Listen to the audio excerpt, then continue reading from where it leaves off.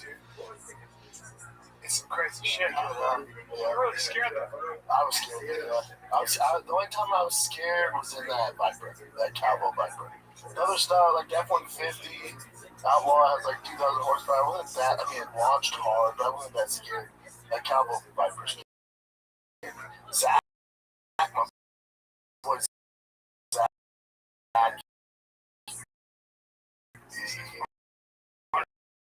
In this case, he's from the weekend. He's a beat.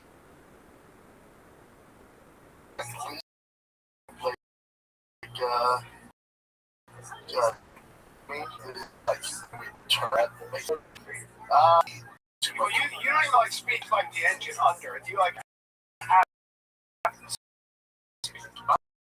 I like I like having power. I don't like no, I don't use it because if I do, I could kill everyone here. Yeah, I like having it. I don't know. It's like when I saw your boy at that East Dallas Diesel, I bought this 2024 Ram 2500 with the Cummins in it. This isn't gonna matter to anybody unless you don't fucking truck. But in order where you bottom, you're gonna switch out the ECU, which is the computer in the truck.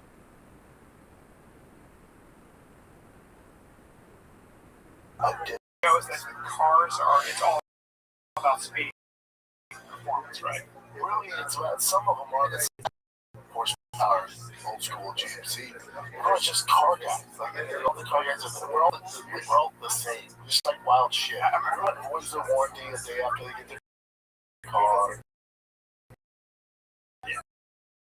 Like no one. I don't know why this reminds me of that. Like just like some people. My first year at Mad TV. There was this like my friend said he's kind of a tough guy, you know, came from Jersey, and he said, "You do all that karate shit?" I go, "Yeah." So show me what you know. I was like showing him something. I was showing somebody else. You've already lost. And he goes, "Yeah, no, I was showing somebody else." And he goes, "What's that?" Yeah. And I go, "You're coming. Like if you step here," and he goes like this. He went. In my eye? Yeah, shut up. Like that. He goes, what happened? Like, wait, what's up to do? I don't know. I just like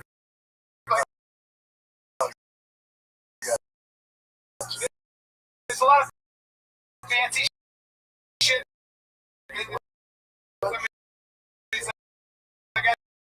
Shut up, man. Let's get sidetracked by Ryan's story about this. You guys don't want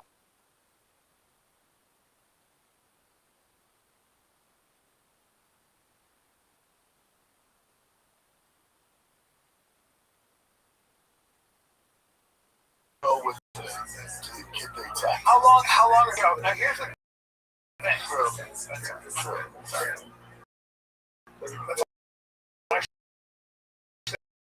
How do you start? You get the show. Well, we got. But originally, me and my Steven, who does tour show, that's what clip show. And then 2 weeks came because they wanted original content. Like, okay, can you make this TV show? All right, can't just be burnouts. Some dialogue here. Love it. And what's the gist of the show? Like, well, people love that shit. In Texas, there's a bunch of stuff. But people shot in LA. I think 3 episodes in LA. When you add a car, the warranty's coming, right? Right away. And and there's a whole that's.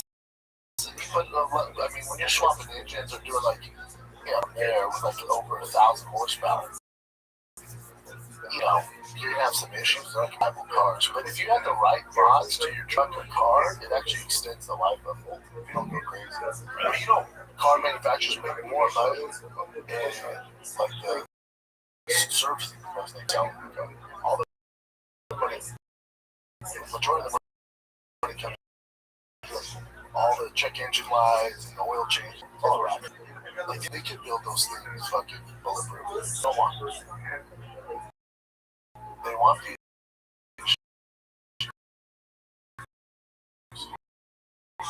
the issues. And then you see your warranty doesn't cover it.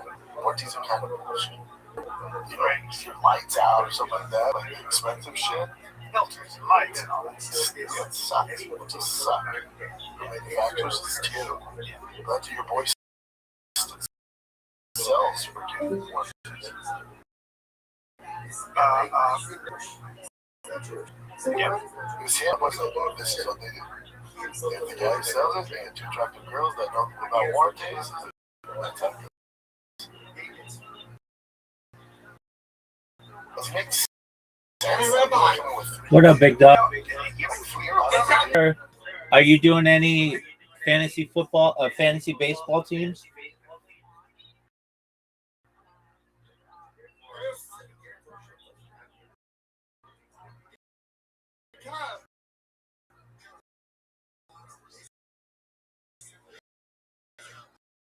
No, you know, baseball.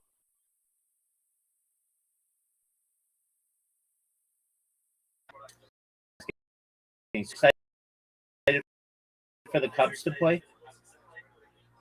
Excellent.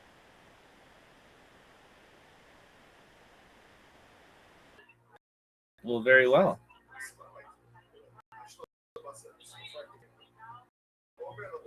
How's your day going? Excellent. Yeah, 100%, my friend.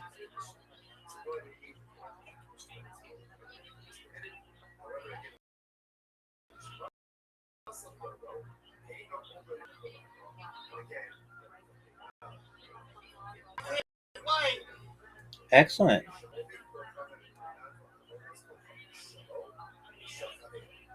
Oh my Cubs! My Cubs won. Excellent.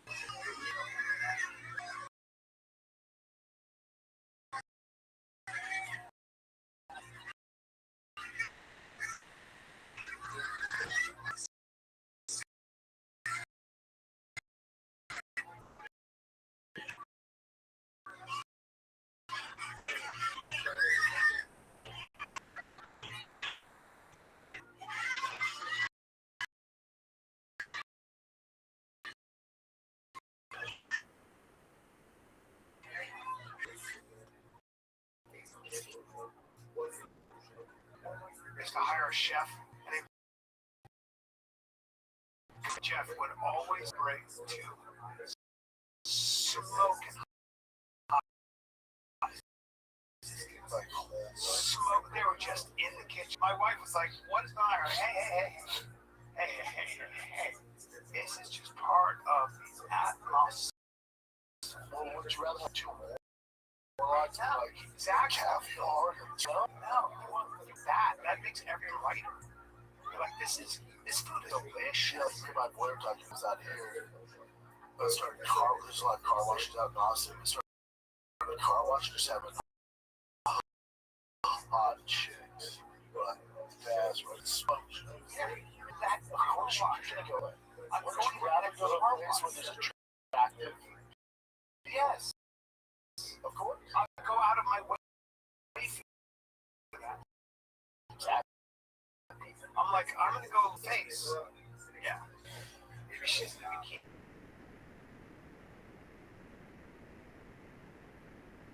When I was flying through Dallas yesterday, I was like, this is just old school. Old school. And now my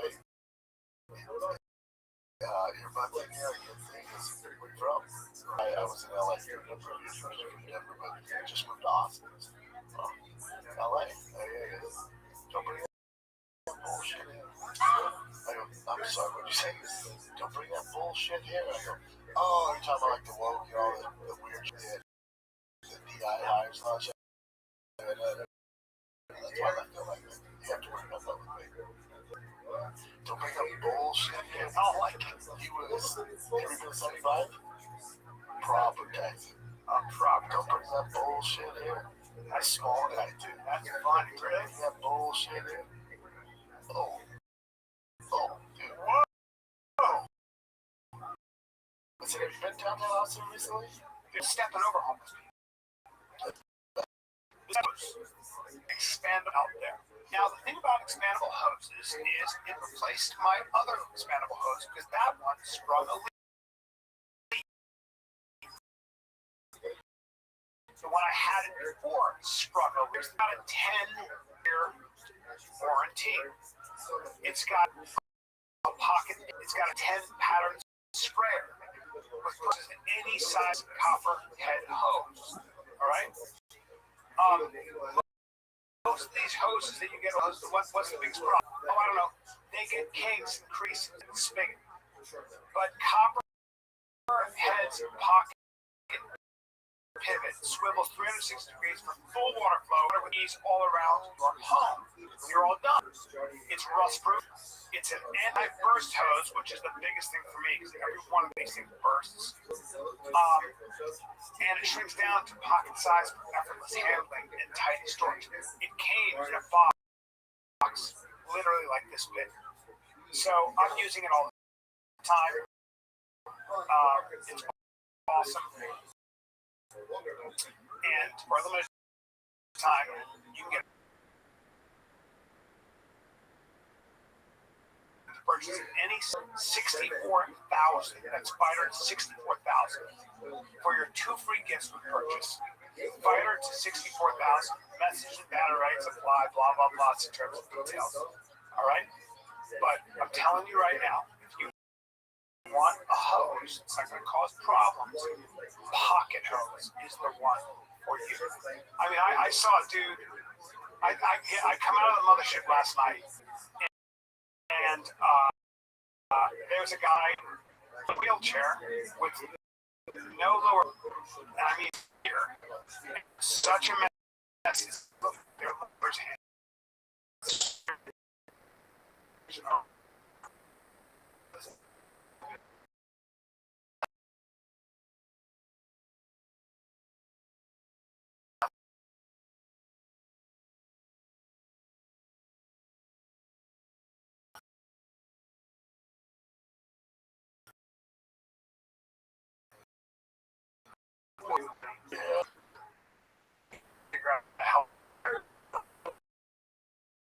Or you just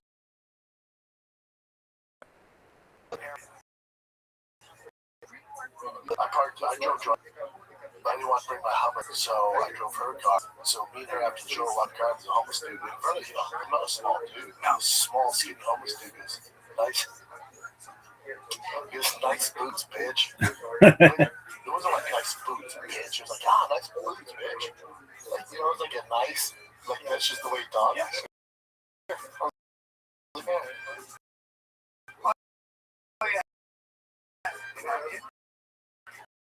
I saw even John was like, that was weird, right? Because it wasn't like he was like if it was a different lingo, I'd be like, what the fuck are you talking about?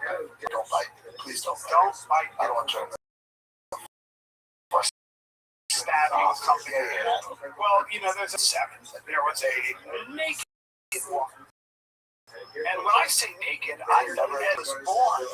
No, they're not. No, they're not. They're not at all. She's been through it. She's been through it, and again, I would take her and put her in a hospital. I would put her in a home. I really don't want her. That's the issue. I would take care of the schizophrenic human being. That's not right. It's not right. I don't think that person should be on the street. Lee Kuan Yew, who was the Prime Minister of Singapore. You go to Singapore, please understand that it will be as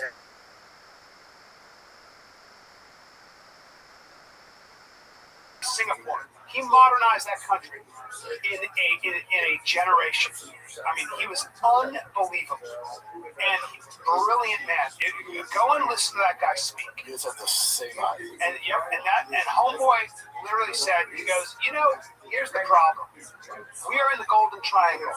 We are where they grow all the heroin, where they grow all the drugs. So here's what we're going to do, everybody. If I catch anybody bringing drugs into this country, you hang. No jury. Just judge. You hang.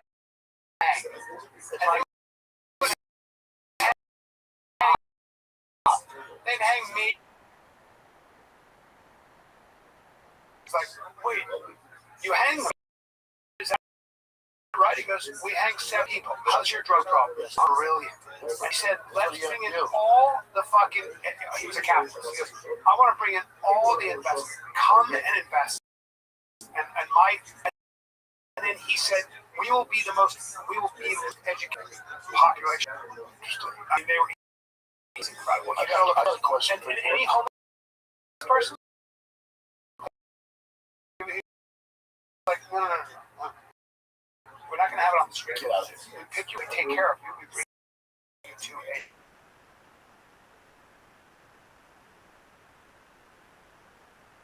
but we just went, really? You don't work anywhere? No, I didn't go in like 25, 30 years. When I moved to Texas, I went, how was it? I have a lot of work to do. Do you have issues? Yeah. Do you go routinely? Do I go routinely? I certainly don't. Why? Who does? I have to go today and I'm fucking right. Well, I had that last time. I don't mind, but I don't wear it. No, the last time you went, you said the doctor, the dentist was like, oh, dude, it's not that bad or whatever. You're like, oh, wait, throw them out? What? Such a waste of money. No, I want to keep my piece straight. You've had that one, remember you wore him on the podcast? You're like, hey, everybody. I'm like, oh, God. Because I knew it was a phase. It's like, come on, dude. I just do it. I know. And it's going back. I fucking dread. Okay. That's all you gotta go. What happened? It's what insurance for, but we'll figure it out. What's going on? Everyone says these are the best, and blah, blah, blah. Just join us. Out of it. I mean, the kids go every, 3 months. Never had a cavity. Never. They have a thing, they put a film over your teeth. Look at cavities. Just give me that. Well, what's going on with your teeth? You were hurt. No. I haven't been in like 30 years. No, you went to my guy. My guy just goes, yeah, I mean, that's a situation. Yeah. So that's the problem. They're so so aggro with it. I'm like, dude, what are you doing? What the fuck you doing? But apparently, this place, they worked with Tiger, they worked with Joanna, it's supposed to be the best. But now, with sense of mouth, no, it's just so fucking rough, man. No, what are you doing? Everywhere, fucking black undies. But apparently now, with technology, they don't even need to go. They can just do these the X-rays. You just take a 3D imaging of it. They don't really need, and they can. So I need that film they put on your teeth. Or you have to hear it, maybe. No, my teeth aren't bad. But theirs would be fucking dope. Maybe dope, but I don't know. You gotta be careful. Your teeth are both of them. Now my teeth are good. No, your mom's teeth are.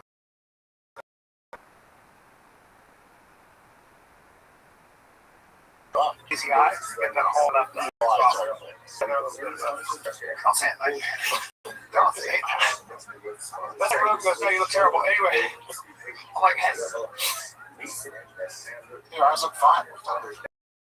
Yeah, one's lower than the other. Yeah, one is just all. You ever see a frog? His eyes are a little wild. I was 40. Well, which eye is lower? This one? It depends. Suggestion, that one. You see? No, this looks bigger. The left one is a little fucked up. A little bit of a nothing, though, right? There, see? Cute, a little bit. Just off. A little off. Yeah. Cute, though. Cute kid. Yeah. You like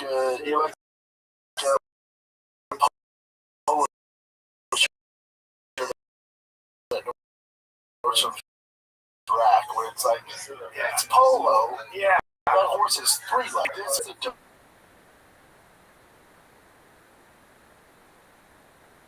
They give you a pill now, but once you come in for work and you take the pill, it doesn't knock you out. You don't remember anything.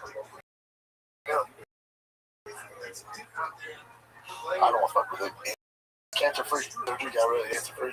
It's great. And she called me this one. Shout out to Mama Bear. Yeah. I love hearing that. Right there, that's a good looking kid right there. Back on me, traps. I still will. Wonky. Viper, quick hands. Wonky eye. Me right there. Wonky eye.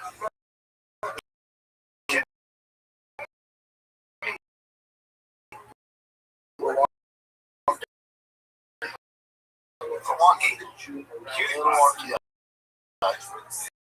You guys have a favorite?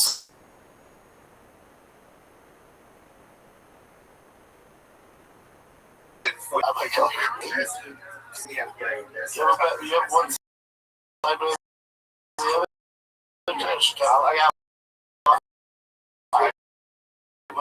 I personally like one side better. Really? Which one? We're gonna have to zoom out. Do you think I prefer this or this? You look exactly the same. If I look this, I've never. I wouldn't be like, oh, that's good side. The first side. The side? Yeah, my favorite side. Yeah. My favorite side too. There's no tiny little things. Yeah. Why do you think it is? I think this is like a little, the way it's shaped.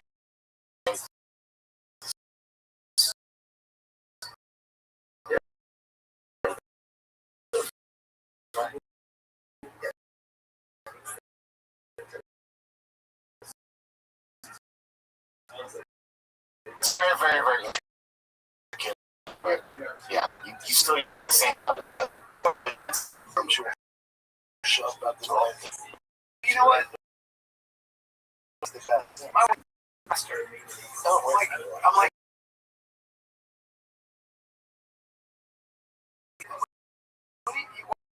why are you going to church on Saturday? What the fuck is going on here? Bible study. He's so child. I'm like, interesting. Okay. Yeah. He's really, he's good. But like, you know.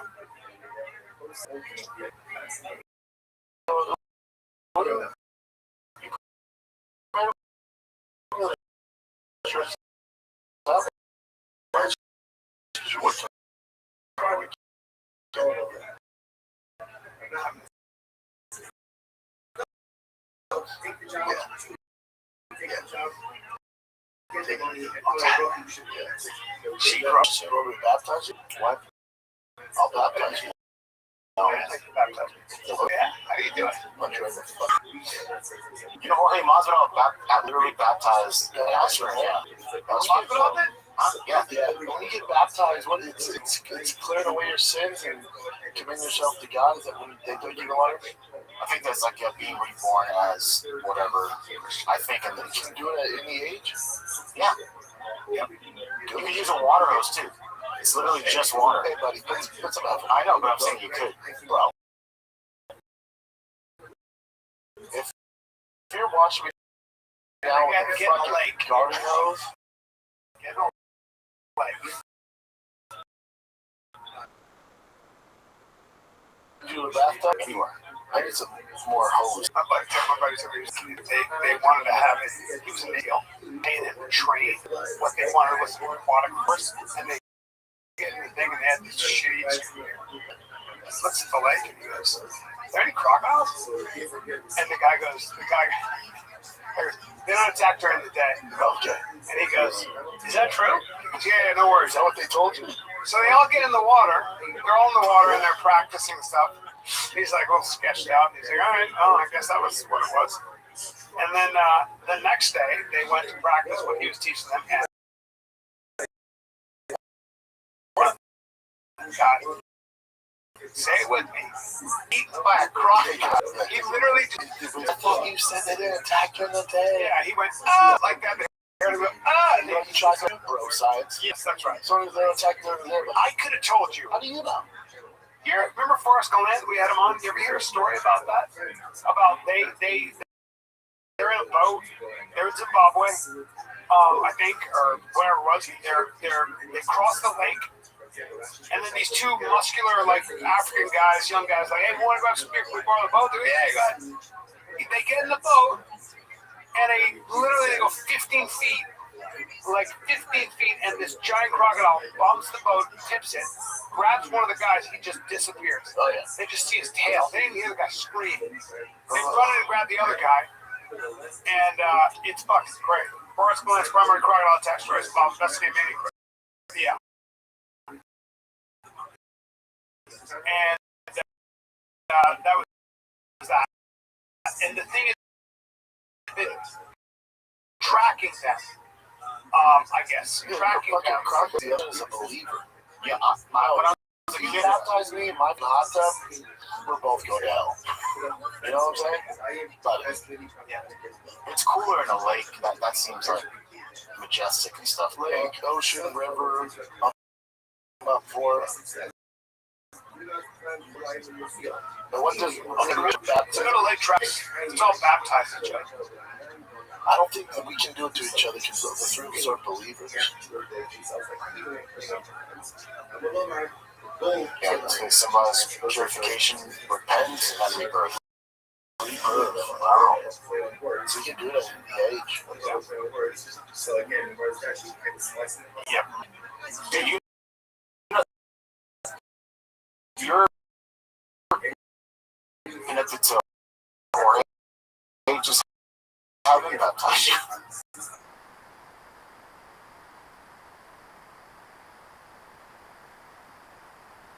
Well, you're great. Are you did you go to church? Koreans pretty good. Yeah, we went, but we never. It was never like baptized. You go to church all right. You jump in there. That one time, they used to do it as like cold plunge. How do you get cold plunge baptized? Rogan's so intense, like if he decided to be a Christian, it'd be like, oh, and by the way, everybody would be converted, you know what I mean? Yeah. But no, he's not. It does feel pretty, like,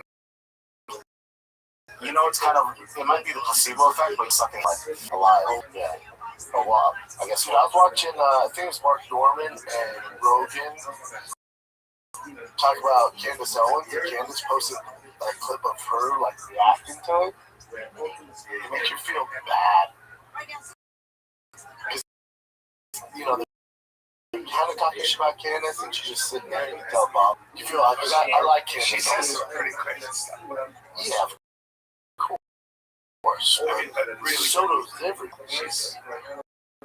She said really not quite sure what she's doing, but she said freaking fucking pussy. so what? Still sensitive. So Candace Owens reacted to it. Yeah. So, I believe 100% wolves. And I don't know how they do it, but the quality is as good as it gets at the right price.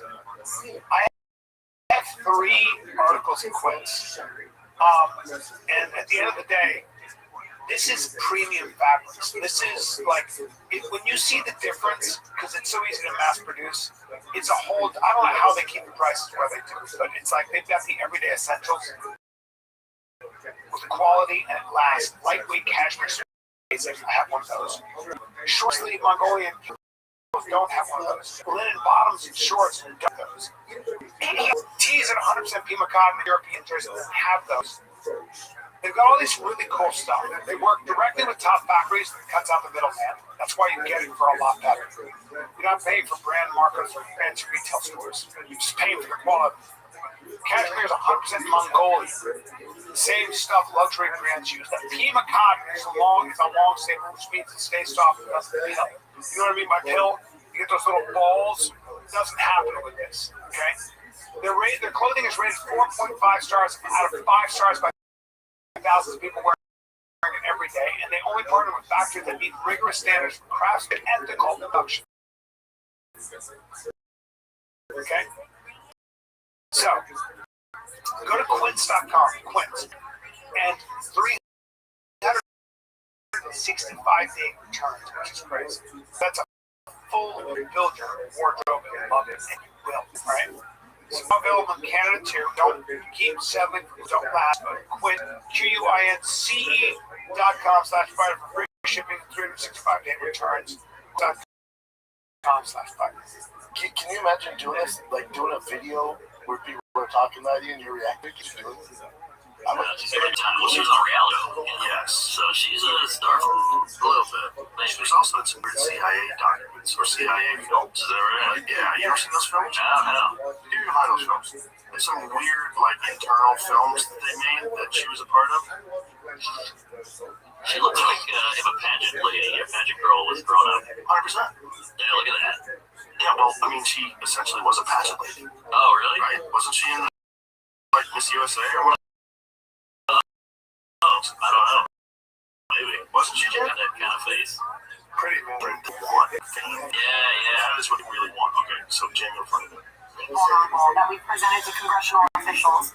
1 being cyber, 2 being hackers, 3 being physical threat, 4th one is solar EMP, and the 5th one is man-made EMP. So the concern that we have is that we put out this critical information, and when we go over this risk analysis, they hear what we're saying, but they don't want to take action.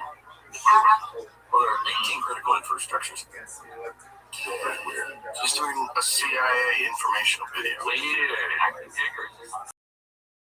Perhaps, or even so, you're doing an acting gig for the CIA. Who called you for that? Yeah. You ever get one of those calls? No. I never got one of those calls. My agent never could do that. There's a lot of people who think that she was his. It's Charlie Kirsten, but there's a lot of people think I have Amber's. Again, he's just common sense. I love that he addressed particularly the CIA document because the documentary because they came out and they were suddenly trying to gaslight us. Well, the CIA produced the documentary. Okay, yes, but the head of the CIA is in it. I mean, you gotta get approval from the CIA to be in a CIA documentary. That doesn't just happen casually. Like he says, are you getting that phone call from your agent? And no, she's not acting. She's specifically right to her mother's business model. EMPs, but she's not acting. She's involved. And so people, of course, online were assuming the issue reversers. Mark Levin tweeted this AI production, if not one total disgrace that this Eitan Fishburger said Joe Rogan, as Erica hasn't been through enough already. How about just acknowledging that have the power to transform reality. Just you're losing. You're letting this repeat and try to tell us that up is down and down is up, and everything is how right. Erica, everybody sense that it's not normal for somebody to lie. It's not normal for an organization to be angry. Every single session and said, "This is what Charlie was going through." How would that hurt Erica? Somebody explain that would hurt Erica. To determining what was going on in his life in the last few days, especially when people are lying. None of this would be weird. And Josh Hammer came out and was like, "Dang, we were, he was pretty fired up before. I feel so bad because our last conversation." You know, honestly, that would happen. Commandments. It happened to get into arguments with people. If I got into argument with somebody and the police asked me, I wouldn't be up there like, we never had any issues at all. We never even had one miscommunicate. No, that is, he just loves me every second of nothing was weird. I would be like, oh my god. So she saw her husband get killed. Apparently, Eric Kurt had something to do with it. Okay. Like, no, I'm not. No thanks. Moving on. On that, I don't. She didn't even, need to know. She didn't really react to what Rogan and Mark were saying about it. Not really. She just kept it moving. It is what it is. Yeah, but you can see how when she's listening, she's that kind of stuff aside. Yeah, it's yeah. It is what it is.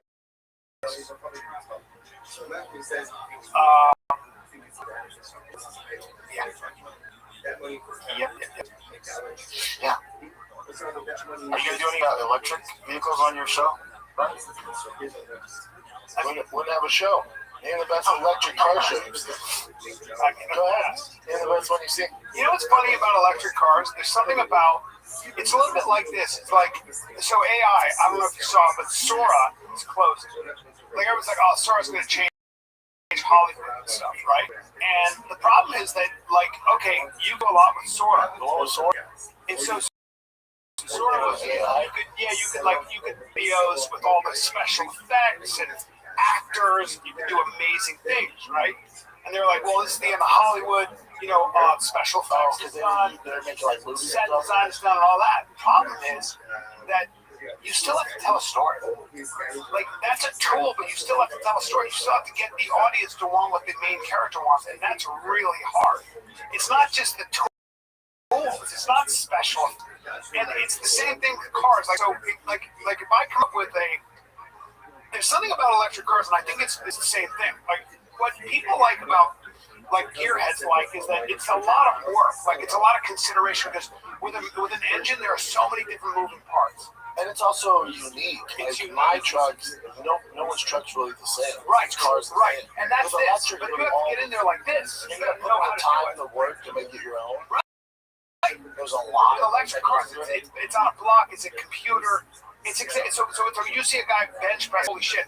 If you saw a robot do it, you'd be like, I don't give a fuck. I mean, right? Because it's the same idea. Yeah. And I really think that with AI, it's going to have a lot of stuff, but you're never going to get rid of people that want to do this. No. That subculture of like getting my hands dirty and making a difference when I got to get into that engine, add something.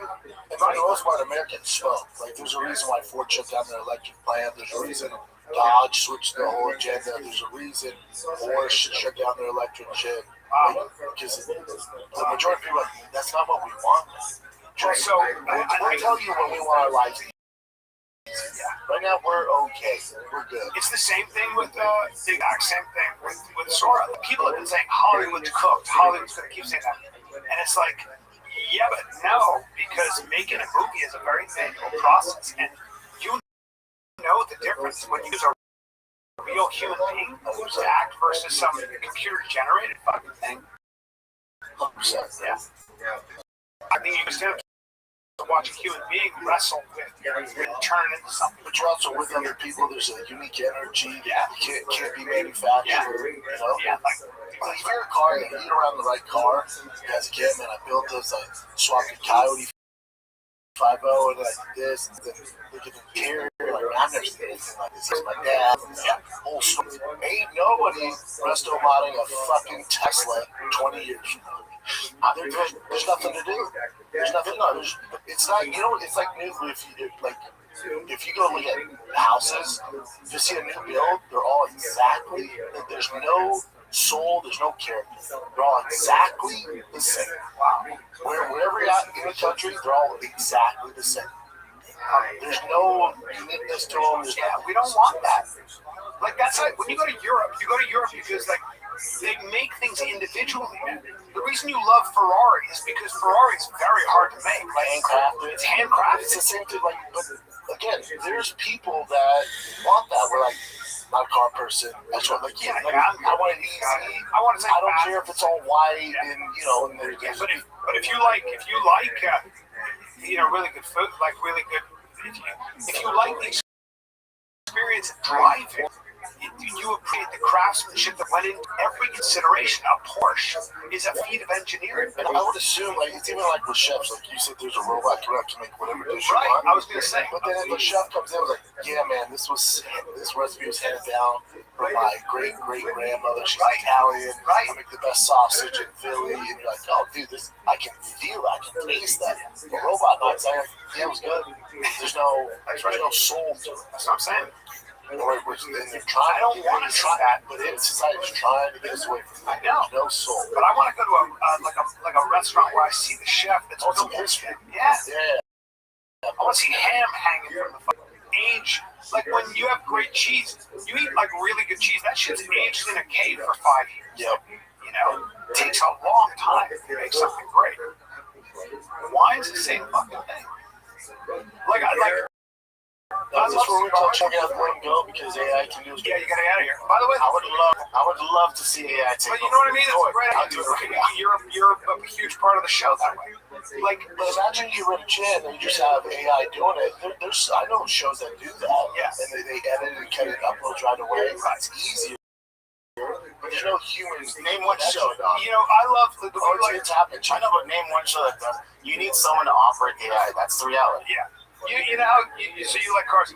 Like I like cigars, and I'm getting into cigars like the difference, like the way I was with wine. And I have this guy who is explaining to me the difference between the cigars and what. And I'm listening to this motherfucker for an hour, and then he gives me this one, it's an Ashland, it's a broadleaf, and he's explaining to me how it's going. And you're just smoking that. Fuck, I'm like, this thing is unbelievable. Like when he explains it, that's the deal. Yeah. I love that shit. And by the way, again, with cigars, there are a couple things. You're not going to get that. And the Chinese are counterfeiting a lot of this stuff. But still not the same. No, if I give you a watch, I like crazy horsepower, right? The whole thing's power. And then I was with this guy. He's literally driver for Porsche. So when Porsche has a new vehicle, he's the guy. He has more track time than anybody at Coda. He's the guy Porsche calls us. Get something that works. We need you to test that guy. Yeah. So we're in this old school Porsche, this rest of my Porsche. It has 230 horsepower, 250 horsepower. Air cooled, manual. And we're in it. I'm like, man, there's just 230 is not a lot. No. Yeah. Camry's faster. Yeah. But I go, there's just something about it. You drive the best cars in the world. I picked this overall. There's just something about it. Yeah, it's not the fastest. Feel. He's like, you get everything. The vibe of the car, I'm not a car guy, but I drove Targa. That would be worth buying. The new one? It was an old one. It's from the 80s. I will never forget this. I love Targa. Dude, I will never forget. We were doing Friends Kid. I was working for Fox. And Vinny Floyd was like the main guy at UFC tonight and all the UFC shows. I've always been a big Porsche guy. And I was trying to buy my first Porsche. And I'm at Valet, whatever bullshit car I had. And then I was there with Ken, love Ken. And he bought the first GTS Targa Porsche. Brand new, pulled up. I think it was black. I forget the color. It was black or blue. Pulled up. I'm like, what the fuck? It was RC. Like, hold on. That's yours?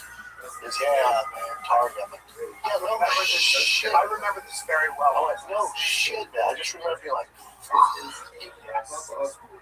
remember that. I remember him having that Porsche. I love Kenny, by the way. Oh, it's fucking shit he tried to do. That stopped his car, got out. He's a real bad. I love that. Kenny's the best. Is that it or no? No, that's a GT3. He has a ton. He had a ton of Porsches. I don't know. He sold a bunch of them, but he had. I just remember. What's he up to, man? He moved. I want to say North Carolina. Okay, so he had a school. Yeah, he still does all that. He still does the Anna Florida podcast in there with DraftKings. Oh, he's got the Anna. Okay. Kenny's one of those guys who got fucked over. There's a few guys like Jimmy Smith, Kenny Florian, Frank Mayer. There's guys in there where you know the value like a guy like Kenny or Jimmy Smith would bring to the broadcast. I don't understand it. Maybe they had issues with the UFC brass or something. I don't. I remember what happened. It was like he turned down a thing with the UFC because they wanted him to do something, but he didn't want to. Something where he didn't want to do it. It was like it was too difficult at the time for him, and then they just blackballed him after that one thing. Really? Man, meanwhile, you got a guy in North Carolina, he's still doing his thing with Indiana. You got a guy in North Carolina, just one of the smartest minds in the game to ever do it. Fought for world titles, fought Jose Aldo. Yeah. I mean, you're talking about like an intellectual who can fight. So, remember, when the UFC was trying to make a name for themselves so we didn't look like fucking meatheads with CT, who did they bring to Oprah? They brought Kenny Floyd, if you remember. I agree. Super highly educated. Comes from a good family. But here's the thing, though, Brian. My understanding, this is what I've been told from many people in South Carolina. I guess I said no to being a coach on Tough Icing. I was asked to coach on, I think, Ultimate Fighter Latin America, one of the early ones back in the day. I was able to do travel and all that stuff. I was doing UFC. I was doing commentary work. I just had a lot of stuff going on at home, so I just wasn't really able to do it. It just didn't make sense because I said no. I kind of slowly started being removed from stuff. That's my understanding. That's what's been told to me, not directly, but people in the company were close to the source. But I guess that went down, so I stopped doing that. And last year, told PFL, that's from 2022. Oh, what do you want me to go, Brian? Sorry, You said go up. no, I just want to see what he's doing. Go ahead. So he's not commentating at the NFL. No, he did battle bots and he did a show, but He does like military training kind of stuff too now, like self-defense. I get another man. Yeah, he's He's still so he's doing great too. I loved working with him on when we did UFC now. Great, all the way around great. It'd be me, him, and Dominic Cruz, or me, him, and Biscuit. It'd always be I like Cruz, I like Biscuit too. the three of us together is fucking amazing. I've been able to talk fights with him. I love Yeah, I love that kid. I have someone to talk fights with, and they've been in this. I love that shit. And then when I talk shit about the UFC and the pay, I remember I should do UFC, and I really didn't give me a warning that we can't have it. I'm like, what? Because I criticized UFC pay, like, I'm forgetting. The whole staff, everyone's like, we're so sorry. Dude, I got there, they Got my car to run. fuck. Oh my I god. went, all right, that's all we're gonna do is, oh, prison rules? Okay. Wow. I'll double down and find the kid. Damn, bro. That's how it went down, but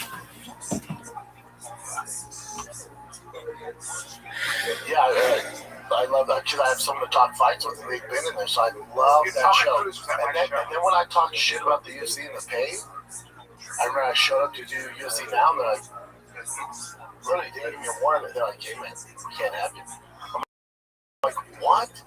Because I criticized UFC before, and the whole staff, everyone's like, we're so sorry. Dude, I got there, they got my car to run. fuck. Oh my I god. went, all right, that's how we're gonna do this. Oh, prison rules? Okay. Wow. I'll double down and find the kid. Damn, bro. That's how it went down, buddy. But also, in hindsight, yeah, no shit, Brendan. Yeah, buddy, hold on.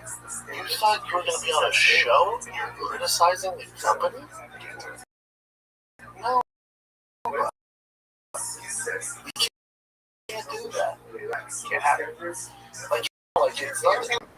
See, I don't think it's a mistake. It's like, yeah, it's not my truth, and it affected me more so than anybody.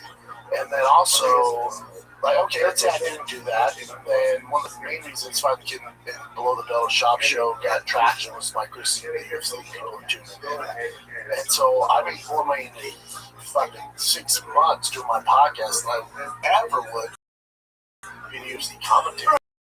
I make more money now than being UFC. Correct. So it's like, and also places outside the UFC because I went down a different road, right? The Oscars, I did the fucking Academy Awards, I've been on this show and stuff. So like, broad and everything.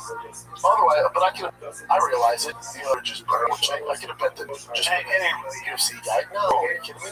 Like even now with Job Show, like I criticized the UFC and I saw one comment, the guy's like, man, could you please keep it positive on the Shop Show? Bubba, if they keep it positive, if they put effort in, I will stop criticizing.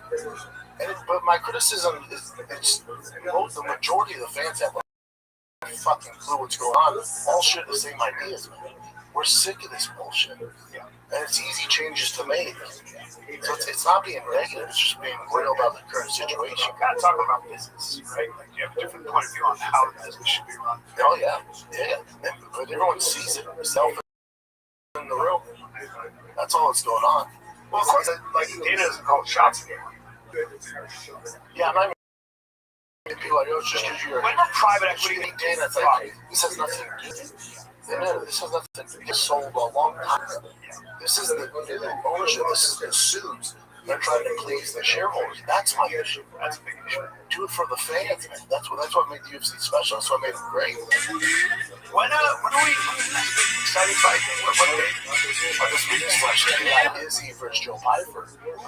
I think you got Miami after that, or 2 weeks. Izzy's fighting A bad fight night, and then you got Piper can fucking punch, man. Piper. That's Saturday, April 11th, UFC 327 is.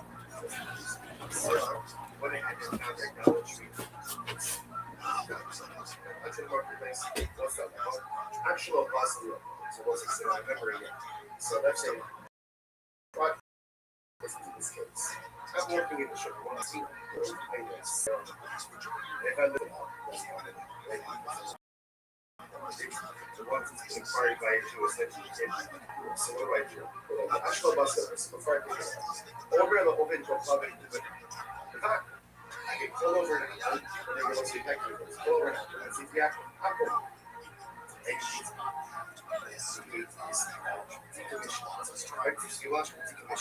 so go ahead and engage the selection committed.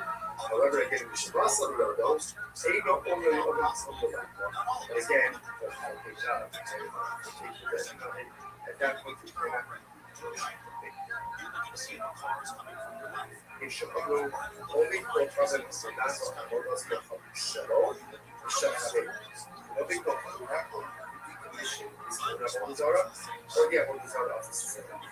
They of God, they shame whether he worships him or he doesn't worship him. My of God, right? What is it mean? Whether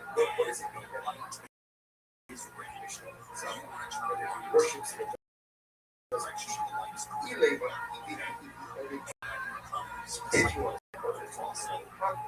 how you should have said before that it happened has the ability to feel actually he's at his friend. So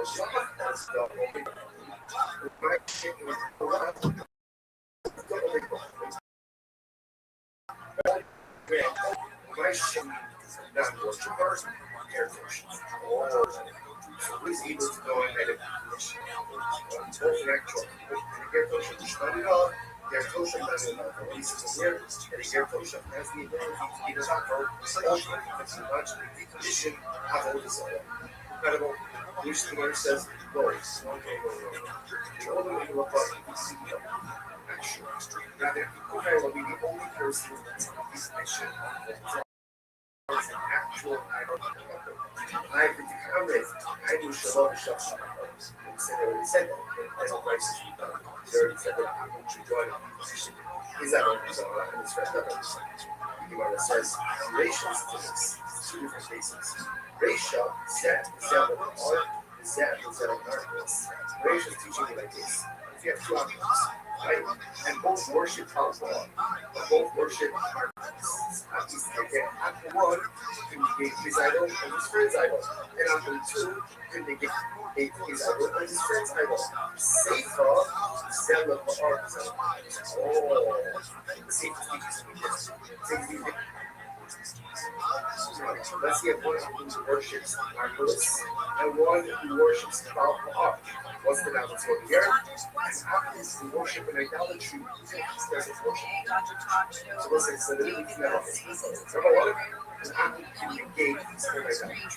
Good. Number two, an Athens can negate his friend's idol if they worship in idolatry. And how about number three is an Athens can negate his friend's idolatry if he worships incredible. Basically, again, right? So, I'm kind of good motion. That's what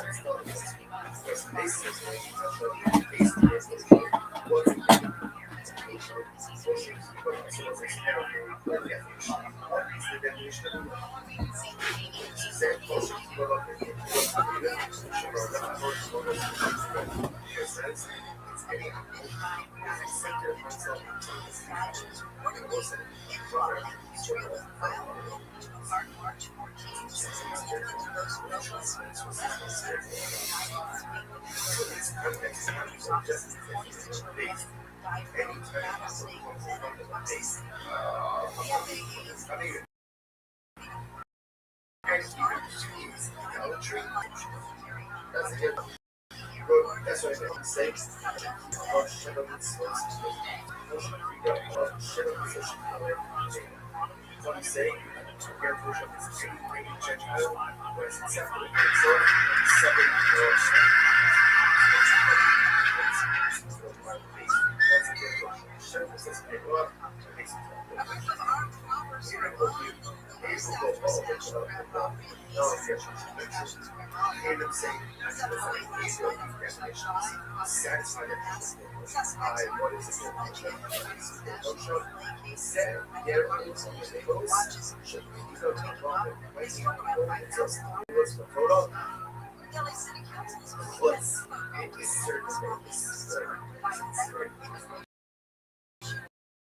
what is the definition of spiritual? Someone holds on again, that was accepted himself, rest of this self. It's like really not focused on that definition. Every day, accepted himself is what is that version of poetry. Accepted himself, showing what? Favorite? Yes, accepted himself. All of the mitzvot, except for one of the Jews. He's not in that version.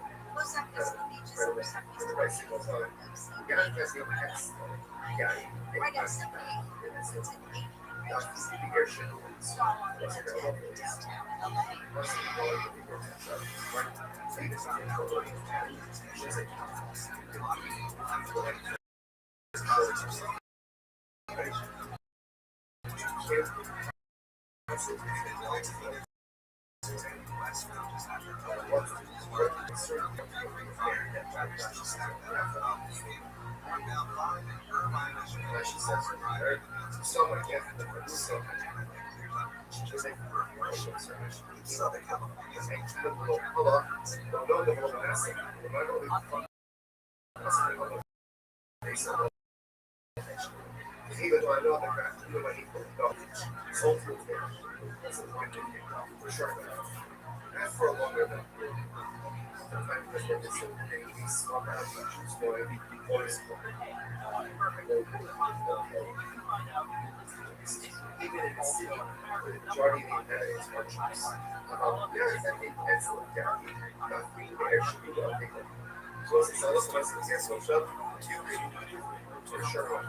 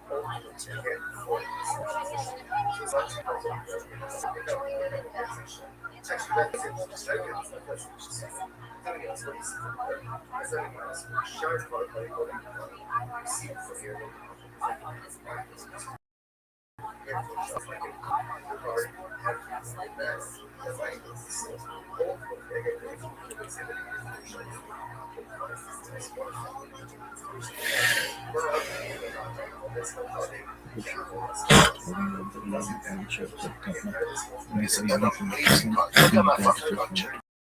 Look at this is Miami. So that's for the light heavyweight title. You have Joshua Tutsier Tyra. That's a great fight. Curtis Blades, John Kidd. Van can box his ass off. Yep. Curtis Blades. This guy's really okay. It's awesome. So Yeah, he was at the beginning of wrestler. No, let me educate you on Hogan. So amazing football player at Fresno State. Also All-American. I think the first All-American at Fresno State. Real deal athlete. Yeah, real. Now he's on rank. He's like number 4 heavyweight in the world. It's a lot. But he did wrestle. I just told you, All-American wrestler at Fresno State. All-American. I thought football player. No, he was. I think he was on the WAC when he was playing. Okay, right. He was also, I think, first team All WAC. Yeah, so he's wrestling. Football and wrestling. Football and wrestling. Jesus. What's he weigh? 6'1", 235? Yeah, man. He's no joke. So he walked in at Fresno State. He played all 12 games as a freshman, which is insane. Jesus. There he goes. Every the nation. 9th most in Mountain West Conference season opener. 65-yard touchdown pass.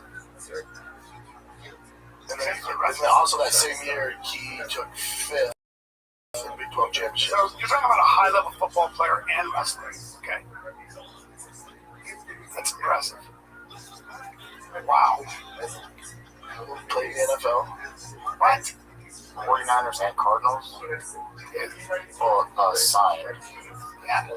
And I'll tell you this, when you see a guy, that was a fullback too. When it says fullback, they're the toughest guy on the team. You know what fullbacks are like Dalmatians? They're blocking. Full speed into their toughest guy. Fullbacks are the Dalmatians of football. Where in hindsight, That's a great analogy. they are, because you know why? Us Dalmatians are too dumb to realize that there's a fire. Fullbacks are too dumb to realize that you're getting CT fanned. You're literally sacking your body for the guy behind you. But at the time, I'm the toughest dude on the team. This is lit. Fullbacks, whenever you see a fullback, there's not many these days. The game's so fucking soft. There's not many these days. But if you see a true fullback, buddy, they're by far the toughest guy. What didn't the fullback line up behind the running back, or he's lying in front of the running back? So behind the quarterback. Yes. And so, like, ISO plays, so they go one-on-one with the You send linebacker. him when you want a battery. They'll tell you. You know, in the middle of towns, like, land door. So if you need to get a yard, you need to get a yard. I remember Ron Dane played for the Giants. He was a tailback, though. Well, he was, I think he was technically a fullback. No, he's an Al Dane? Yeah, he went Heisman as a running back. Yeah. Yeah, with But most then they made him a fullback. He was kind of like the disappearing man. No, he was always a tailback. What's his name? Ron Dane. Ron Dane. He's out. This podcast about insurance. You just hit play.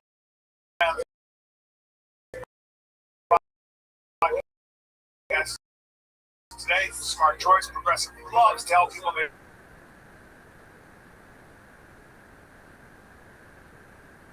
Progressive.com. Progressive Casualty Insurance Company affiliates not available in all situations. Prices vary based on how you buy.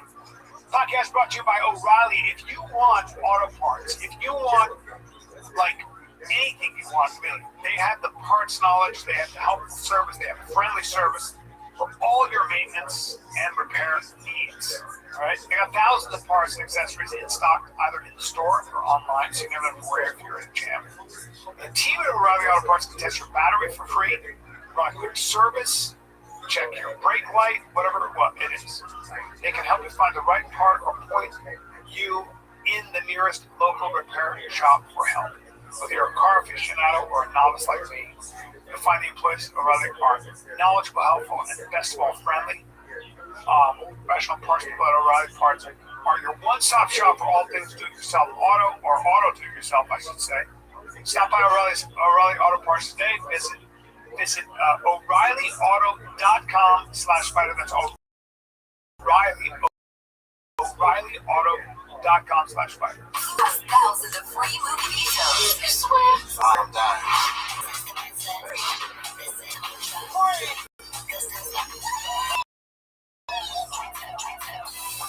Movies like Titanic, Dreamgirls, and Gladiator. And TV shows like Survivor, SpongeBob SquarePants, The Fairly Odd Parents, and Ghosts. Pluto TV is always free. Pluto TV. Stream now, pay never.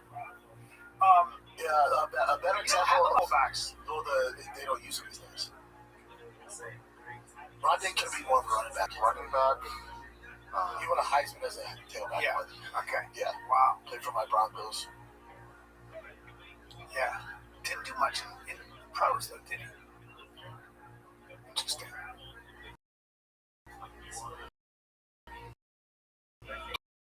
Different.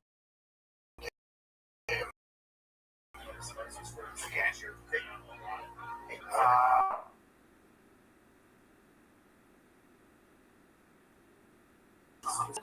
It's all passing, so there's no fullback. Why is it all Number passing? 44 for Better for ratings or just? It's just a softer game. Yeah, softer game. Oh, because you can't. Just softer game. So for Hokit to be a fullback, that motherfucker's first team all tough. I'm telling you. I'll bet on that guy. Yeah. Because I've been there. That's an interesting thing. Again, how's the strike there? Probably a little bit. It's not bad. He's a fucking problem, man. Real athlete. But it's Curtis Blades. Curtis Blades is so good. So big. Curtis Blades, by the way, is, I mean, I know you've seen him in person, but he's a large. He's 265. Yeah. Oh, yeah. And that is athletic, too. Oh, man. Yeah. Very tough. Like, that's a baptism of fire. That's all. Like Tiger go to the Cubs high school to get started tackle football in July on his coach. Yep. And Joe's like, yeah, I'm worried about the hits. I'm like, not this thing. Not this thing. It's just a different game. Like we can't do Oklahoma drills. There's none of that stuff. It's just a different. Dominic Reyes and Johnny Walker. That's interesting. That's fun, right? Yeah, Johnny Walker's interesting.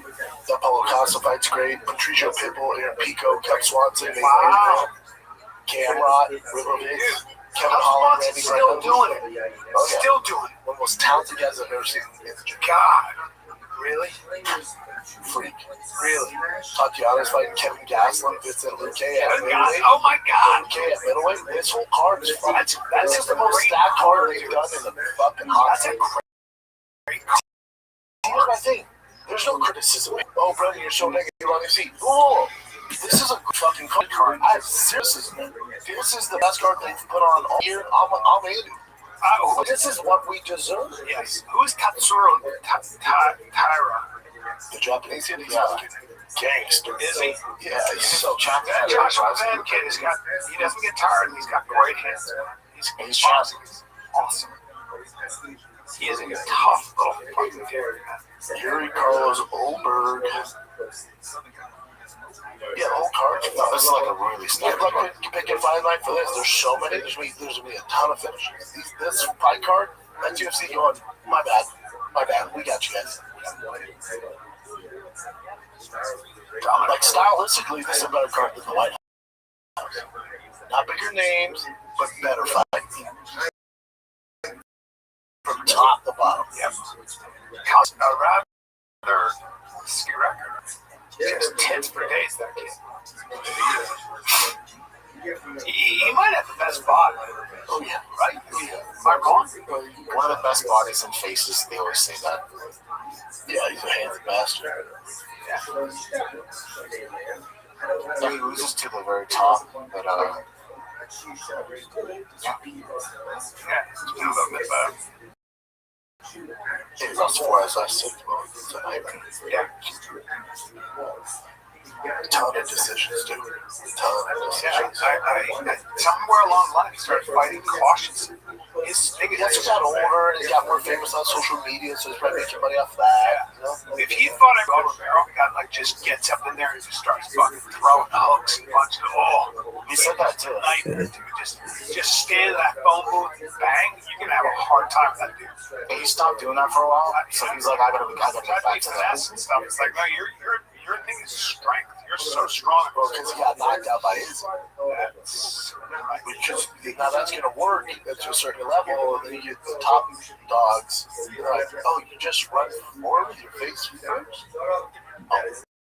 Okay. You knock you out. That's what those big boys did. knock you out. Yeah, the Vittori, the Luke Rockhold fight was terrible, but the Robert Whittaker, Sean Strickland, like those Corey, by the way, is not hearing a peep out of anything strength-wise. That fucking guy is yeah, he's strong. just old. What else you got, Jimmy? I just wanted to hop in with that electric thing too. I think it's like you can have the best you can do. Don't you dare, bro. You can have it. Well, no, I'm saying like you could. Like it's awesome that the technology that has advanced so much in EVs, right? But then also there's no way to like build an engine like you can. Like, My next car, by the way, you guys know. Yeah, so I remember because I'm a car guy too. I would, but import car guys, so we would just always build our engines to do the smallest. Even like getting a new air filter was like we're freaking stoked. Oh, buddy, I had cold air filtered, cold air intake coming for that Cummins. I can't fucking wait. There's one called What is that? What is it called? It's the air filter. Yeah. I don't think it adds horsepower really. And there's no cold air because it's all hot in there, but it's all. But then there's different designs. I remember having an Iceman where it like went into your down the engine into your front grill, and it sucked in the air from there. So it was like really cool. Yeah. You were just stoked, and then you replace the cams, everything, right? Christian, I'm still into that shit like I'm a Yeah. So like for that AEV I have, AEV makes a snorkel that takes air from driving, but you got to drill a hole into the fender. I'm in. And I love that. So that's why I'm saying I love that, but I also love the technology of electric stuff too. Like, dude, the Cybertruck has the air suspension. You know that, right? You can like have basically like, well, I don't know, 16-inch or some crazy ass raise. Yeah. It's like stock built in. Yeah. I love it. And then it's a wire. It's a very There's other cars that do that. It's an interesting phenomenon. You know these man-made diamonds, lab-made diamonds. They look like the regular ones, but they're more. They're still diamonds, though. They're true And diamonds. they're a quarter the price. Right, and so you make a lab. But here's the interesting thing about lab-made diamonds: they're beautiful. Their resale value is complete shit. That's why, fellas, if you're proposing a girl, get a fucking man-made one. Don't have it in mind and half. Don't buy blood diamond. Mine had blood on it. Well, I mean, the girls. Wanted to get one. There's something about it. But Jim, you know what it is with electric cars? The reason I appreciate the technology. I know they're fast, blah, blah, blah.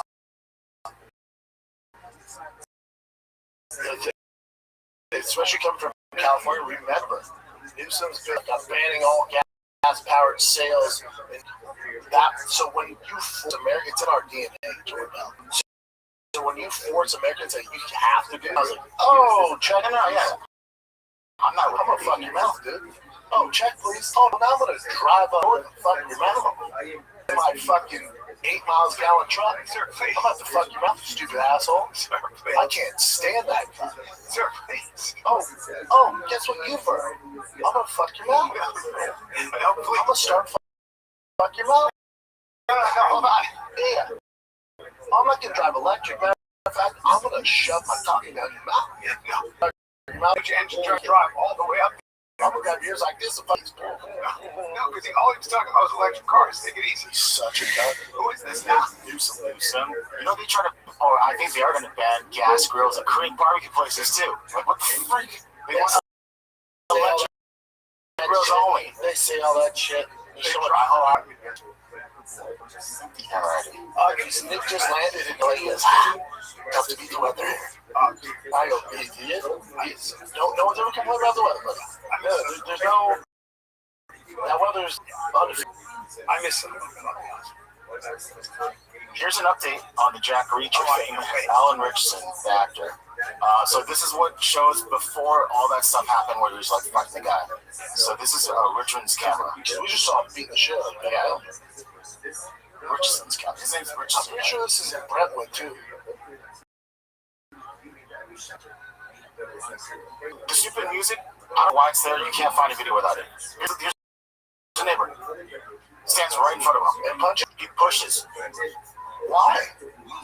You'll see in a second.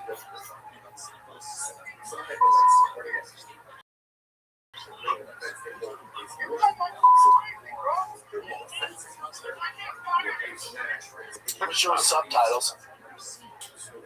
What's he arguing?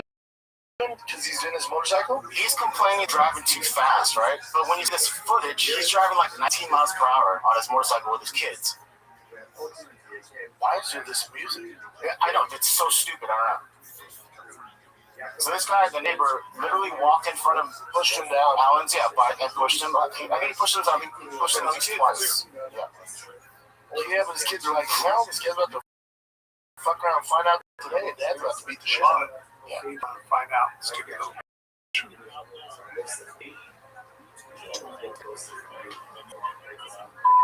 The guy comes back at him.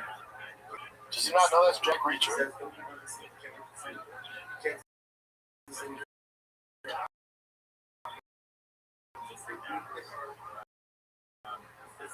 I get it. The vice guy goes, you know what? Fuck. He's talking to the guy's kid in front of his kid. Okay, he's screaming out profanities. So now, Richardson's revving his engine.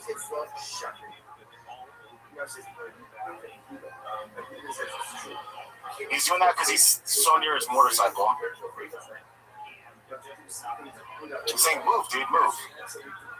That's where he fell down, because he pushed him. And then this is when Richardson starts attacking him. Self-defense. Look at this pussy. I know, dude. Bring up like a little bitch.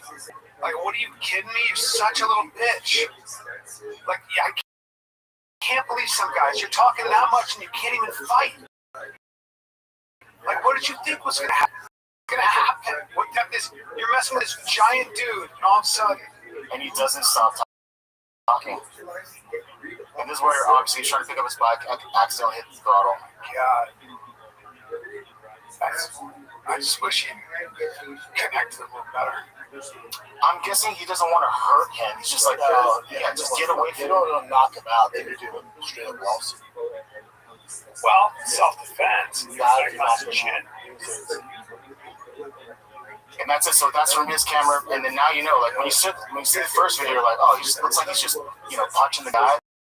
But no, this is why the guy's just being a freaking ass. He's an asshole. So it's Jack Reacher now. And trying to that's a dude who's just never come into contact with. He's just. Some guys think that you're going to get in the way of some big dude on a bike and you're not going to get the shit kicked out of you. If you're going to do that, you should be ready to fight. He gets hit and he covers up like a baby. Yeah, you can just tell he's just like one of those neighbors that is just the worst. Man. This is worse than a bad neighbor. Oh, look at this little bitch. I'm an experienced motorcycle rider. I've been riding bikes all my life. So, from dirt bikes, He's Australian bitch. street bikes, etc. But I heard this incestuous revving and speeding through our neighborhood of the motorcycle. I actually saw the guy on Saturday. I didn't know who it was. And I sort of, flippantly, said, he was quite away. I said, can you just slow it down, please? They did. There was people in my neighborhood who caught all of this on ring doorbells of him speeding through the neighborhood. And on Sunday, when I was cleaning my bike outside my house, he wrote down a link to it, and I said, you've got to stop. Someone's going to get hurt. it escalated quite. I did push him because he was coming towards me on his bike. He did it again for a second time. I pushed him a second time. I think the second time he got off his bike and he kicked the crap out of me. So he hit me in the back of my head. I went to the ground, covered myself. I've had such a shitty day today. I don't wish the guy any malice or ill will, but we just don't need people riding through neighborhoods like this. And I just decided, I'm taking a stand because someone else has to. You know what? It's going to He's work. not a bad guy. He's just, but he shouldn't have done that. Like, he seems like a reasonable guy. Like, talking like this, it's like, all right, at least you owned up that you got the shit kicked out of you. And he's older. I didn't realize he was older. He's my age. Maybe older. But I mean, it's like, all right. but just jumping in front of someone's Well, he's a man who didn't realize he it. fucked around, found out. He's also Australian, so we didn't know how it works around here. And then also, But he's also like, he owns it. He's owning it right now. He's like, I met Dolores too. At first the neighbors like, you about to get paid. He's probably very well off. That neighborhood, nobody has under $20 million. She's probably very well off. You're about to get paid, and then they saw the village like, yeah, it's good. yeah, go ahead. That's what they said. Yeah, so there's no charges filed. Nothing's happening. That's fine. He's also probably, Oh what? probably kind of like he probably is a guy who's a little embarrassed. Kind of like, I shouldn't have pushed him. I pushed him twice, but he's gonna get fucking punched in the face. But just to do this interview, like, why do the interview? Just He doesn't come across obnoxious. He comes across a little bit apologetic, so I'm kind of makes me feel a dick the way he seems like the biggest shit. he got dealt with. He got dealt with. It's alright. Get that way. You don't need to sue anybody. You're good. Yeah, don't do it again. Yeah. He drives bike around, shut the fuck up. That's right. The main thing with this whole thing is like, that guy, Rich said is not a bad dude. He was literally just defending himself. This guy didn't like to defend. Alan Rich. Yeah, I love it. Rose with his boys. This is interesting. This is pretty. Only she's like $4 billion. I think $7 billion at this point. He passed away. He had a cancer. He had cancer. He didn't tell anyone about it. He didn't tell many people about it. So What kind of cancer was it? I don't Say.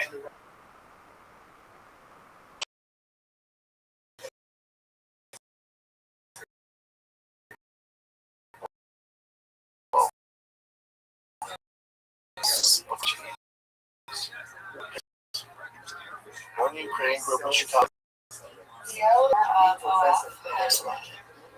I'm sending so much love and prayers that way. I'm glad you Because of that man, my life has completely changed.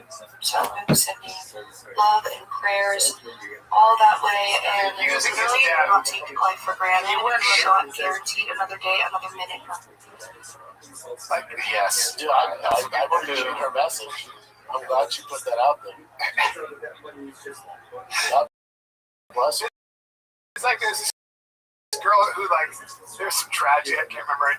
She was eating and she had her ass. I was just thinking about how awful the world is. To me, it was like, God, I'm so glad you're there for us. Thank you so much.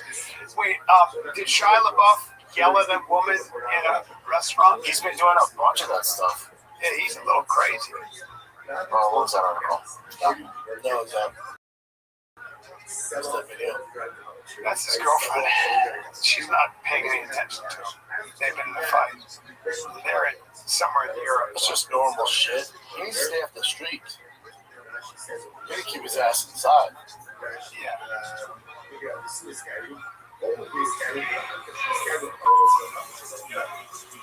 What sucks is I know Shia LaBeouf, when we get my phone out, he's going through a really crazy right now. You can see him in a bunch of videos where he's just like, yelling out random shit to cops and to other people too. What happened, man? I love Shia. I know you. But you said that when you were. Yeah, you said he was like He's actually crazy. like he's this character the entire time or something. I think he's just crazy. And he got tattooed. He literally got tattooed for the role. Yeah, or something. What else you got, Chance? All right. Our girl Sanaz sent in a couple of current events as well. Sanaz. This is Justin Timberlake's DWI arrest. Have you seen this? He was Justin Timberlake. they're like, very cool. And then he was like, when they asked him his ethnicity, he goes, white? I mean, basically, nothing crazy. He was really nice.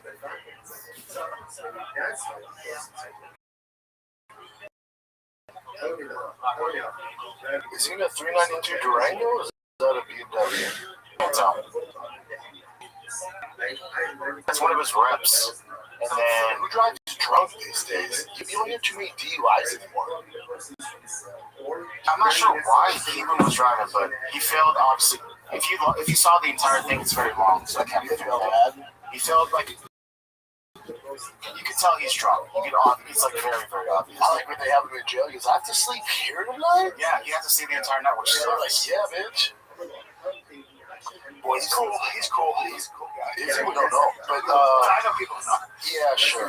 But the thing is, he's probably alright, but we don't know. No, I do know. I know people who work with him. He's a good guy.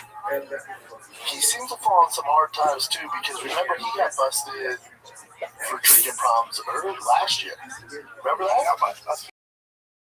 This is the second. I don't know if it was his deed or he was filmed drunk. To take a little pressure off, you know? No, there's no problem. No. Clearly, there's no problem. I don't drink it from. Trust me, but rise in 12 months. You're not just having a good time. There's a problem. Why you gotta be safe? Especially when you're at his level. You don't need people to get paid to drive around. Yeah. No, there's no problem. No. Clearly, there's no problem.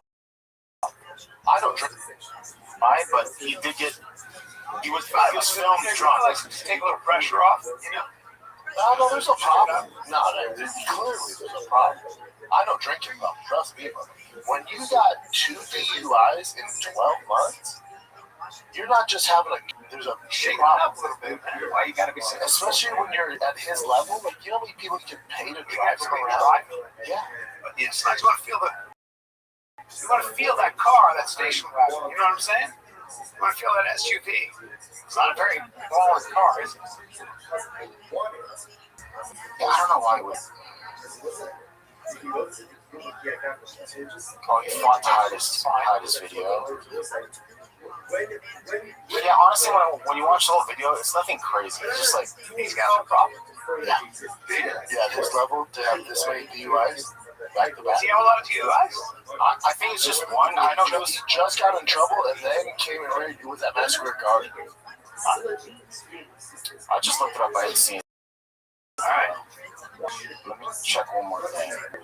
Doesn't matter. It might not be a DUI. They pulled him over. He had some drinking issue. No, he did. He had a drinking issue. You're backtracking shitty right now. No. He had an issue. They got a show in New York. He did. I'm telling you. Yeah. Positive. As soon as first one, he had another issue drinking. Has only one confirmed drunk driver. Why was he arrested in New York? 124 arrests. Outside, drifted outside the lane. Officer suspected intoxication. Alright. Well, they get back to Originally charged with DWI, but then gave him a lesser charge for impaired driving. maybe a little drunk twice. You're right. I'm telling you. And a guy in his statute to have this many issues. So if he's only been caught twice, Right. that means he's doing it. That means he's doing it. If he's caught once and he's doing it again and he's this huge I'll celebrity, tell you, that's wild. bro. Yeah, you're making a good point. Yeah, I'm telling you, I know. Yeah, you know some shit about that. And it's all good, but there's something going on. There's something. Wait, I mean, this is crazy. It says a father's patience and love are on full display in this heartwarming moment.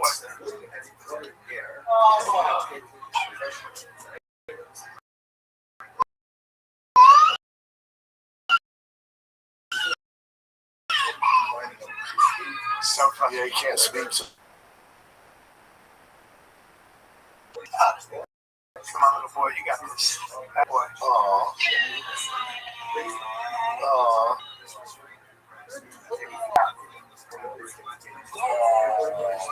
Oh, damn. Both arms. He's crushing it. He's crushing it. Crushing it. He's cutie, too. Gente, um pouquinho pra ele, mas eu não sei se ele vai ligar. Você pode me usar um pouquinho? Pode ser.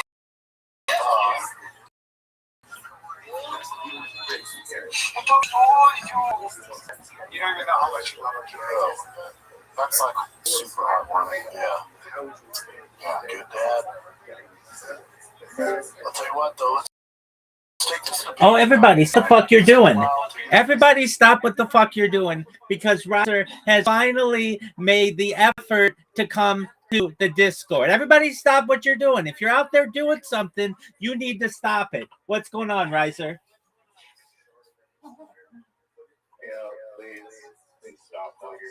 That's what I told everybody who's watching right now. If you're watching this in the year 2026 or the year 3026, you need to stop what you're doing, because Riser has finally bestowed his presence upon the Discord. How you living, pimp?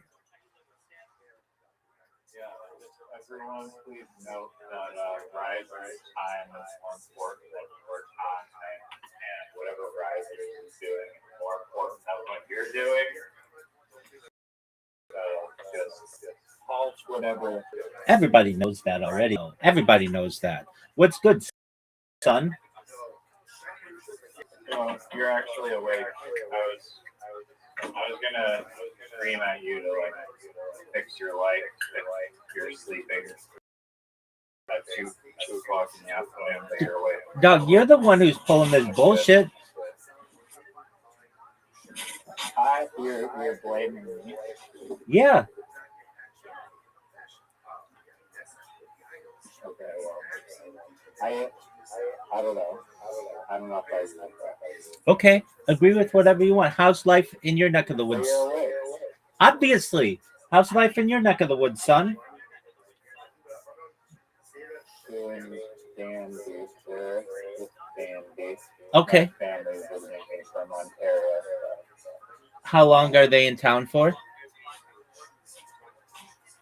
Oh, like 3 weeks. Oh, wow. Long time. Shout out to Chris and Mama Riser. They're friends of the stream. Shout out to Chris and Mama Riser. They're friends of the stream.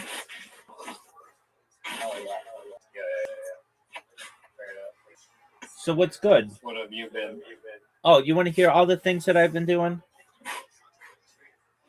Dog, I can't even count. Okay, so you know how I go into different people's Twitter spaces and I'm like, hey, and I've got my pitch down and everybody knows it. Well, basically, that's gotten me enough followers. I just have to say this. What in the fuck are you doing? Oh. Are you licking the microphone? No, my mic says nothing.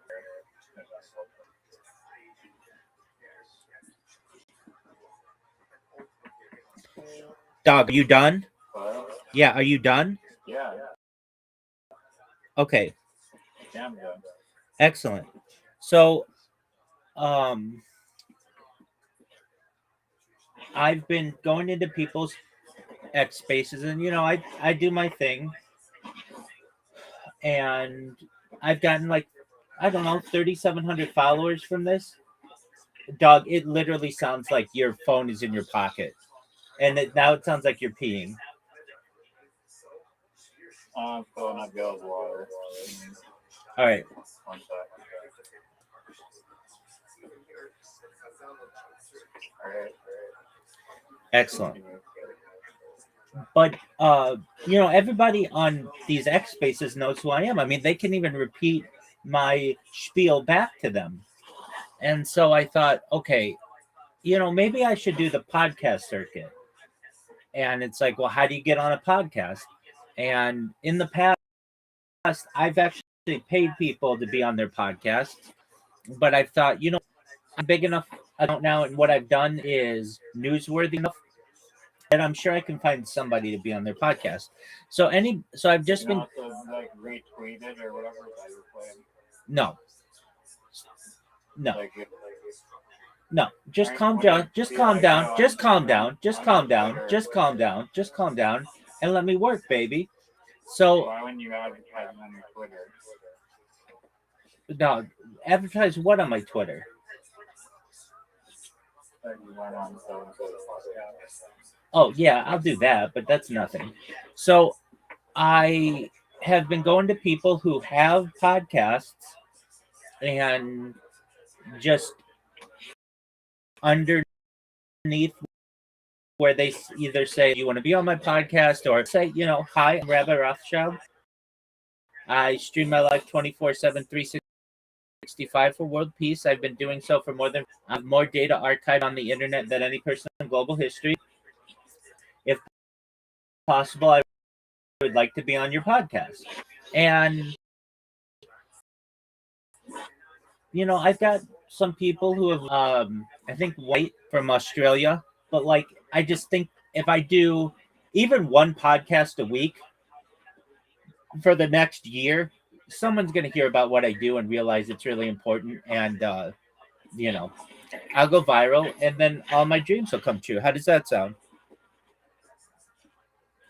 Why not just do your own podcast? Well, my own podcast doesn't have such a varied audience.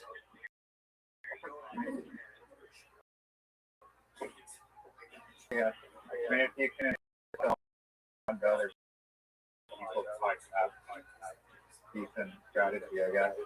Oh, it's the best strategy you've ever heard. Your strategy of your microphone and putting it in your pocket and trying to talk to people. Okay. So that's what I've been doing, and I've been only doing it for 48 hours, but I've got 3 leads, so that's good. And aside from that, reverse ambush podcast. yeah, exactly, 100%. That's an excellent observation, Reiser. 100%, yeah. And I know I won't win them all. I know that my profile is a little off-putting. People don't expect to be like, hey, I stream my life. Yeah, that's cool. I'm sure somebody out there will find what I'm doing to be interesting, and if and when they do, I'll be on their podcast, and then I just got to keep doing that, and just so long as I don't get my account banned, hopefully it doesn't happen, and I don't spam. I just normally just post under people's different discussions. I just keep that up, and it already has been surprising to me that I've been able to get into some really great conversations with people already, and it's really just about the scheduling. So one guy, he's in Australia, he doesn't do this. I understand that, but everybody does everything.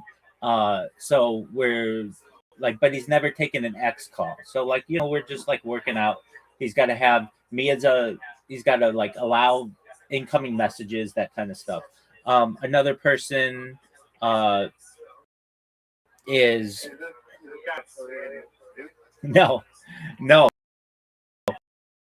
but I did tell him who's that, believe it or not. So when he's like, all right, well, tell me about yourself, because I looked into his podcast and it's very Australian citizens' rights podcast, and I don't really know that much about that, but I agree with the website, and it was I agree with all of these things generally. It's about just individual rights wherever you are, and I'm an advocate for that. And so I wrote him, and I'm these are the topics that I like to discuss: life extension, revivification of the dead, reverse aging, space elevators, space tourism, that kind of stuff. And did you tell me about something? Yeah. That doesn't make sense. In the phrase that you just used does not make sense to me in the position where you used it. Go ahead. Okay. I was watching a documentary with my mom. I'm sorry, I could have streamed it in the Discord. Yeah, you should have. I didn't know if it was going to be good or not. So it turns out it was very good. Joe Rogan mentioned it. Maybe you've heard of it. It's mentioned twice. And it's called Searching for Superman. Have you heard of it? Searching for Superman? Sugarman. No, please enlighten me. So it's about this guy who's like destroy music, very music with guitar and whatnot. And so he got discovered playing in Detroit by some record label. And he goes on to produce these 2 albums with the record label, but the record, his name is Rodriguez, and the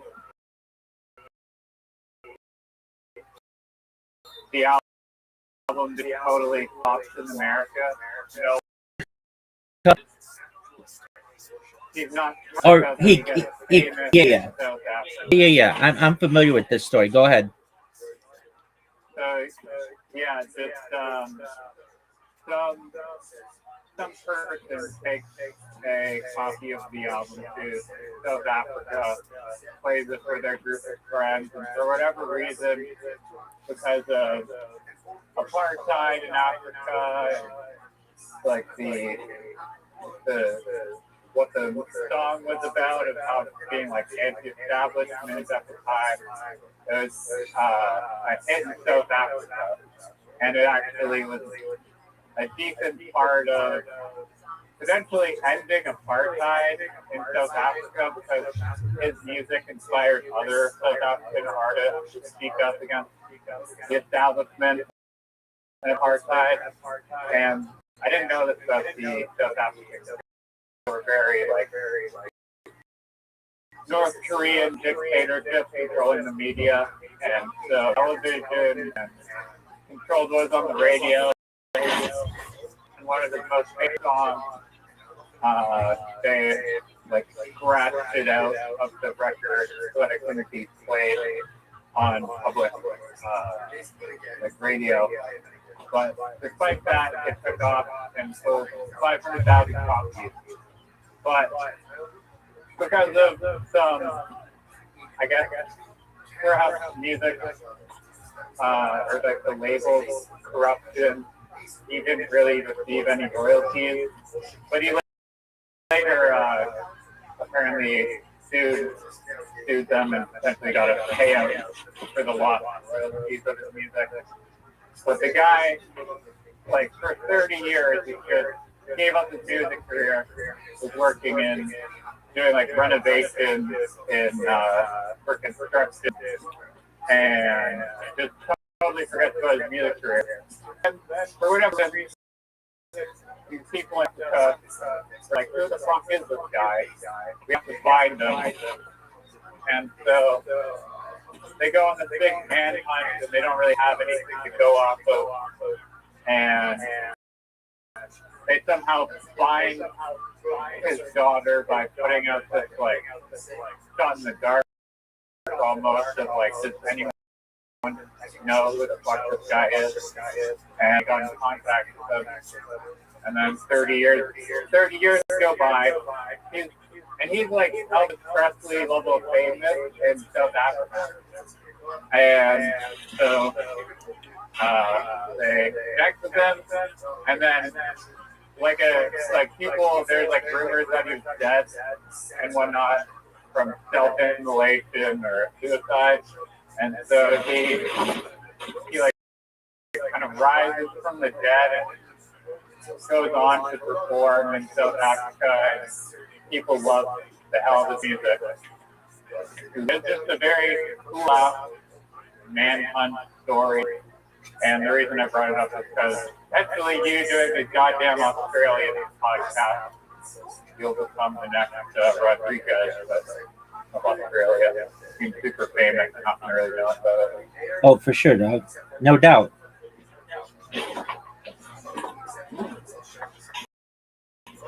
As a dope documentary, I would recommend it. All right, well, thank you for interrupting my speech for that. I do want to watch that. I do. I've heard of it. I've heard of this case, and it's fascinating. All All right. So yeah, I just figure whatever you want to call it, reverse ambush podcasting is a good strategy. And dog, your mic. Is there any way you can just talk into your phone?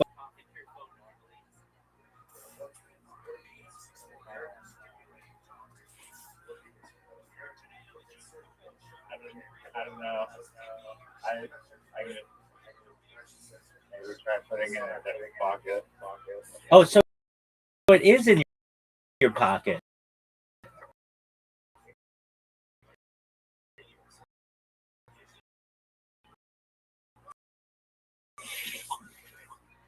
Yeah.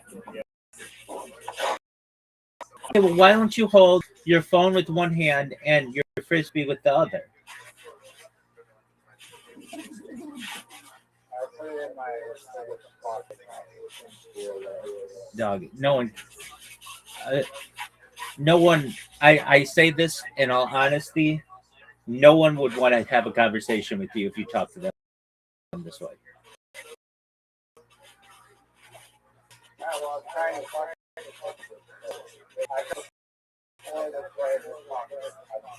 Dog.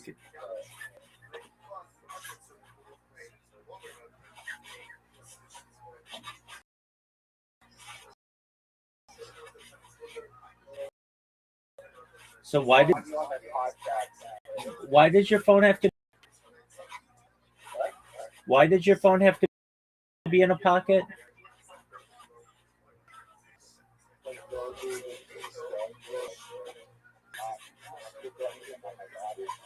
Dog, why don't you just hold it in your hand? It's in my house right now. Dog, I can't hear you. All I heard was it's in my pouch. One day you're going to listen to my streams and you're going to be like, oh, how did you put up with that?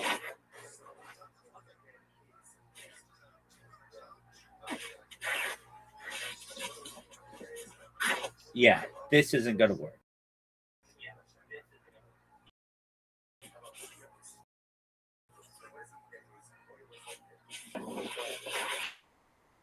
Hold the phone in your hand. I'm doing it now, right now. Okay, you're holding the phone? And it's not in a pocket. Okay, I mean, that could work.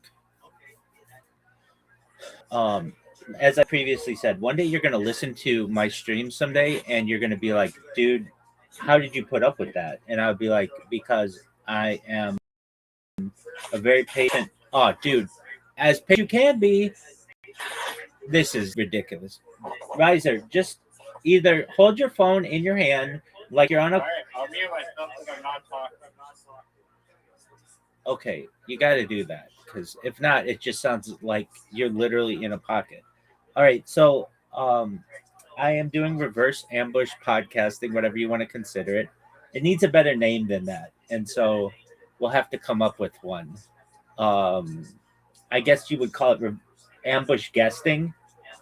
That might be a term, and it's kind of the idea that it's quantity versus quality. Over the course of a day, I might send, I don't know, 15 messages to people, and all I need is a couple of them to accept. And then I start doing the podcast circuit. I know that when people have the opportunity, it'll be really enlightening. Oh, I'm about the guy in Australia. And you would ask, does connect me to this person? No. Those Zoots podcast, by the way, this guy's totally unrelated. Asked me, what do I do? And what am I about? And I told him, the technology in which I'm interested and how long I've been streaming. Oh my word, you just unmuted yourself. Doug, it seriously sounds like I'm in a backpack.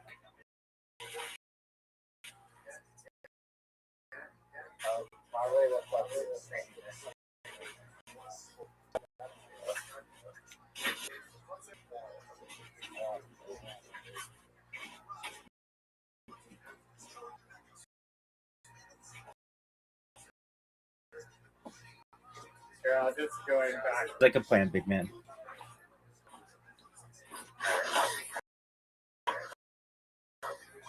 Enjoy your reverse ambush podcasting is the perfect name.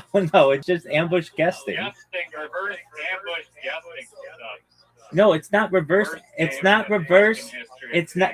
Well, that's great. That's not its name. It's just known as ambush guesting. It's just known as ambush guesting.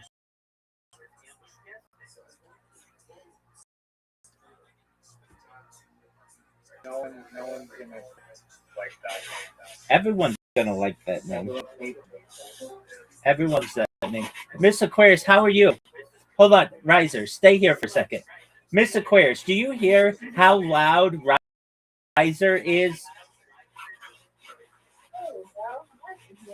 Okay, Miss Aquarius, do you hear how loud Riser is? Riser, mute yourself.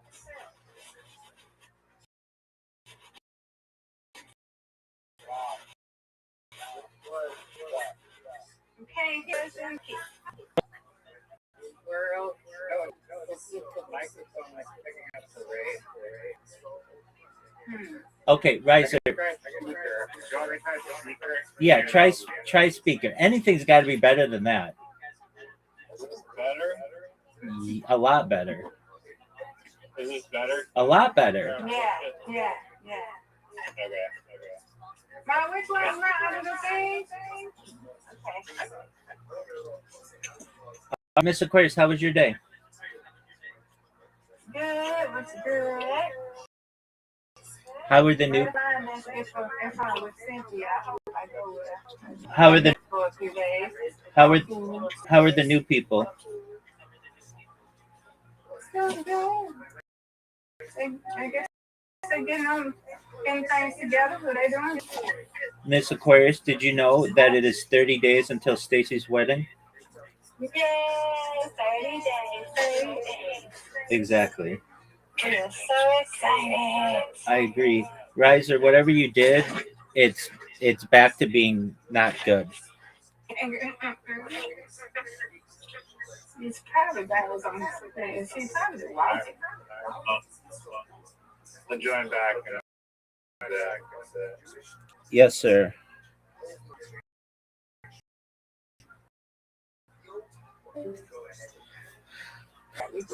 Well, who would? Right. He walking. He might need earbuds or something. I think I don't know. Cancellation. I don't know what it is. He can't hear himself, and it sounds like you're in a backpack. Right. He's not even in his pocket or something. And he is, but he doesn't realize. Like, it basically makes himself untalkable, impossible to converse, and that makes it difficult. All right, so Miss Aquarius, I'm still trying to get on podcasts, and I got a new person. Maybe, I don't know. I mean, I don't necessarily know if any of them will let me on, but it's good that we've got some people who are maybe interested, and so that's a good thing. So I've got maybe 2 people now interested. Somebody was like, yeah, let's do it, and then they're gone for a week, and you're like, what's going on? And they've got their own things that they're dealing with. It's the world of podcasting. It's all about finding 2 times in your lives where you can schedule a discussion and record it and publish it, and not everybody is always able to do that. So anyway, so you had a good day at work?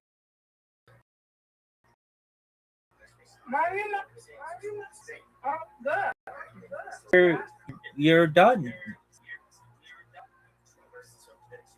And now we've got a 3-year-old's birthday party on Saturday. Yeah. Absolutely. Yeah, rain is about to be 3. Rain. Mm-hmm. Very cute. Very cute. Mm-hmm. Word. Not to be three.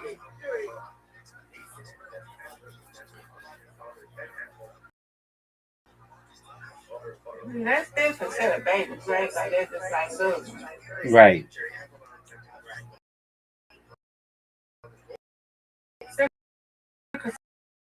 To the baby, right?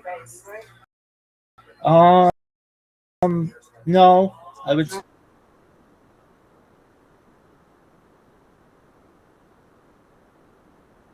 And she'll be the first one to correct you on that. She walks and she talks and she can feed herself. It's kind of moving away from a baby.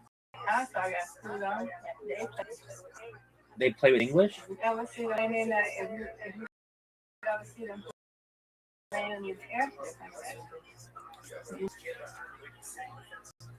Have you ever seen those kids all day playing? Their hands are painted with out in the air, out like in the field or something, looking up and playing. Yeah, playing with angels. Oh, okay. Like it's definitely playing. You see something playing like the air. Yeah. Playing with angels. I heard of it. Okay, they can't just. They just can't be playing with themselves. Yeah, but you never heard of it. You don't have no little cousin. I can't. But my little cousin. Okay. Not even in the bed and stuff, and they just been playing with this stuff, playing and smiling and laughing. They've been playing with this stuff, but we don't know. Yeah, I mean, I've heard that is like having like an invisible friend too. Yeah. Oh yeah, definitely. That's something that children do. Or not invisible friend, imaginary friend.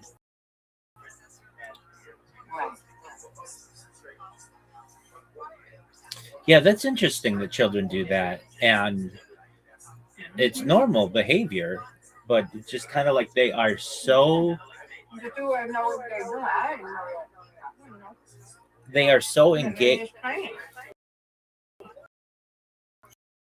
Yeah, exactly. They have so much energy. They're so engaged. They want to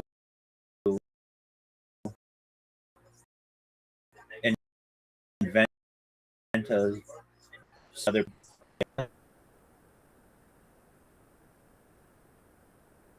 We did that, but for children, exactly for children, that's completely normal behavior, and it's interesting. What point does that not become normal anymore?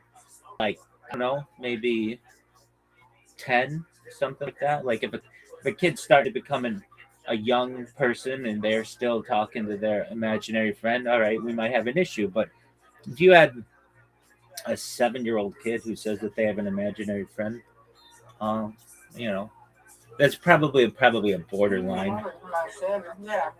Yeah, but I don't know if it's of immense concern.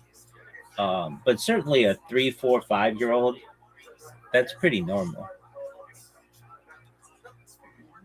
There's a discussion that 7 is the age of reason, when children start to understand what's right and what's wrong, and they may have the understanding that having imaginary friends is a normal behavior for older children.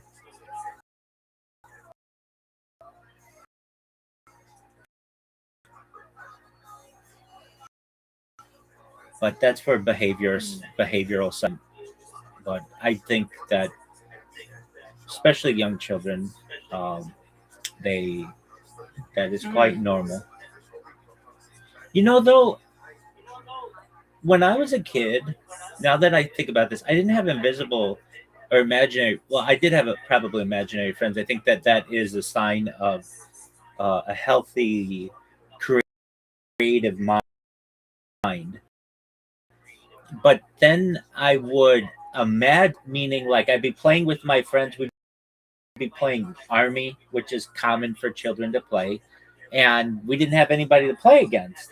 So we would pretend that they were like Army guys who were, on the other side of a fortification or something like that.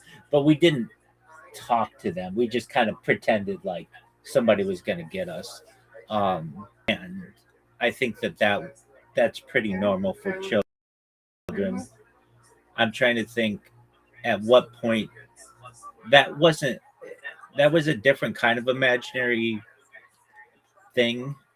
Um, but I don't know, probably about age 10 or so, we stopped doing that.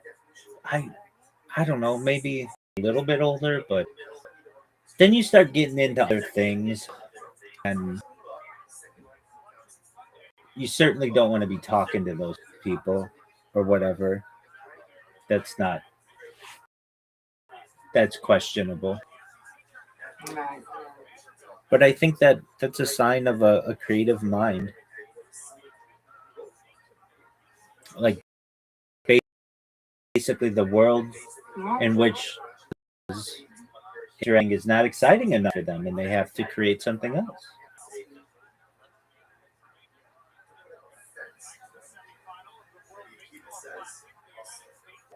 Yeah.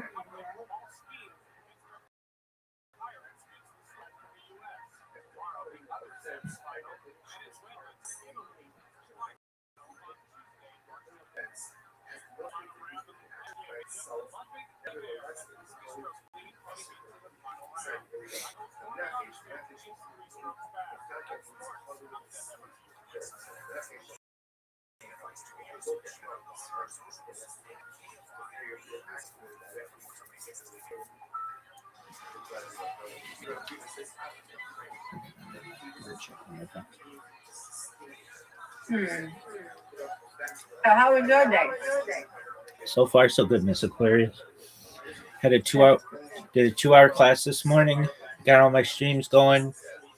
I'm working on one of my robots, watching podcasts, communicating with people on Twitter, and um, the person with communicating with Twitter, they've got a pretty big following and a pretty big podcast. I almost don't want to do a huge podcast because I know it'd be really good for me, but it's intimidating to some extent.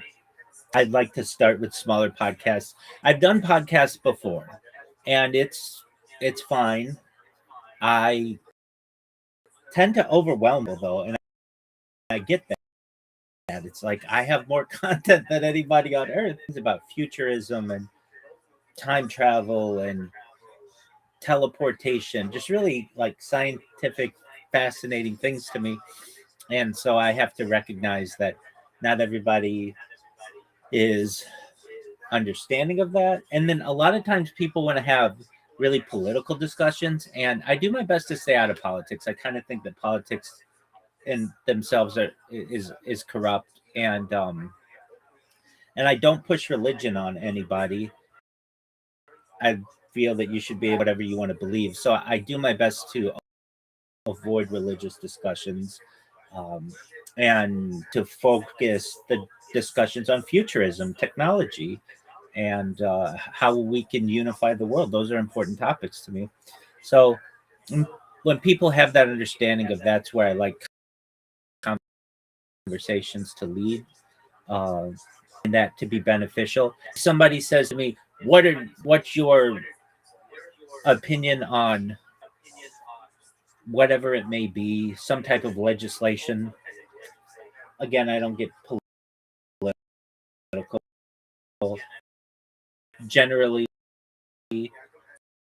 I'm for individual freedoms, and that we take those in need, and those that I don't want to get in political ideologies versus right, because I think they're both. So long as the people understand where I stand, and I like to have discussions that I feel are important to people of the future, and life extension technology, reverse aging, mind uploading. That's all really fascinating to me.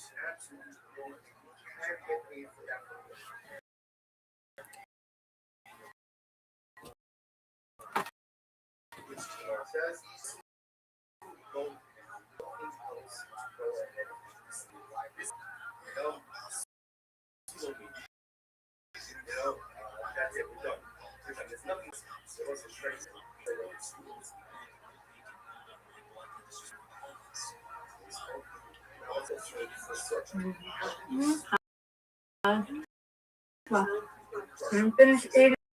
So I will rest myself. My friend still pissed me off. She's line dancing. Line classes. Is that the plan for tonight? Yeah, we're doing line dancing class with her because Hazel doesn't want to go no more. So Why doesn't Adrian want to go anymore? why Adrian was there? Because the lady who get time, the lady was telling her how to learn. How you supposed to run. It was one time because the lady they had this and didn't like the fact you got to do your legs like this, you got this. She don't like stuff like that, so she didn't like it. So then she got kicked out of the West House, but she didn't really get kicked out. The app probably just kicked out like after that. They didn't kick out, but that's how Adrian is. I'm like, okay. Pardon me. Oh wow. Okay. Did you say the app kicked her out? What's app ain't kicked out? WhatsApp kicked her? You're thinking that kicked her out. Yes, it's a group that the line dance class with. Okay. So I guess somebody like that. I think the app did it because this was saying that the app did that for somebody, and then they put them back in. So she be like that. She's like that. So okay. Ain't nobody kicked you out. Girl, I think you just the app probably did. I don't know, but it is what it is. She doesn't want to go back. She said, you can stay, but I don't want to. I said, okay. I'm not going to make nobody go.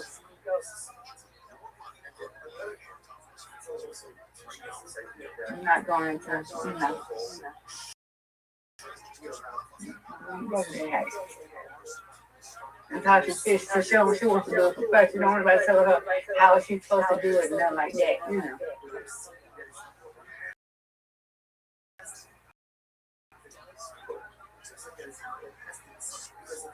The shit talking this when I was in Florida Saturday. Who was it?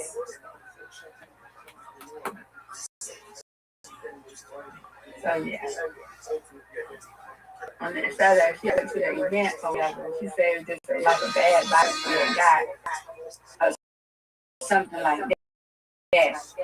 And she said to have her. And that's just okay. Was talking about whatever. So I was like, it was communication and whatever. Something like that. So yeah. Hey, I just want to go.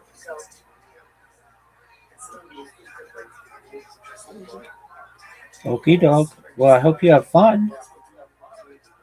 I will. Thank you. You're welcome. What kind of line dancing is it? Like country western? Like just like R&B type stuff. Like, have you ever heard of around something like that? Yeah. Okay.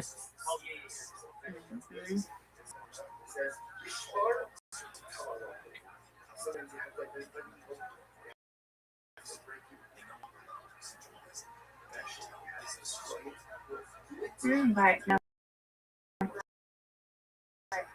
I'll be back later, Rabbi. Okay. Yes, ma'am. All right.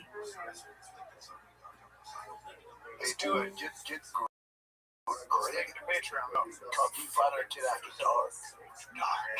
Fighter Kid. With Patreon, I'm glad you asked. You get extended ad-free episodes, 20 to 30 minutes longer per month. All shop shows. All shop shows. Free. Fan questions. I just did them. I answered 100 questions. All this and more, just $5 a month for the extra bonus TFAT kid. Go to patreon.com/TFAT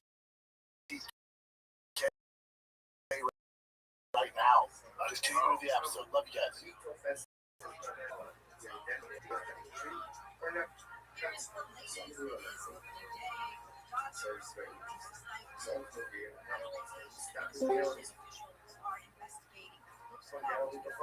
Can tell me that socialize is popular. You're not even in it no more. Public what is popular? Oh my God. What'd you say? What about social? Socialize. Yeah, what about it? It is popular. I never seen this people. It's like a top 10. It's like 10 today. I know, but everybody. But I know when you first, very first, people help. All of a sudden, everybody. I know I can't get them. I think I'm streaming in one of them. Where? No, you're not. I don't see you.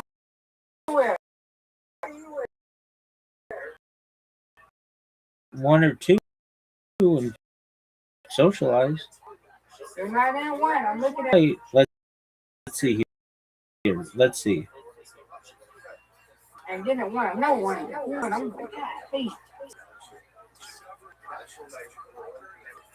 You in one? Oh wow. They changed it. One. That you can have in one.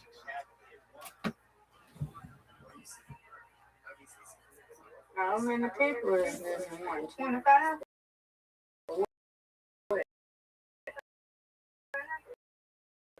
No, it seems like it's more. Where's my my app like either turned out or something. There are. I'm gonna count them. One. I think I remember that. I've never seen that many people in one call. I ain't never seen it, but I remember when you first got that you was in that wind, it wasn't that many people. Some people The reason why they have that many people is because they have no cameras on.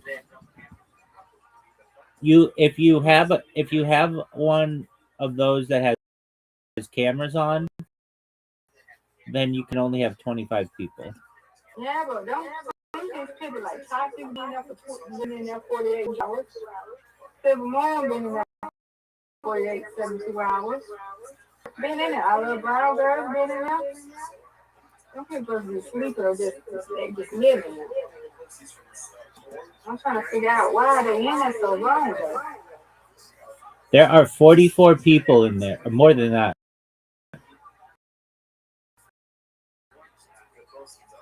No, but why do they stay in there? I don't know. I stayed in there so I meet people like you. I know. They don't talk. I haven't heard people. I don't talk. But they went like me. That's true. And I wonder how can I do mine like that? I want to see how to mute myself, but I can't. I don't have a computer. So. You can still do it with your phone. Yeah, you can mute it like you do here, bro. So how can you mute it without throwing it? How can you mute you're muted? Yeah. You on your iPad or your? You can't even hear them. No, on my iPhone. Okay. Do you really want to do it? No, not really. I would just ask because I haven't seen that theme move. Okay. So I would just ask. Are they on mute or are they away from? They might be away from the computer too. So I don't know.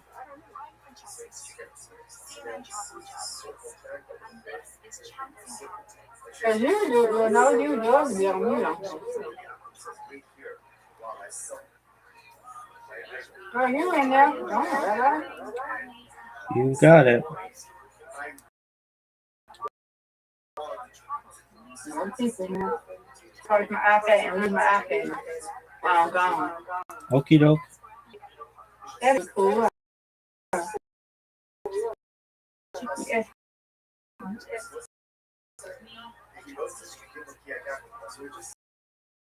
Whatever you want to do.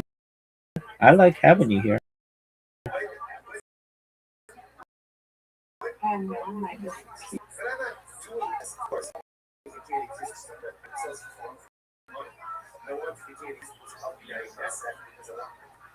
I wish somebody could give me nicer money, but it's okay. I don't feel like spending all that money. Don't do it. Yeah, I'm not spending money. I want it because I want the name. See how J Sky got here? I want that.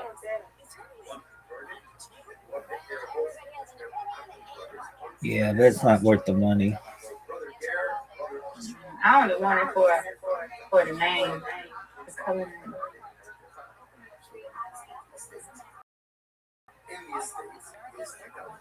Oh, man. Oh. A lot of people now.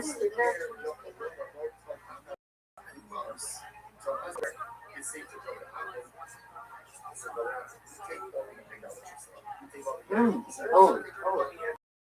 But they probably died down later on. Why? I think so. It'll die back there. It'll die back.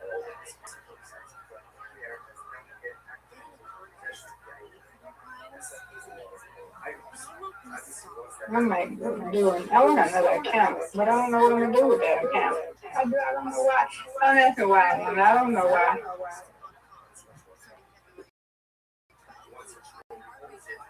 I don't know why. Just make it. I don't think it's.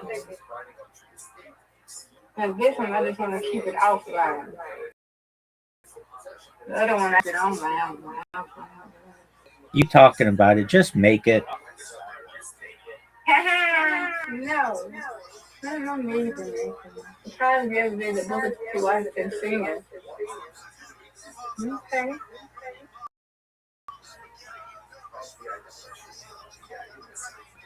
Surprise again. Who is the surprise?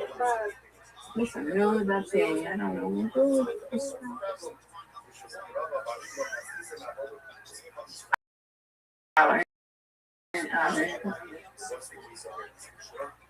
historic building evacuated.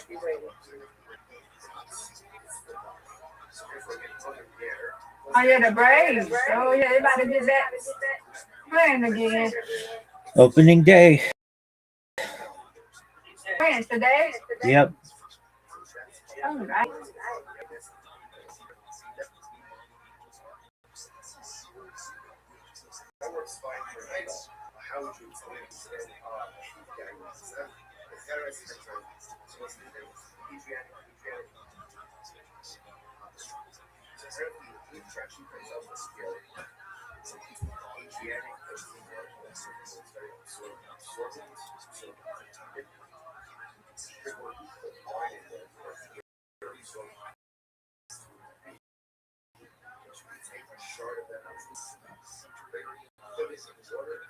Very right.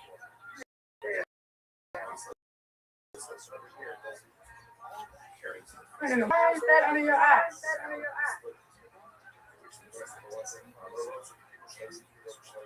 What are you saying?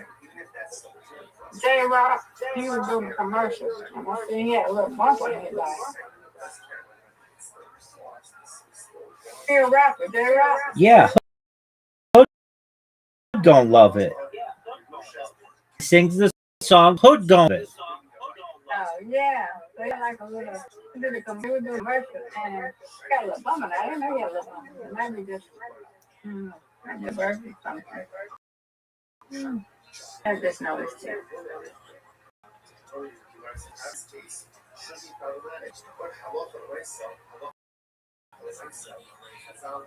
Yeah, hurry up and hit me up. I'm laying down.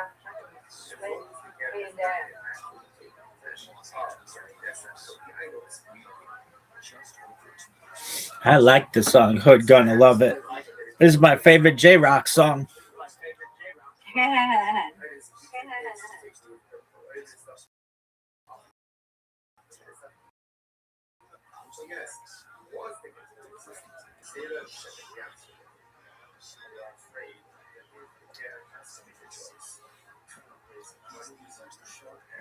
I like the music video. I like the cars that he has in it. I like the people that he has. It's one of my favorite J-Rock songs. It's definitely my favorite J-Rock song.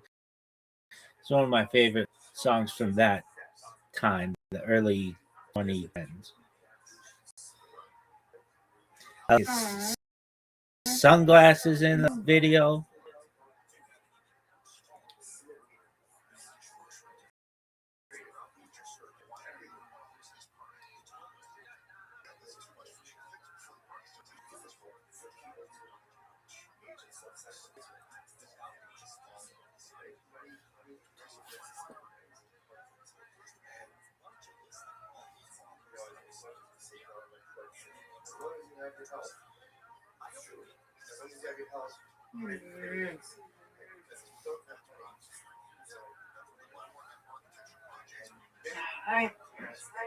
Pretty good.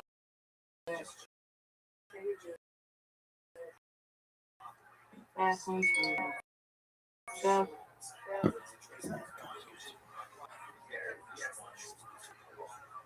Oh.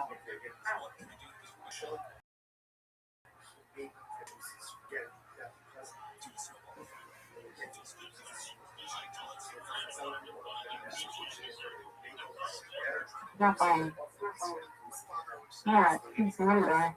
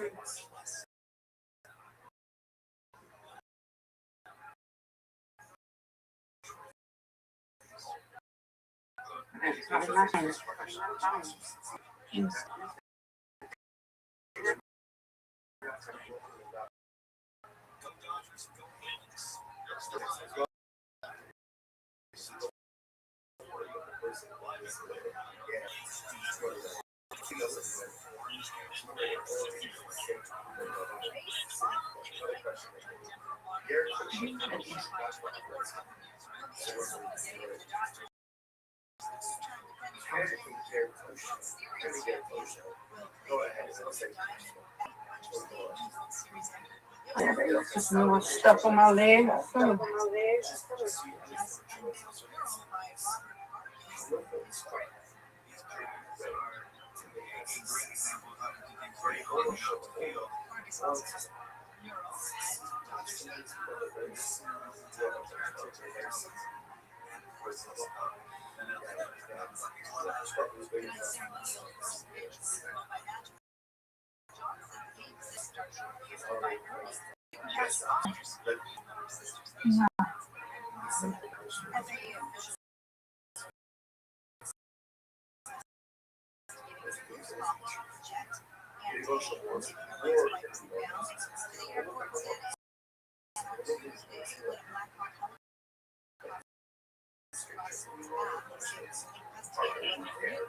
All right, I'm worried. Oh, God. What you do now? Why you at the top, not on that thing? On that chicken, whatever this is.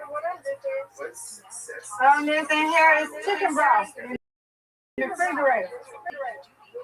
There ain't no talking now thing. I don't know. Oh, is it? It might be.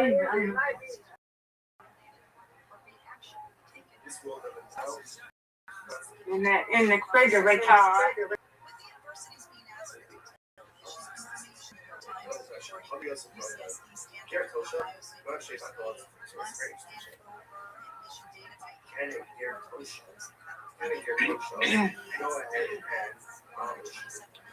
All right.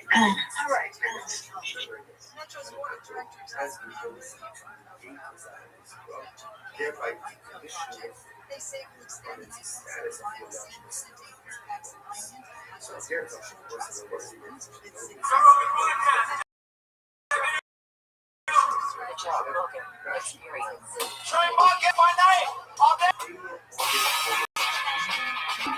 So, Dave, you were telling me right before the show that you are now retiring because you got an impromptu phone call that hundreds of millions of dollars on oil prices going down. Congratulations! It was a good bet. Might it shut down still long? I thought you got it in on time. Oh, it was okay yesterday. That is long. 5 minutes early. Wait time for airport 15. This is crazy. Everybody going to airplane. Not yet. Yeah, like 5 minutes. Yeah, there's a lot of those like trades like that should be investigated. I'm going to airplane yet. I understand. Yeah, how about that one? So the tariffs one working for You don't want to be in them lines. Oh, man. If people can sue. It's like, no. Yeah, they say get there 4 hours early. Do you know the actual details of it now? I don't just think that he was telling everybody that, don't sweat it, the tariffs are golden. I mean, there are times I can't even know. And he wants tariffs. Yes, so he was personally short about it. Trying to see that? He's a quite litigious gentleman. Yeah, he might be. Going up here, get ready to.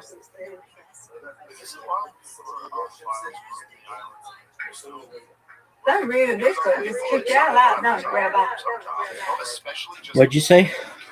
Since I'm reading this one, just drop y'all out. It happens.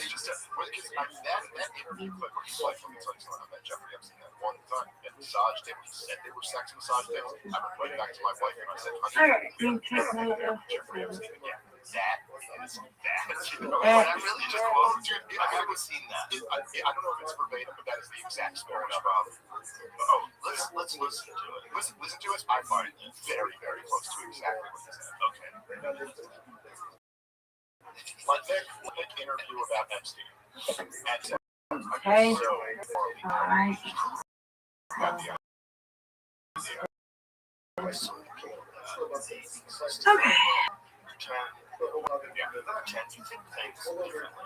It's I've been up close with people. Like I said, that was my takeaway from debating this moment. It was like it's a weird thing to see someone just lie like that. So this is the one that says the greatest black man.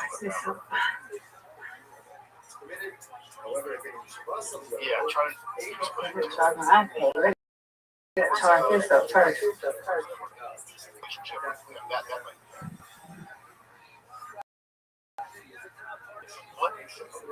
What this? He's what's he? The Commerce Secretary. He was always like a money and finance guy. All right, Rabbi, I'll be right back. Yeah, they sure have.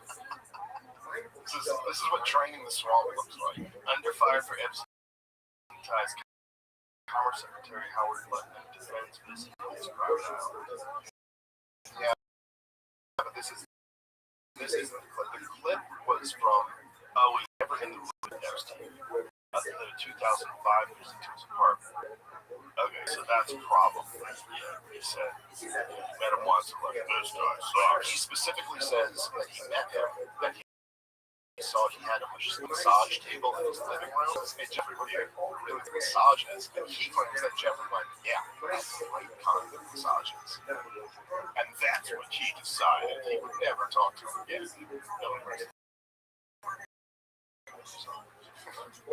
Terrible. Those are legal. Massages, no relationship. How many people are in terrible relationships just they need sex? There's a lot of guys who are like, I'm just gonna hang out with boys, just get jerked off once on Wednesday. Good. Howard Lutton, terrible in his relationship. Now this is from recently. It was from the This old firm did not, in fact, profit from the Supreme Court tariff ruling. We better edit that out.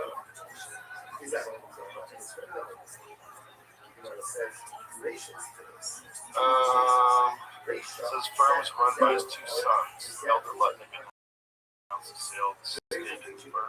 Court Friday validated Trump's tariffs. The president said it wasn't Castor did not consider the product, which is consistent was helping the trade of Wall Street for Trump. Tariff push, but decided against it after weighing political sensitivity in this matter. Spokesman said the salesman erroneously believed for the news. This is just the legality of tariffs.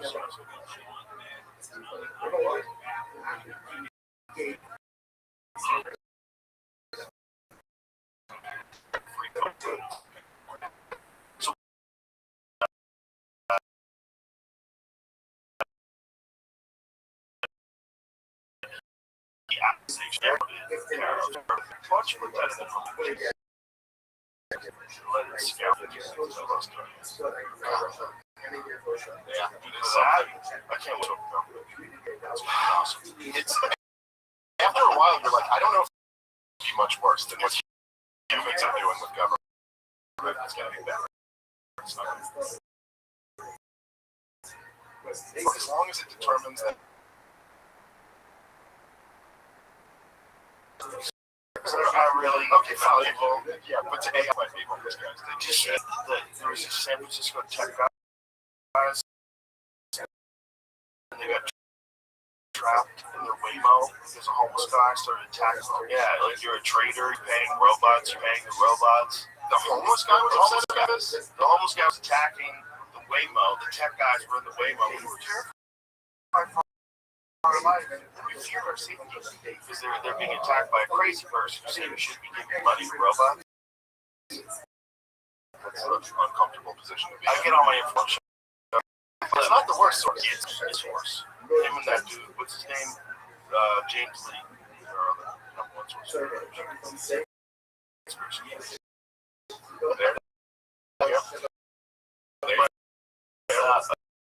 Another one. A Waymo, a gal got in. Apparently the last person. So the homeless guy hopped into their fucking Waymo and closed it. He's in the truck. So she orders a Waymo. She climbs in. There's a homeless guy in the truck. And what? The Waymo was like, that's unacceptable. Howard Lutnick's former firm, now chaired by son, stood to profit by buying tariff refund rights that only became valuable if Trump's tariffs were overturned. But the firm insists it ultimately not execute those trades. What critics say, investigators and reporting notably by Wired described Cantor Fitzgerald exploring a business where it would buy the rights to future tariff refunds from importers for about 20 to 30 cents on the dollar. Internal materials cited in those reports suggested Cantor had capacity to trade several $100 million in these refund rights and already facilitate at least one trade $10 million rights under the IEPA tariffs. The idea was that, of course, later struck down tariffs, the government would have to refund duties, and Cantor or its clients would collect full refund while the original importers only kept a small upfront payment. So why is this seen as a conflict? Yeah. It's internal material cited in the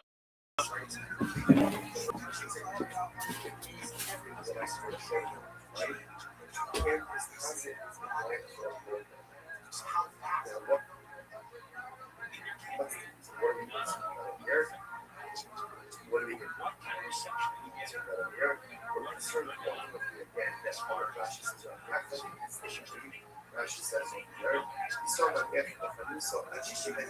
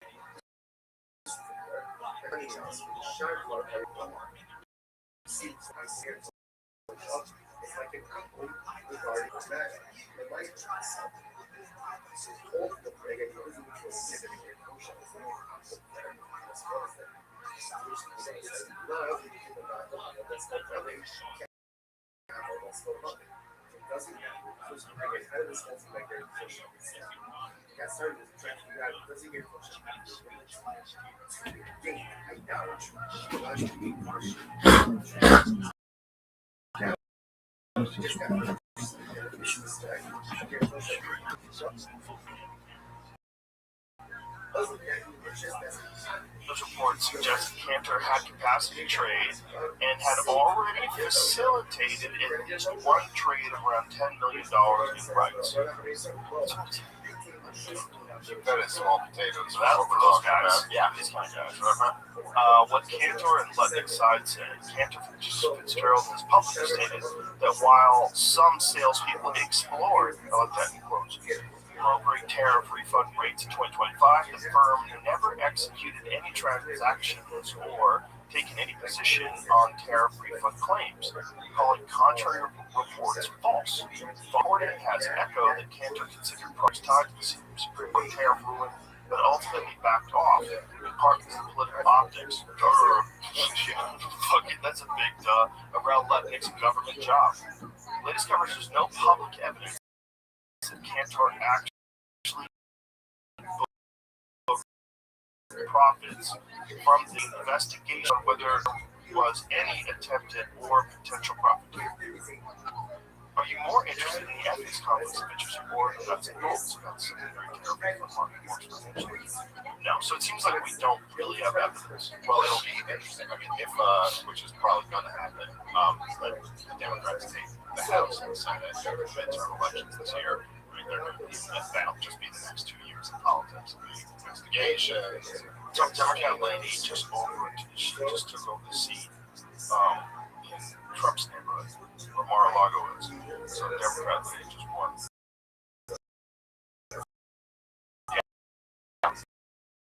Yeah. Well, they're gonna. Yeah, I mean, look, in his first term, they impeached.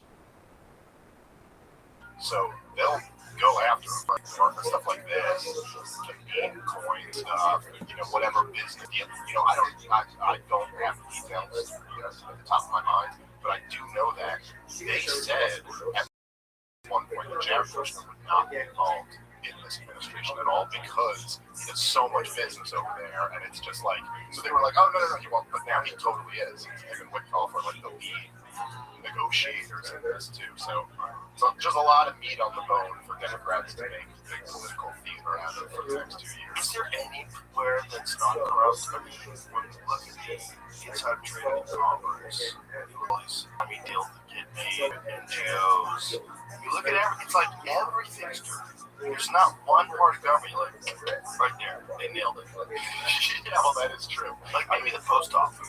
The post office is pretty fucking good, dude.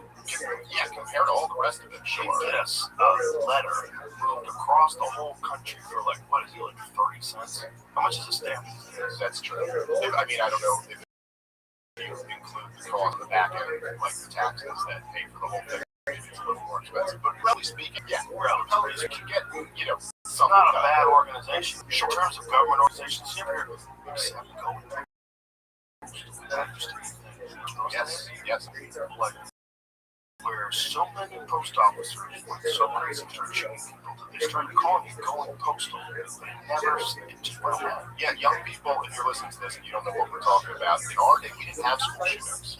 Okay, we had to do it the old-fashioned way. We had to drive a postman crazy until he went around shooting people. And it happened several times to the point that became a thing. Like, there was a video game called Postal, where you run around shooting people. It was in the 90s.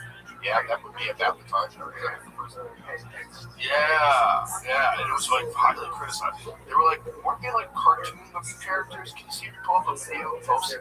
It was like South Park looking characters just blasting people. So it felt like less, if I remember correctly. I think that's the box. I haven't played it. Postal, no. This looks way better than 1990. Well, this was in the 90s, for sure. Is this the new Postal? Oh, Jesus. You just run around jacking people. So it was like the first Grand Theft Auto, really. But really weird, though, right? That post office work. Just kill them. That's what it looked like. Like that. Okay. This is. It didn't look like that other thing. It was like, it wasn't a first person thing. It was run around killing. Maybe they had more versions of it. Yeah, probably. Dude, video games really are like crap. I loved you had a rant about that years ago about how like 50 problems that they're so much fun. They're not accomplishing. Two was UFC 3, and I loved that game. I just loved it. And then I'm pregnant. I was like, I gotta do this. I just can't. So I was at the Dojo of Comedy, which is a club in New Jersey. Great club. They have an LA one. Oh, do they? No. Sam Triplett. Yeah. So I was at the one in New Jersey, and they have UFC 3. I was like, oh, that's the game that I got really into. So I was there for a weekend, and the whole time I was there, just playing this game. And I was like, it was like a feeling almost like a drug addict who's around their drug of choice, where I was like, I need to get away from that. Like, I would play this until I kill myself. It's so much fun. Problem, robbing all or fighting, whoever. And they keep getting better. Yeah, I know. Well, I stopped at that, so I never even learned how to play the new ones. But what number UFC game of the end now? the graphics keep getting better, the movements keep getting more natural. Yeah, first person shooters. Who's the Jill? What was on? I want to say. What was the game? 155, got a really good trap. But yeah, wasn't his thing like he was obsessed with video games or something else instead of this? So he just did jiu-jitsu. Just kind of like amazing at jiu-jitsu. I swear I think that was his story. I couldn't remember. I swear talking about this in an interview once. And then it was just like, I just lay all night. And then eventually I was like, I gotta do something productive with this. And so I just started doing jiu-jitsu instead. I wonder what he's up to. He's a fun fighter to watch. Fun dude, like in person too. Him and his brother used to beat the fuck out of each other on the yard, in the front yard. They would have like full-on MMA fights, like they had full power. They used to beat the piss out of each other in the front ones. On each other. They had like a bunch of guys hanging around picnics or something like that. So let's spice the picnic up. You and me fight, motherfucker. Fight. But all across this country, there are always fighting in your yard, and that was of the highest level of yard fighting. That was top 1%.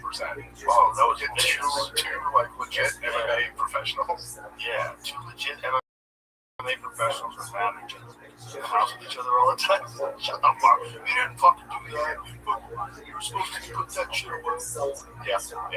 That's my friend. Yeah.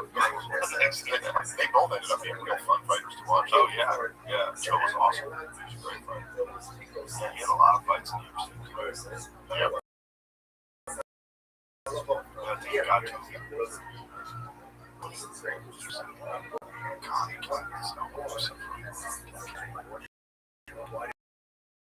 He had a pretty long career.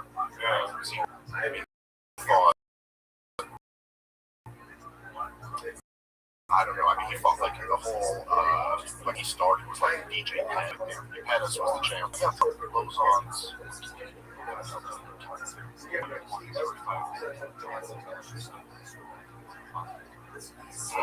Wow.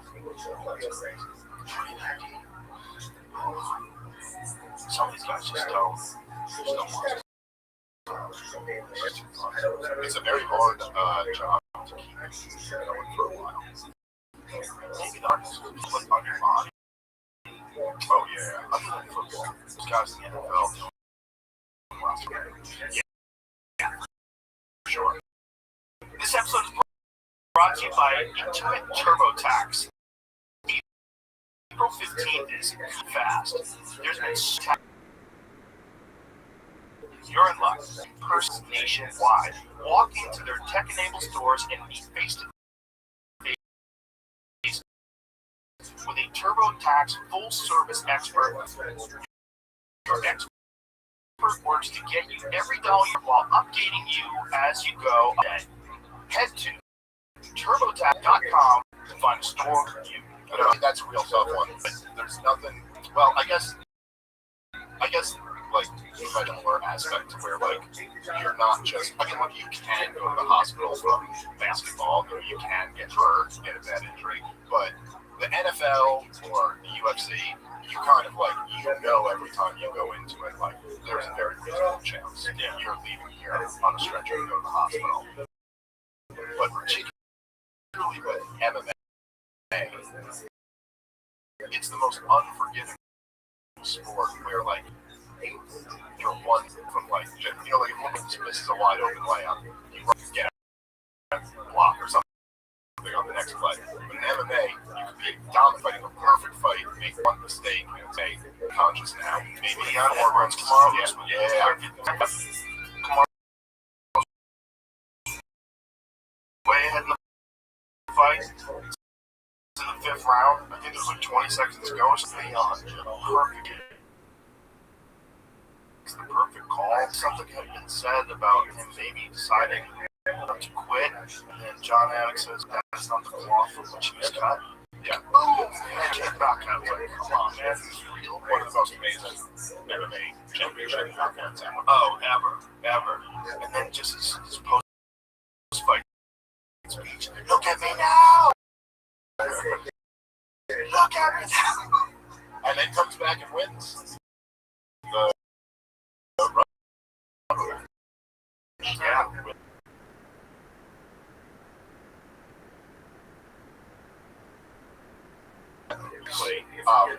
And then also just like the confidence that gave Leon Edwards going into the next fight, right? It just changes everything. Yeah. Kamaru had very careful because he knew what you mean.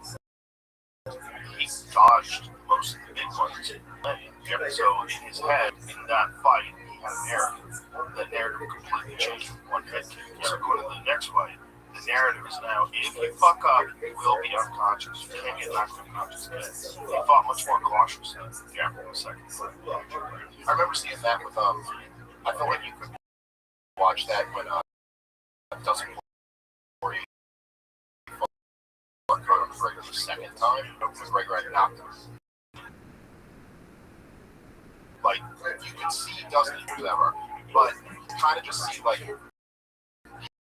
gets in there and he starts like, and he takes a couple shots at Conor, and he's still there, you know, and then in that first round, his confidence growing. But you almost got to get that out of your head. It's like, yeah, that guy beat you back then, but you're a different guy now. Well, with Conor, it's all about weathering the initial storm. The initial storm is great. So explosive, so bad.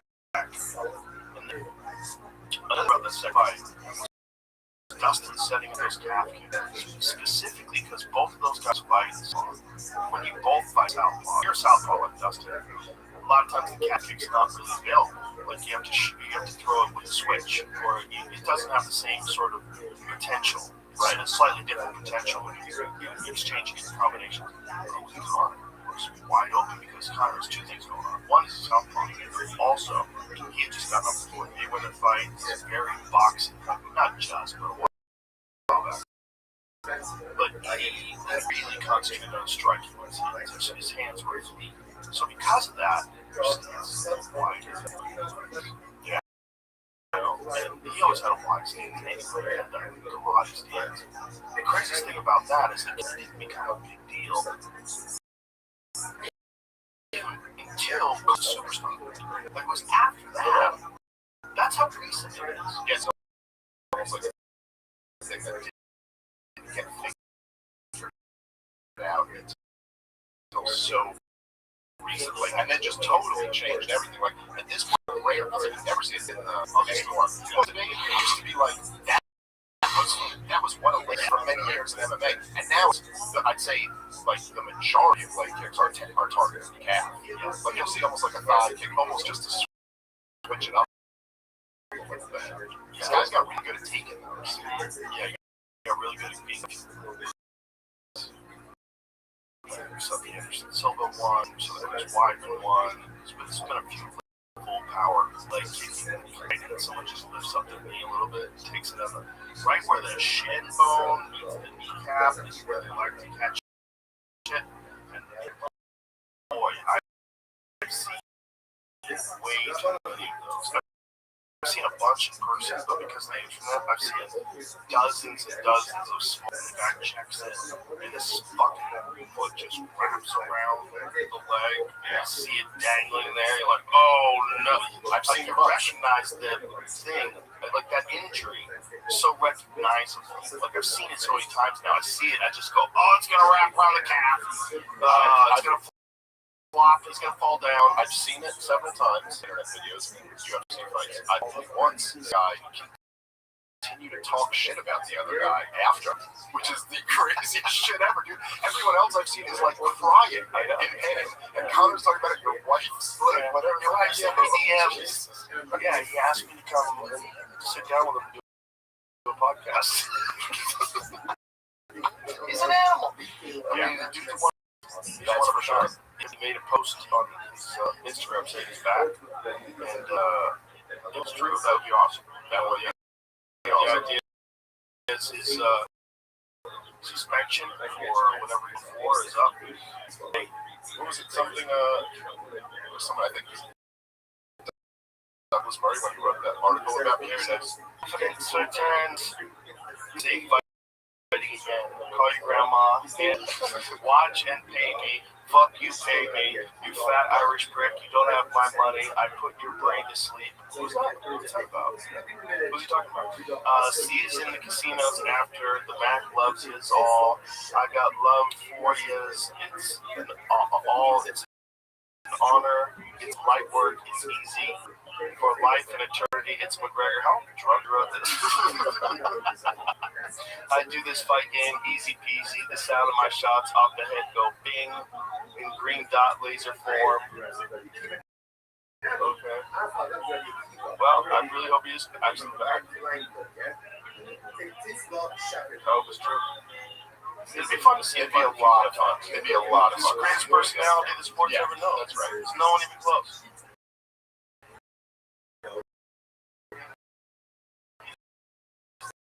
The most dynamic personality in sports ever known. And he was there. Did he? Oh, yeah, he was there. That was the next thing. Really cute. But that was one of the best. That might be the best fight I've ever been to live, because that whole card was just stacked, and that is the main event. It was just unbelievable. Yes. Dana said it best. It's like Becky needs pressure. Because he thrives on pressure. Pressure that makes other people wilt. He like shines under that pressure. And he had an amazing ability, even very early in his career, which was like kind of, it was really unique. Like, because even like on his first fight ever, if you were his first fight in the UFC, against Grimmage, and he sweet bread for himself, and then the Irish thing, like the Irish was really, really into it. But he, from the very first fight, he would always create these moments where it's like, dude, this is going to be the biggest spectacle that you, my opponent, has ever been in their career. Like, I'm going to get you mad with shit talking. I'm going to get the fans so excited because he's completely comfortable there. Right. Like, I'm not sure if you're really comfortable here, but and so it was, and even with Aldo, who had been the entire division. He was, when they started the division, they started the WBC. So he was the entire featherweight division and just dominated everyone. And he even created such a moment that like Aldo was like, he was looking incredible. So it's one of the greatest featherweights of all time. But he got him to the point where he was like so furious. He was like, I'm gonna take this guy's head off. Just like relaxed. Like he didn't care about any of the shit talking. He was just like, yeah, we're having fun. Let's play. He lost his composure. Yeah, and he looked very overwhelmed by the moment. And by the way, everyone from Ireland came to Vegas for that fight. It was the nuttiest thing I've ever seen in my fucking life. The entire Mandalay Bay was overcome with. It was nothing but Irish people. They were all singing together in halls of this gigantic casino, packed. Well, like they're waiting in line for something. Just there partying for Connor. I remember, I think it was when this is not bad. They're all Irish people. Like, you gotta realize nobody had a following like him. Like, this is actually Irish people for the Floyd Mayweather fight. They were still ride or die with him, even for that fight. I think it was when he fought Dennis Seaver, I want to say. I think it was in Boston. So I went with Jay Gomez, a good friend of Blair's. And me and him went to some Irish bar to watch. Like, we just happened to be in Midtown. And we were like, fights are coming out, so they're playing it at this bar, It was just like, it wasn't even that big of a bar. It was shoulder to shoulder Irish people losing their fucking minds. Like, it was the most fun environment to watch a fight, but all that singing and dancing, it seemed like everyone had an Irish flag with them. Like, it was in a little bar. It was this. That's nuts. Look at that. That's Mandalay Bay. Wow. Look at this. Oh, that's MGM. Well, they were everywhere. They were probably in every fucking casino there was. This is crazy. Imagine if you're from Northern Ireland. You still remember the troubles? You went to the hotel, just came to Vegas for a little gambling. You don't follow MMA. You have no fucking idea. What's this all about?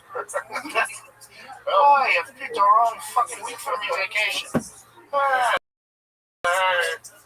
was going to say that Douglas Murray knocked on me when it was up in the New York Post once. He goes, you know, Dave goes on Joe Rogan and he talks about our policy like he's an expert. But then he wouldn't go in there and talk MMA with him and said Joe was record. And I was like, I do that every time. That's so stupid. I was like, almost every time we hang out, we end up talking MMA. And probably is fair that, yeah, there'll be moments where you'll correct me if I get wrong. But if I get it, you'll go, You're so dumb. Imagine we don't talk about MMA because you're not an expert. That's so I don't know. silly. Well, I watch a lot of it. I have some thoughts. I love that. I really do. I've enjoyed talking to him. I think he's really good. But I've been very disappointed with very disappointed with that sort of strategy. Yeah, I shouldn't be talking about these things in actual legal notion. Do you think we would? First of all, I don't think I argue about MMA with anyone. About MMA, I never argue. I might say, correct me when I've gotten things wrong. Yeah, or I might say I just like some people think that certain things going to happen, and I'm like, I don't see that. I disagree. But also, like, it's whatever point you're making is either a good point or it's not a good point. If it's like an objective point, you know what I mean? Right. So, like, if I say like, you know, when Volkanovski fought his jab's crucial. Mm-hmm. Okay, that's either correct or it's incorrect. Like, whether I'm an expert or not, I'm not. Geez, you can watch the fight and that would be correct. Yes, right. So, but you can see it's like, I saw he hit a home run. You're right. Yeah, that's crazy. Well, I think it was a weird thing during that show. Was it was weird. I don't know. There's like weird incentives. Yeah, like incentives. Well, incentives is the right word because there's a lot of people that are saying things. And you go, why are you saying that?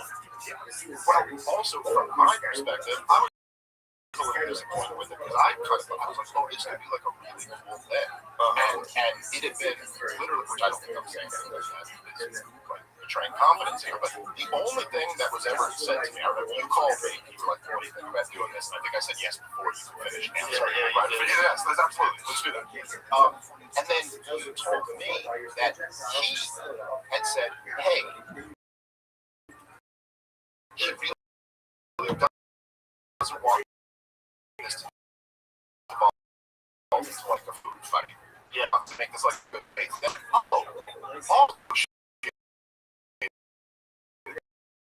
Like he said, because then he came in and the whole thing, but then there wasn't some. You know what I mean? Like he kind of just like gave me the win in a thing that was a big show with a lot of people. I would watch it. I mean, obviously every time you do a show, a lot of people are going to watch it, but that was a particularly big one. Yeah. And so I was kind of almost like for the first 45 minutes of it, I was kind of sitting there like, I can't believe he went this route. Well, if you look at it objectively, a lot of options, right? Yeah. It's very difficult to argue the side that what they're doing. Like we were talking about Gaza. The arguing that that's not horrific. If you're a human being, recognize that there are human beings that are subjected to that. You're subjected to ICE. You're subjected to Homeland Security. You're subjected to the cops. If you're a civilian, you have to listen to these orders. So if you're living in Gaza and you're a child or you're a woman and you're not Hamas, okay? And the idea that you're responsible for October 7th, even if you're one of the people that cheered in the street, boy, don't you think you kind of have to cheer in the street? If everybody else is cheering the street, if you fucking keep your safety intact, like you gotta kind of go along with whatever everybody else is doing. I'm not saying that's good, but when you look at how I mean, the most recent videos that I've seen are still like a few months old, so I don't know if it's stopped. stop bombing. I don't know what's going on. Now, they've slowed down a bit. They haven't stopped. Okay. It's people's homes. That represents schools. That represents hospitals. There's no way you can argue that's not horrific. So he's stuck. That's right. It's kind of indefensible, and so instead you pivot to argue against this guy rather than against the issue. Well, I think that, it's in, I can't remember if this was in the Letter to America or this was in his Declaration of War Against America, but Osama bin Laden literally said that civilians are fair targets because you guys have elections and you vote for these politicians, and they're the ones who conduct these wars that slaughter innocent Muslims. So, just saying, it's the logic of Osama bin Laden to say that civilians are responsible for what. And in Gaza, they don't even really have a government. Hamas is not a government. Or whatever it was. Hamas did not even win majorities of. They won on pluralities. You know what I mean? And so the idea that you're holding these people responsible for Hamas just doesn't make any sense. That's just on a very basic human level. You just kind of go, I'm not an egalitarian. I'm not saying all people are equal or all creatures are equal or anything like that. But on a very basic human level, those are real people too. Mother is pulling 6-year-old dead body out of the rubble. That's the same exact experience as if your wife was pulling your 6-year-old out of there. That same thing is happening to her. And once you just admit that, it does just change the calculation. It changes the calculation to be okay, look, the onus is on you to demonstrate that this is absolutely necessary. There is, and that makes the thing most wars very difficult. Not all of them, but most wars are very difficult to defend if you just run it through that filter of is there any other option other than this? You exhausted everything else. And then, of course, in the case of Israel and Palestine, you never even tried to just give them their independence. You've never tried to just let them out from this occupation. Will it improve things? And it is just no.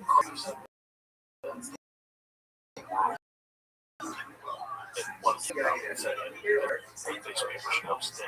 Why do you get to control them when they're not Israeli? They're kind of a country, but not really, because they're attached to you. Yeah, it's well, go buy another country, give it to them, small package. Well, that's right, and that. Look, it's just who we are. Yes, Canadians do get citizenship in their own country. They get citizenship here too. Boy, that's the last thing ICE is looking for. It's fucking Canadians. Oh yeah, visa's expired. Don't worry, get on the plane. They probably have a much easier time. Canadians go, all right, guess I gotta go. Well, yeah. Also, they can just ditch the accent and pretend they're Americans. Everybody will buy it. Yeah, as long as they don't say no. Yeah. They say, sorry, I lost my license on. Yeah, that's true. Yeah. Okay, buddy, where are you from? I live in Iowa. Okay, sounds right. That does check out of here. All right. Shit, that doesn't check out. What's going on at the airports? So they're using ice. How do you have time to put them in all the airports? Right? Fucking airports. It's in the low tens of thousands. There's not that many. Right. So, how many airports? There's a lot of airports. Okay, so you put ice in the airports?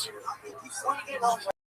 Are you hiring new ice guys to take the airport jobs? Take 7 weeks to train them. So, ice factory where they're churning them out, saying that they were at the airport out from later that day. Up to 150 Muslims enforcement officers were deployed at airports across the United States on Monday.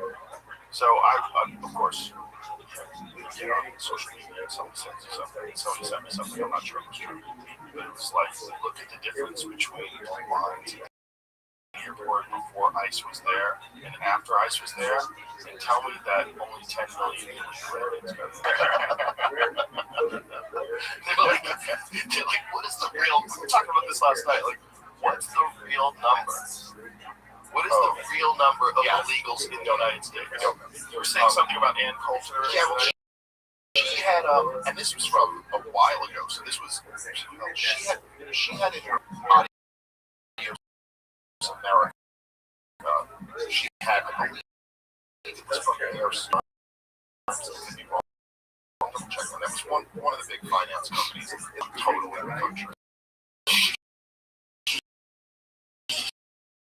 And that is why, and this is before Joe Biden. Now, I don't on 4/20, 2015. Oh my God, that's 10 years ago. Yeah. So a lot of them are coming to that. Well, at least 10 million came here over 4 years. I remember the numbers being like the Biden administration, something like last month there were 700,000 border apprehensions. Jeez, how many were just flooding in? You see those big caravans coming in and stuff. I mean, look, it's a huge, that still is a huge scandal. And as much as I have been really criticizing the Trump administration since last summer, you know, he's done a good job in securing the border. That is the one thing that like, you kind of got to like. But it is. Even if you think it could be open, those people should be able to travel. They should. There's no one's illegal on stolen land. That should. Especially having to have time with children. And children were trafficked that way. You know, children were dragged across the border and sold to psychopaths. Oh yeah. Oh, and it's horrible. I mean, I saw. There's at least 15. At least 50 million illegals in the country today. See my book, Adios America, for the analysis from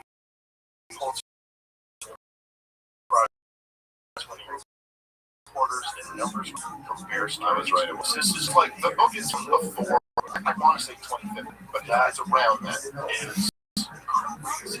That's crazy. Supposedly, this is the book that got Donald Trump on the immigration issue. I've heard Ann Coulter say that before. Maybe that's right. Maybe that's not right. But yeah, I mean, look, it's like it's also it's a profound like act of treachery for a government to do that to its own country, to allow that to facilitate that to happen against the will of the domestic population. Like, if you were to, I've tried to look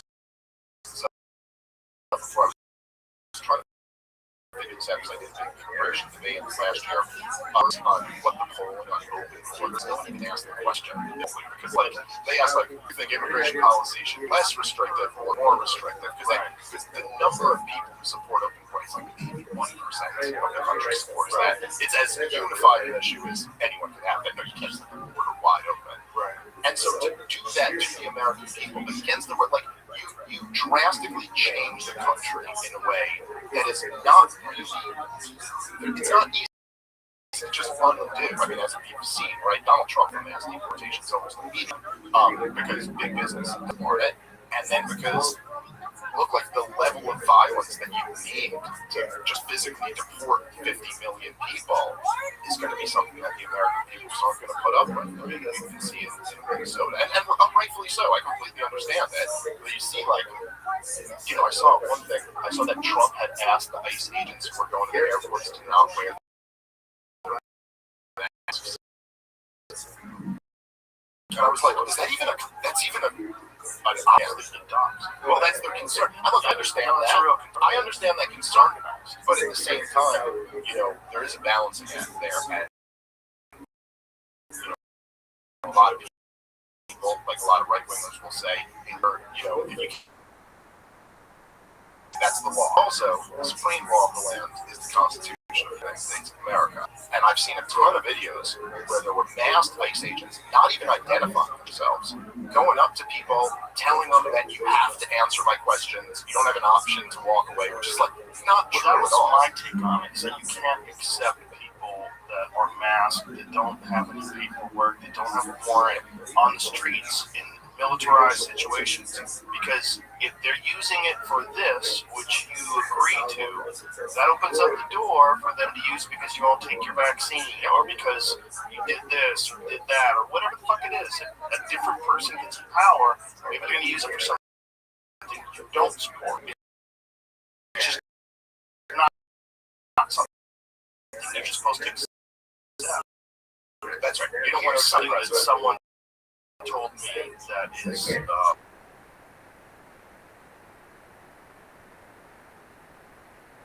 organizations directly affiliated apply for asylum. And because they've applied for asylum, you can't deport them until they go through the entire process. That is why. Yeah. So there's people, at least terrorist sympathizers, they're in direct communication, terrorist networks. They've done things with terrorist networks, and they've applied for asylum. So you have to go through this long-ass process through the legal system, and it's up to a judge whether or not this person, who may or may not be a part of a fucking sleeper cell, gets to stay in America. Yeah. Suicidal empathy. That's what Gad Sad calls it. You know, I think he's right. I think he's got a fair point there. Suicidal empathy, in terms of the idea of that we cannot, on some level, that it's like, you know, look, we have fire to preserve our system, do what's bad. We don't have to turn our country into something worse than what it otherwise would. So I think he's got a point there. And look, I'm not a big fan of Gad and Sam Harris and a few others. They literally just trash me all the time and refuse to engage on a single thing I've said. So like, it'll just Gad doesn't engage. He calls me Wikipedia Dave on Twitter. I like the guy. Look, I have a good relationship. Well, that's true. I'm a big critic of Israel. He's a Mossad agent, so that is part of it. He's admitted that he worked for Mossad in the past. Yes, yeah. I guess you would say he's not current. Like I used to. Yeah. I used to work for Newport Creamery. I was at them anymore. I think it's a little bit different with the Mossad thing, but I also think that the big component that those guys are missing is that we also create more equity with our foreign policy. And that's not to say that, like, you know, I don't think any religion is truly. But, you know, for guys like, say, like Sam Harris, these kind of like pretend intellectuals who have spent his entire career talking about how violent and irrational Muslims are, and how you can't even draw a cartoon of Muhammad, or Muslims want to be violent and stuff. And like, hey, fair enough. That's bullshit. I'll say, like, if you want to be over here in the West, our value.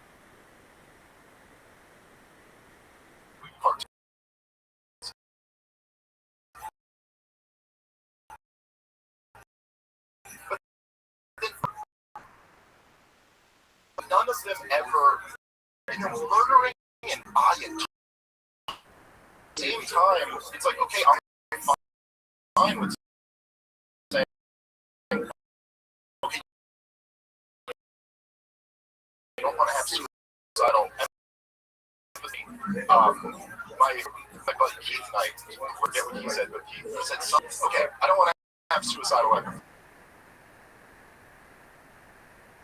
Maybe it also is, like, as we were talking about conversation with the whole thing about the if Muslim children in the Middle East and Northern Africa as like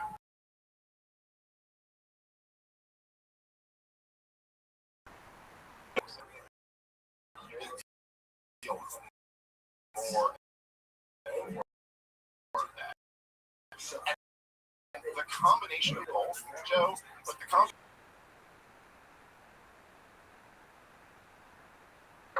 everything, the idea that like we're gonna make an entire generation of Muslims. So many of them see what we've done to their countries, and also we'll welcome all of them in with checks that we can't get rid of when they come here. Quite a combination.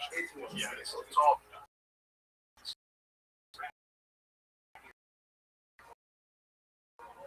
The Sam Harris thing, I should clarify this because his parents talked about it. We didn't, because it was his idea. It was me. He wanted to do a podcast with me. He wanted to do a co.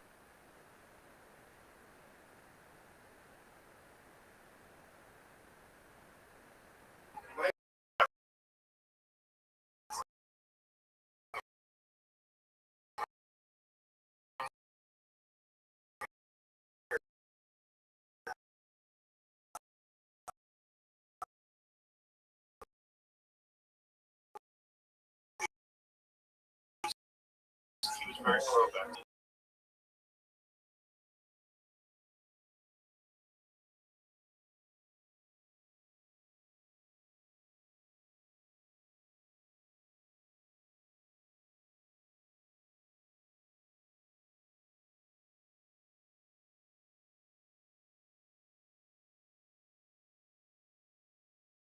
He's an actual evolutionary biologist. Like, he knows what he's talking about. He said multiple conversations with high-level vaccinologists and all these different people that worked on the mRNA vaccines. Like, he was correct. We all know that now. We know that all that he was talking about, whether it's masking doesn't work, social distancing, the lockdowns, and all the above. He didn't want to talk to Brett. I said, that doesn't make sense to me. Like, you talk to everybody. You have debates with Muslims on stage. That doesn't make any sense. Like, why wouldn't you talk to Brett? I don't think he wanted to talk to Brett because I think he didn't want to talk to Brett because Brett's right. And I think it's indefensible. No, I completely agree. I mean, I had a... By the way, I don't hate Sam. You say all the crazy shit you want. He also said, I don't think you should interview Gaddafi. Guess what? I would. If Gaddafi was alive, 100% I would interview Gaddafi. Gaddafi, do you ever hear Russell Crowe talk about Gaddafi? He did a clip about why they wanted to get. They talked about how evil Gaddafi was and how he subjugated his people. You can see if you can find that. Russell Crowe on Gaddafi. He wanted the United States of Africa. He wanted to get him off the gold standard. He wanted to get him off the U.S. dollar. He had some very dangerous ideas. Now he also supported Palestinian resistance. Yeah, that.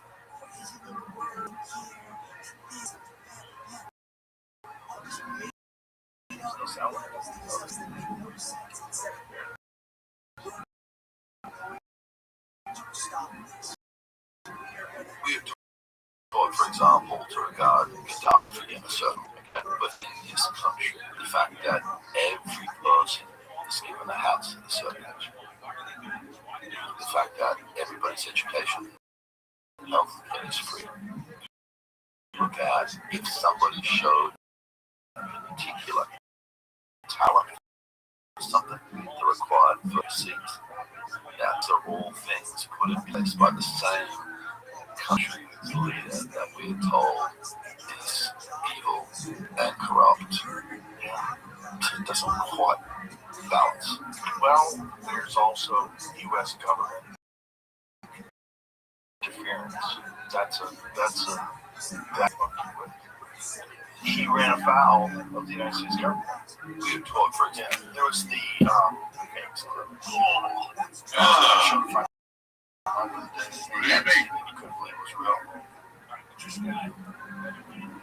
This is my weekly Zoom call, so we're going to get other people on here, but I thought it would be a good opportunity for you to actually see me in action. So, pleasure to meet you, Mike. Pleasure to meet you too. All right, so I'm just waiting for somebody wants to come in. I'll hear you. Anyway, so let's have a chat while we wait. Excellent. How's your day going? Oh, it's an early morning here, so I've had my coffee, so I'm good. Excellent. Very well. I had an opportunity to look at some of the things that you have on your website, and I find them interesting. I would probably consider myself an advocate for many of them. I see that you are a leader for and essentially ensuring that we don't have overarching authority of the government. Is this correct? Excellent. Unfortunately, a lot of people are ruled by fear and they just buckle under the government. I'm trying to get them to stop fearing. I'm in agreement with you on that. And I see some of the other things that you have advocated for, essentially personal, uh, certainly personal rights, more like libertarian ideals. Is that correct? More or less, yeah. Excellent. Well, I don't like to put myself into a box. I understand that completely. Yes, 100%. I find myself to be an advocate for many of those same beliefs, and the basic adage that we should all be allowed to live the way in which we wish, and I won't do anything that bothers you, and you don't do anything that bothers me, and hopefully we can get along. That's right. Well, as I keep telling people, there's only two rules in common law: do no harm and take responsibility. Very simple. So that's one of the concepts that we're dealing with, so that people can understand them. A lot of people get very confused when you start talking about the law and everything. But when you put it in very simple terms of how it applies to them, they start to get it. I'm in agreement with you there. One other thing, or another thing that I found interesting, essentially the leaving or creation of the United Nations, the World Health Organization, those types of organizations. Is that correct? Okay, let me show you something here. Sure.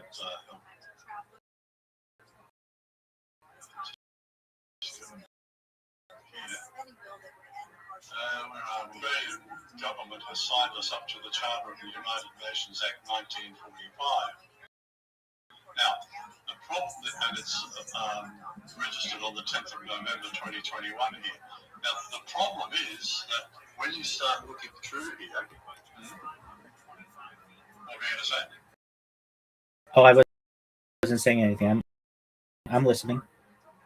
Oh, when you start, Act binds the Crown. Now, this is very important. Most people have missed it. This Act binds the Crown in right of the Commonwealth of each of the states of the Australian Capital Territory and of the Northern Territory. And nothing in this Act renders the Crown in any right liable to be prosecuted for an offence. In other words, this sets up the government as the Crown, not the English Crown as we're supposed to claim. So basically we've lost the Crown and we've lost the Commonwealth of Australia. It no longer exists.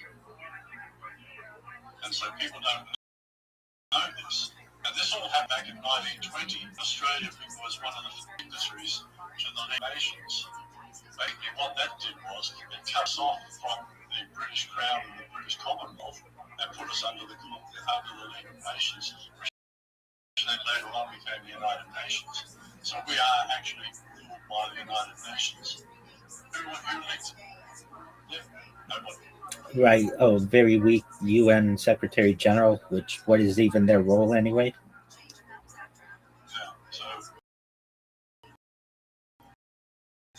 trying to get people to understand this. A lot of people still don't. So was I until I learned it. And so I always thought the Constitution was there. It still is, but it's not being used by the government. So even though we have a Constitution, it's out of date. Any amendments made to it don't apply since 1920. Any rules and laws brought in since 1920 are illegal and unconstitutional. So we have a massive problem here in Australia. But one thing that we are doing is we're going after the banks, because that's where the source of all their power comes from. Right? Sure. And so about 60 years ago, countries around the world were given money out of a series of trusts. One of them was called the Avila Trust from the Philippines. And I believe that trust was funded by the Japanese government.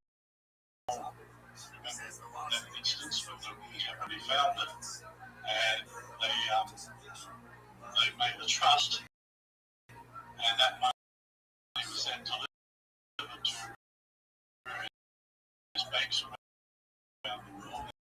Our banks were given a lot of money, billions of years, 60 years now is worth trillions of dollars, and the banks have kept it.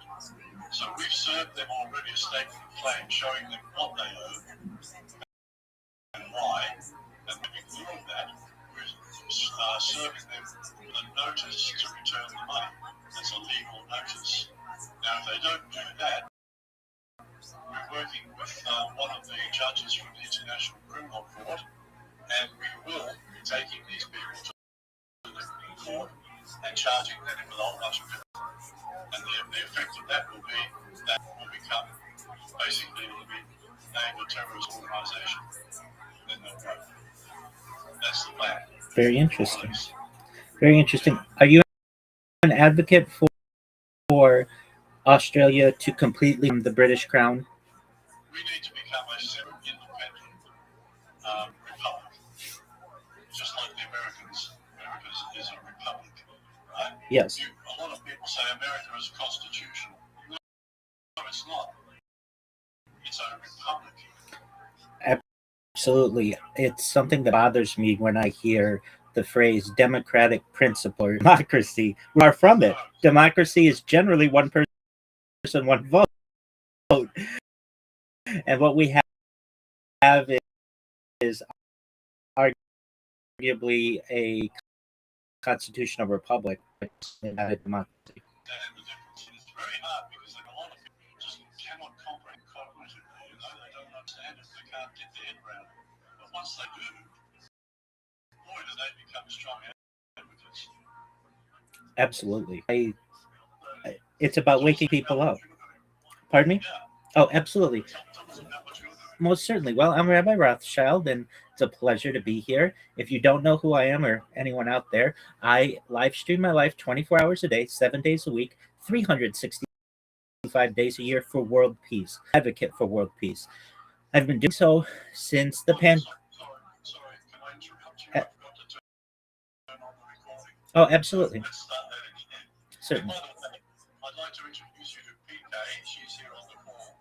She's a New Zealand lady who follows me on this, and sometimes she's got some very interesting things to tell us. Anyway, let's get the recording going. Recording in progress. So welcome to the March 26th America's Zoom chat, and on the line here I've got Rabbi Rothschild. Welcome aboard. Thank you for the opportunity to be here. Right, so let's hear what you're all about. Absolutely. I'm Rabbi Rothschild. If you don't know who I am, you will. I stream my life 24 hours a day, 7 days a week, 365 days a year for world peace. I've been doing so for more than 4 years. My streams go back to we've seen the death of a queen, the birth of AI, the coronation of a king, and everything in between. This is a real life Truman Show, a real life Big Brother for any of your viewers who may have seen the movie The Truman Show from the 1990s or the television in the 90s was coined, and I'm making it true today. In my own way, I'm king of the internet.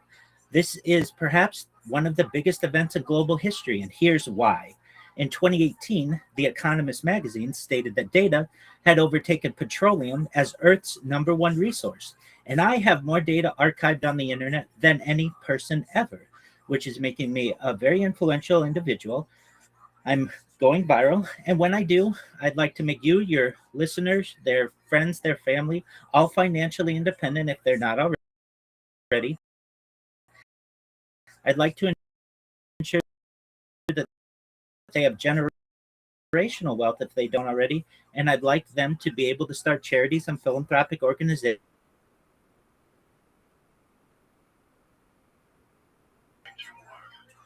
Well, it's a double-edged sword, certainly. People immediately judge me thinking that I'm some type of banker who wants to take everything from them many times.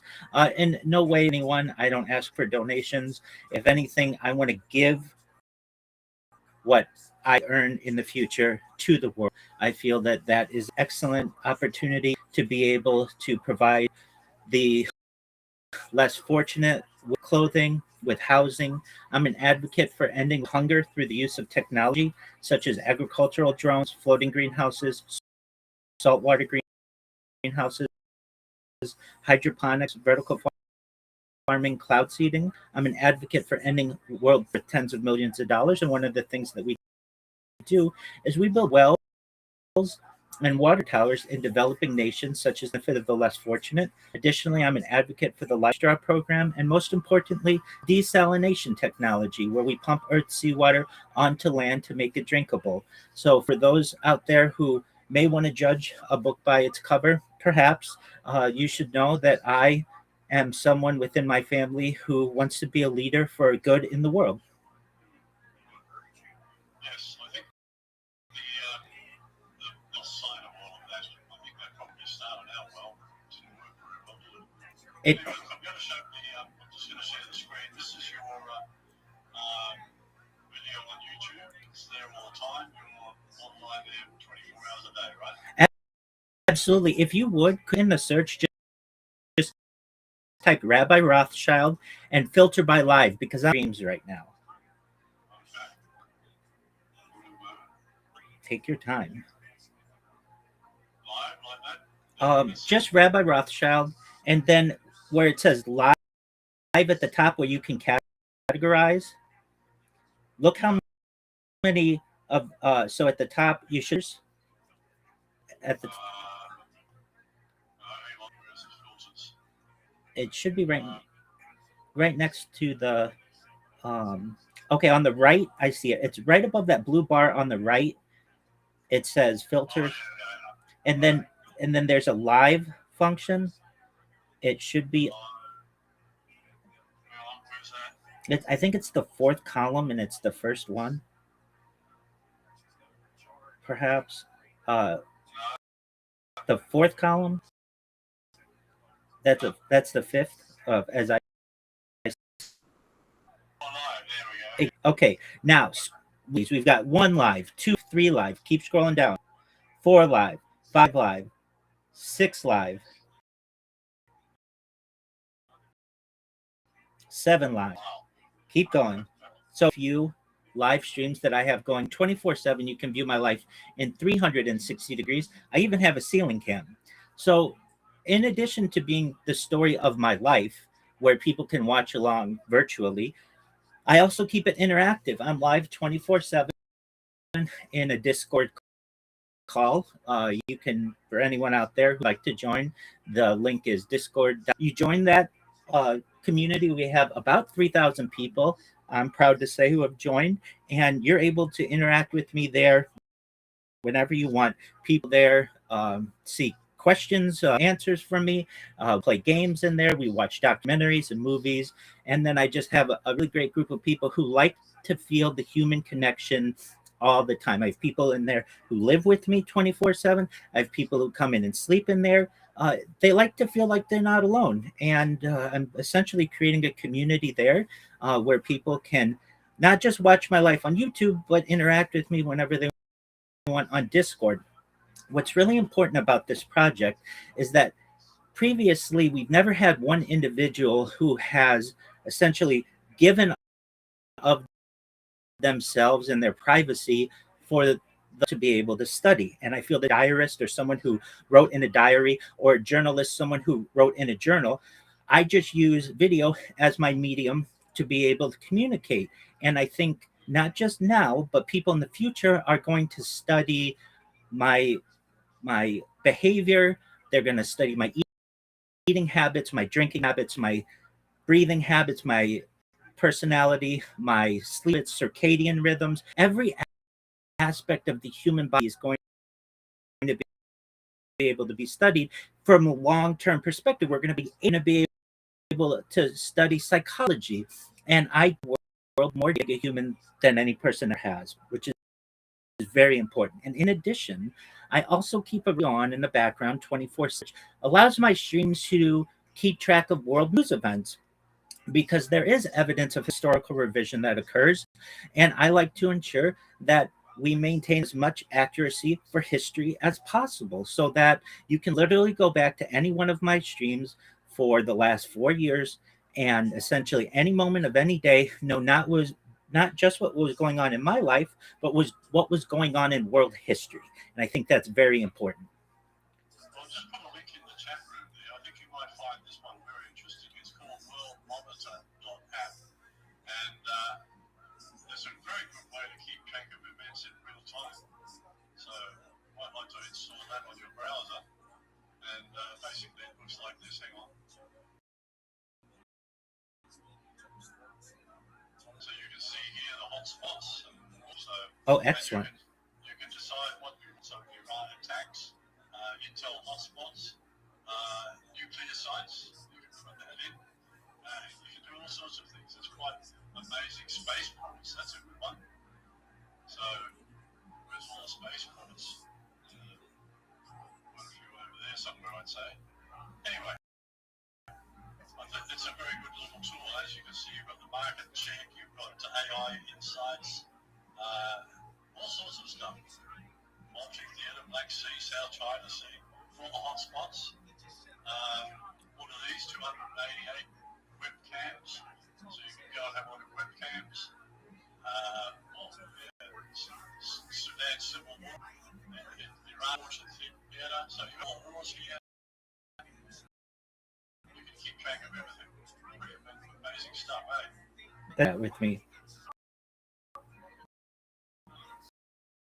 And in a similar way, I do my best to track all of the using audio. So literally track reaction was when I heard about the war in the Middle East or the war in Ukraine, or what I was doing when I found out Queen Elizabeth II had died, and all of the events that have occurred since. And another really interesting thing, I was an early adopter of ChatGPT in November of 2022, but I had already started my stream in 2021.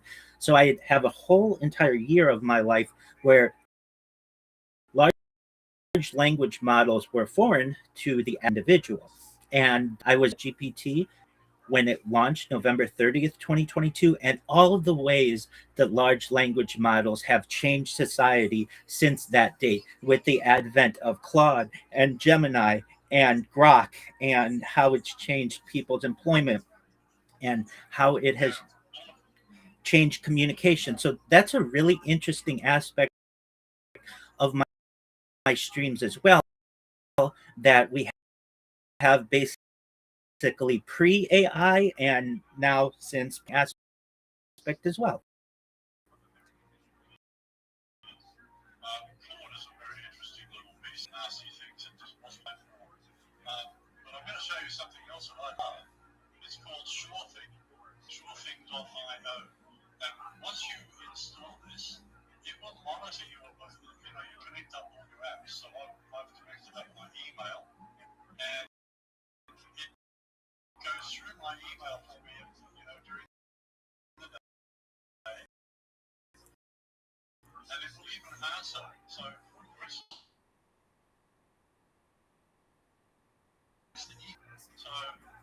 I love this program, and now I've been invited to join them as a consultant. Well, just one call to start off with, but I suspect, because I've been in computers since 1965. Oh, phenomenal. I joined the Air Force, and I was, Enigma encryption machines from World War II. Yes. I was working on those back in 1965, 66. So I was a communications specialist in the RAAF, the Royal Australian Air Force.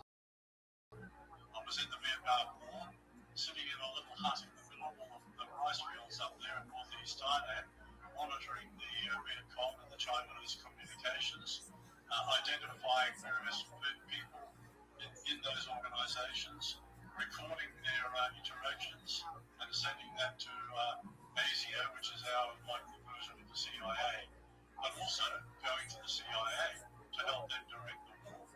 So I'm a very interesting part of the war. Fascinating. Wow, Blazer. And both intelligence and computing. I was going to become a mechanical engineer. That's what I wanted. they tested me, and they said, no, you've got no aptitude for that. You'll be going into communications. Okay? And out of 35 people in our original course, only 5 of us graduated. So it was a very tough course. And in that course, I learned things like encryption, radio communications,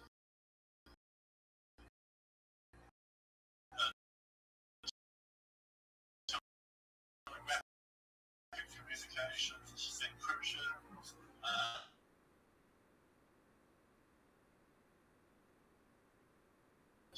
the stovepipe lifestyle. When you join the military, you have no life. Right. You become a slave, basically. So I got out and managed to travel around Australia a lot. And then in 1978, I left Australia intending to travel overseas to England.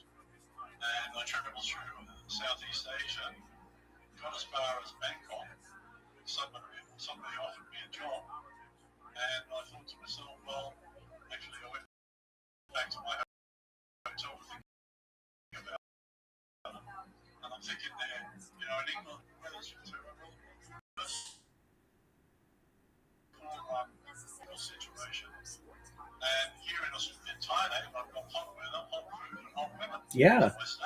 There you go. And I ended up getting married to 2 Thai women. And divorced the first one after 10 years because she was unable to have a family that I wanted. And then 10 years after that, I met my current wife, and we've been married now for over 26 years. So congratulations. We're doing pretty well. We've got 2 beautiful daughters. And I never finished the trip. Well, I did finish the trip. I flew over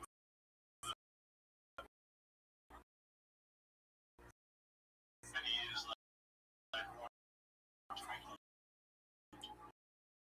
And that was a terrible surprise.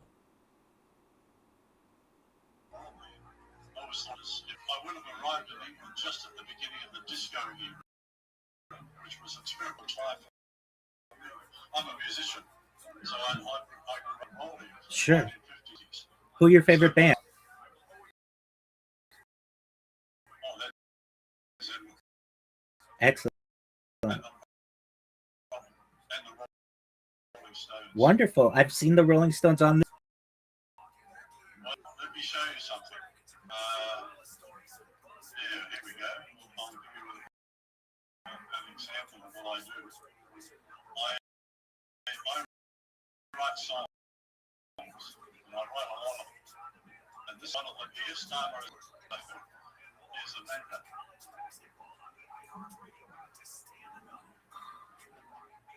Anyone? No, we're having a bit of trouble with the bandwidth. Hang on. What happened? You're okay. I'm patient. Take your time.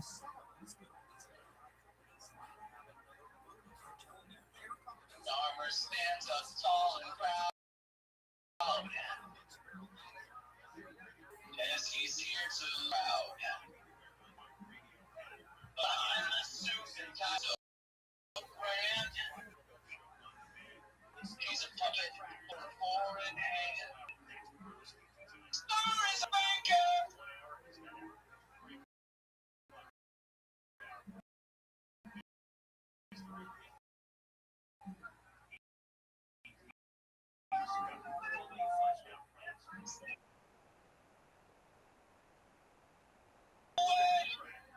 You can find all that on my website.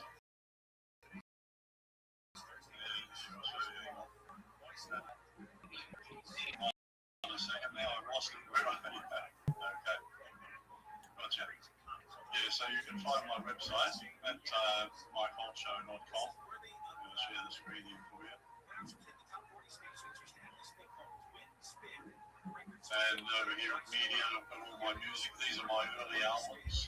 The mixing was never too good. The songs are. And then these ones, I'm using AI to do all the mixing. So, a lot of good fun there. If we're going to do this fight, let's have. That's right. Excellent. So, some of the things also part of that team now serving a new governance system. So basically, I'll put another website here. I'll just show that to you. Here it is. Share the screen. So this is my Future Plans on Earth website, and basically what here is a step plan to get our country back on track. So the first two steps, CIR and Digital Voting App, and these will be basically we need these two to get everything else going. And the digital voting app on the blockchain will give everyone the opportunity to vote on any issue, anytime, anywhere, instead of waiting for 3 years or 4 years for the big bang election party. And here, the electoral reforms will create smaller electorates, and we combine 50 electorates to create a regional government, and then each electorate will elect one qualified person to represent us, and elect one person from the region to represent us in federal government. So we reduce the size of government. We make government more accountable to the people, in fact, totally accountable, using the plan. Very interesting. Yeah, website.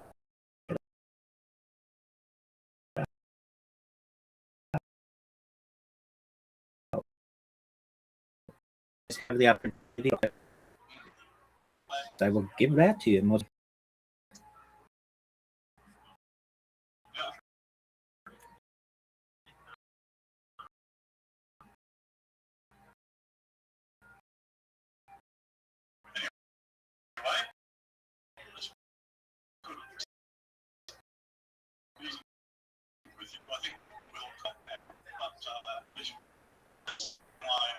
Can you help me there?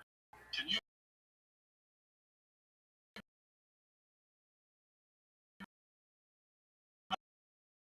make a list of the topics that you like to say? Excellent. Absolutely. And I can email that to you. Is that okay? Yep, that's fine. Excellent. You can find me is in my Discord, discord.me/rabbi. If you type that link in, you'll get a link to be able to join my Discord. Additionally, check me out in my Linktree, linktree.com/. You will find litany links there where you can find a link to all my YouTube streams. You can find a link to my blog, which is rabbirothschild.blogspot.com. You can also find all of my social media, or much of my social media. I like to say that I have more social media than any person on earth. I have over 100 YouTube accounts, over 200 Instagram accounts, over 500 Twitch accounts, over 1,000 TikTok accounts, over 2,000 Twitter accounts, over 5,000 Blue Sky accounts, and over 10,000 Kick accounts. So basically, if you want to find out anything about me, you can hashtag ViralRabbi, ViralRabbi, and you'll get a lot of my content.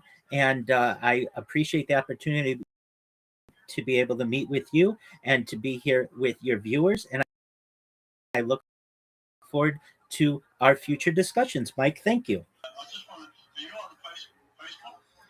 I am on Facebook. Yes. Okay, what's the address there? I don't know the address off the top of my head, but I can certainly send it to you in email. Yeah, excellent. All right, mate. Very nice to meet you, and I look forward to having some very interesting discussions. Absolutely. Thank you so much, and thank you for the opportunity to be here. See you again. Take care. Thank you, PK. Have a good time in New Zealand. We've just had the most monster, nasty, heavy storm. So I'm going to dry up because I'm still in the building stage.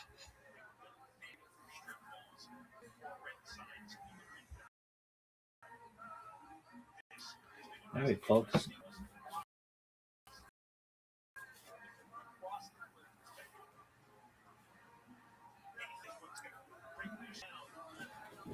That was cool.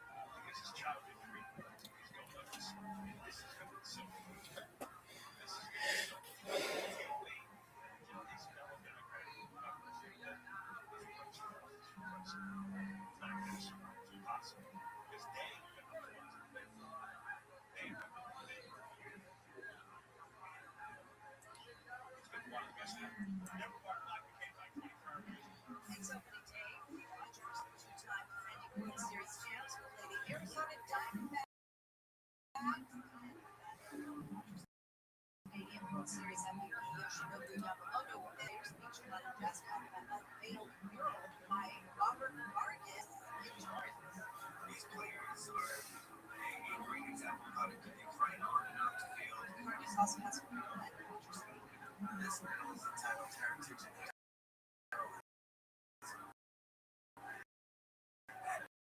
of course it's about another thing.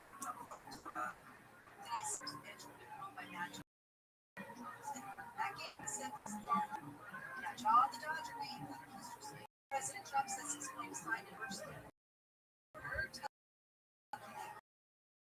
Security Secretary to immediately pay transportation.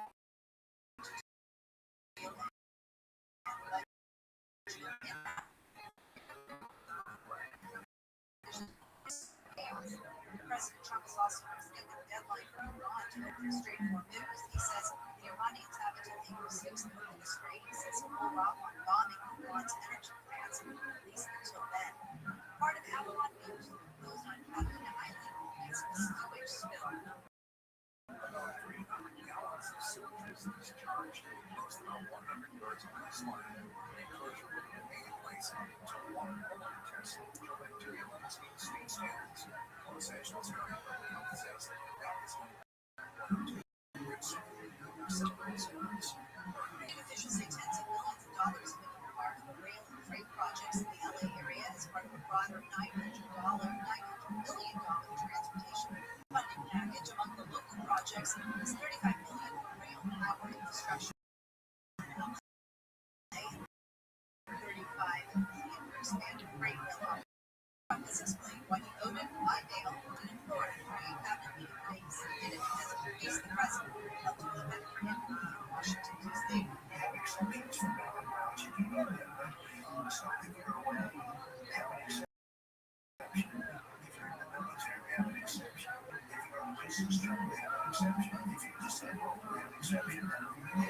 Trump has criticized over mail-in voting now that it's automatically sent to the registered voter. He's called that mail-in cheating.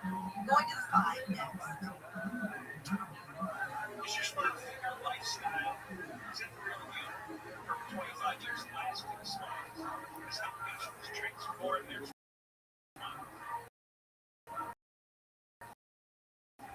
college basketball back in the spotlight.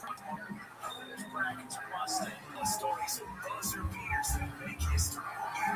Watching the Fox Sports Radio is your #1 preset on the iHeartRadio app Plus. And John and Dan podcast for more coverage with the Dan Patrick Show. The Herd with Colin Cowherd or Front Line looks like an NBA front line and more. Search college basketball on the iHeartRadio app to stay in the know. Okay, Forrest, kids are coming to the forest. I'm lost. Sparrow, have you practiced the most popular bird songs for the year? Very catchy. I like it. Right off the temperature is fresh. 8 to 10 degrees. I love it. Jordan is not.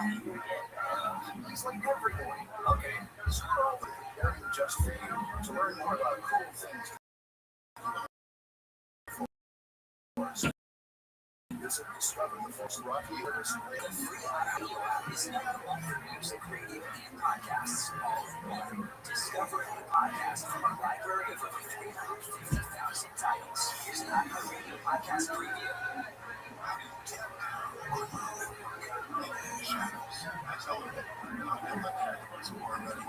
The largest shopping websites.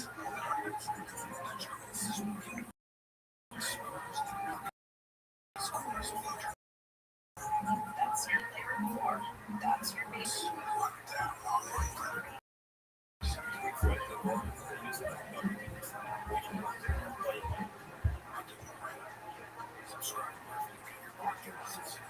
Listen and follow this podcast for free on the iHeartRadio app. #1 for music, radio, and podcasts all in one. I'm so sick of hearing that.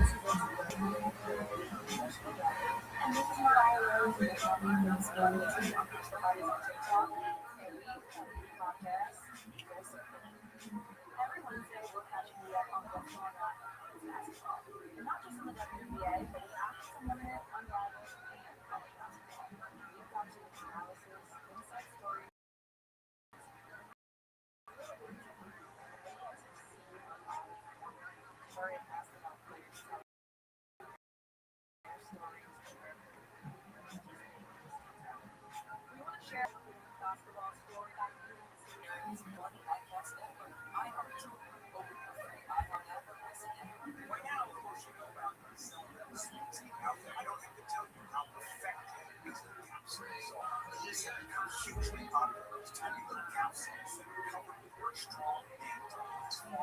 And then you swallow the capsule. This finish it goes to work and it deals with your bad breath inside your stomach where it can't start and stay clinically tested as the toughest things in the world. That's the difference from Zelman's. Zelman's gives you a money-back guarantee.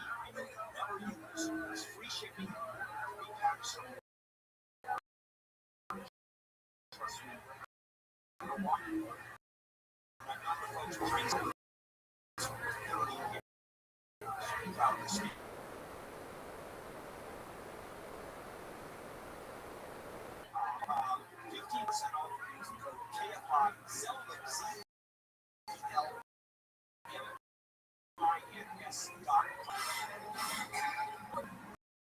So I have ordered 2 p.m. And now, the top 5 purchases of the program.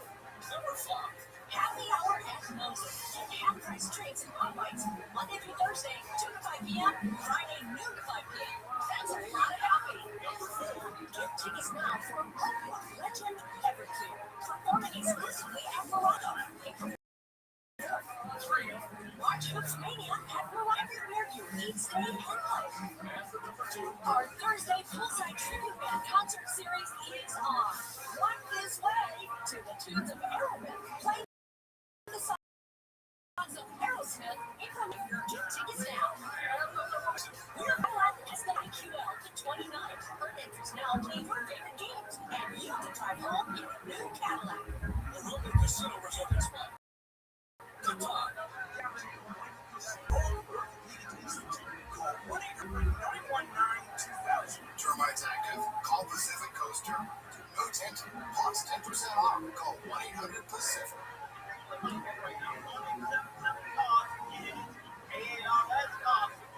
Donate your car today. I gotta tell you, cars for kids are more than a camping trip. If you have no car, get rid of it. Call them today. They'll pick up your vehicle for free at your convenience and loan paperwork. And you'll get a tax deducted receipt plus a vacation voucher. That's a donation they go on. And it's something vehicles for over 30 years.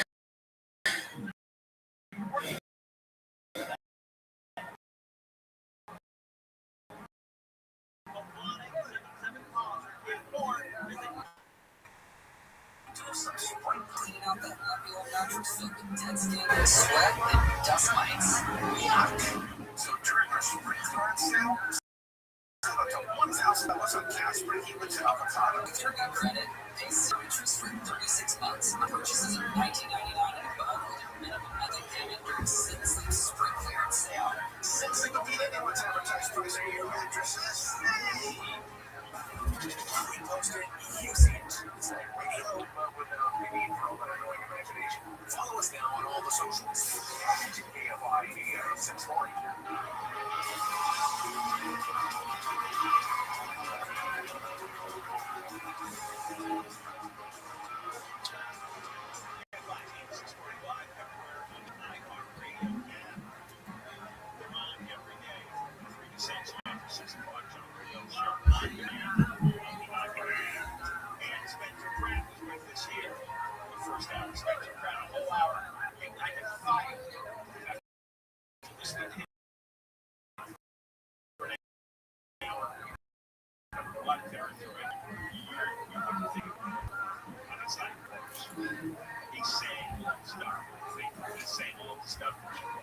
He's saying the stuff that I'm saying, right?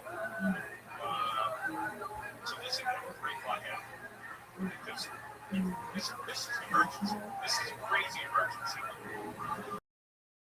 Now, on the state level, this is right. And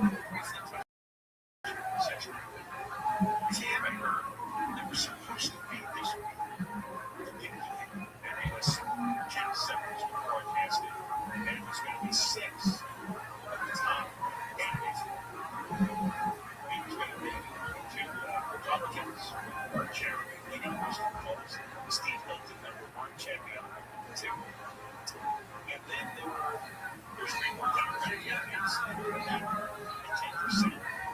Double digits votes. And that's Mrs. Potato and very small. Tom Steyer. That's fine. And then USC decided to do Aaron May. Sanders and Mayor, even though he was young.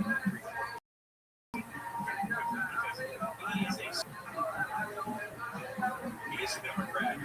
So if you're not a Democrat, I'm not going to agree with the Senate, but he's smarter, much more conservative.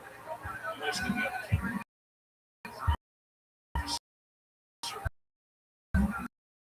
So, all those people on Main Street happen to be voting in some crazy way.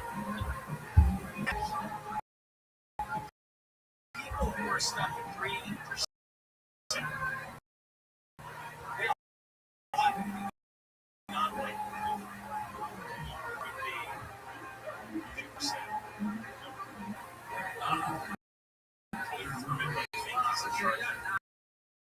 Disgusting political systems in the state. I'll let Xavier decide. I do, and they're left. They don't have much of a following. There's been like 15, 20 polls that just don't show up.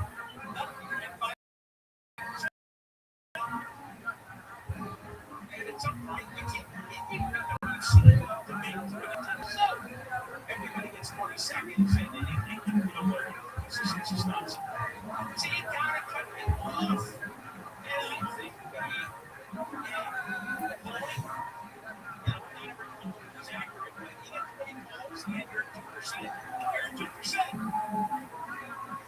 guys have a lot of money and you have no ability to have no hope of getting beyond 2%. What are you going to do? Shout for a voter in the corner? You don't have to lose your campaign. Bad campaign. Then they look into it. They're diversity nonsense. It's 3. The candidates were cut off and said, well, we're making some color, and this is unfair. And there's no diversity. Means we're not in, but we should be in. Well, USC, they can control their stuff at home. We can't. And now this group is led by the Sarah. He said, well, I think we should all make it back. Not only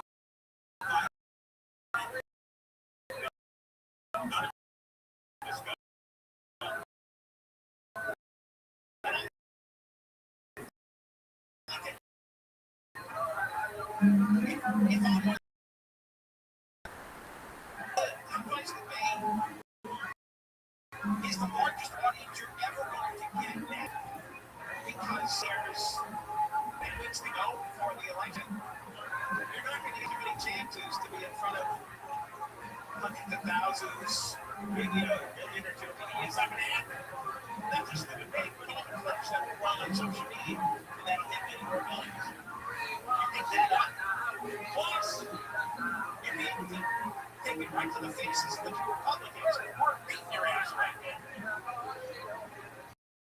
You've got 4 Democrats close to the conservative in office now, the state and federal level. And they're getting 1/8.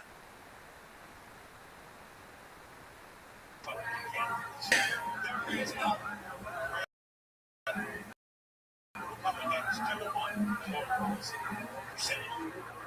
You've got 9 people in front of you, and you're making demands that, well, if they don't take me, nobody should go in and take me. And I guess everybody said yes to this, they want to live in a job, right? We should go in. Well, fine, don't campaign. And I'm thinking,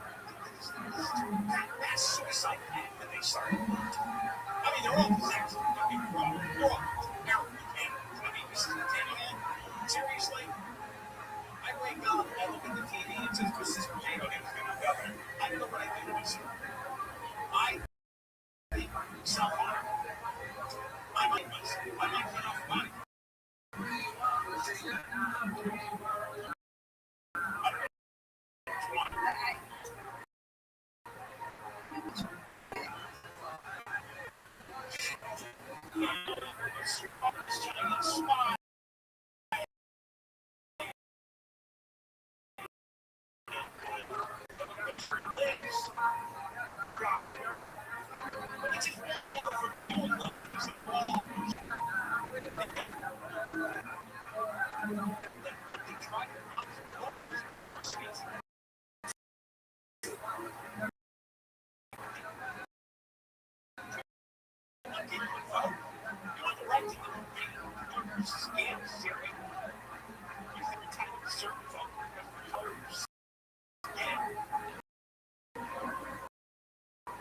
Except for really campaigning. The only thing all of them campaign about is I hate Trump. That's we got people and that's the reason. And then I rented this entry process that's been shit the last couple of years.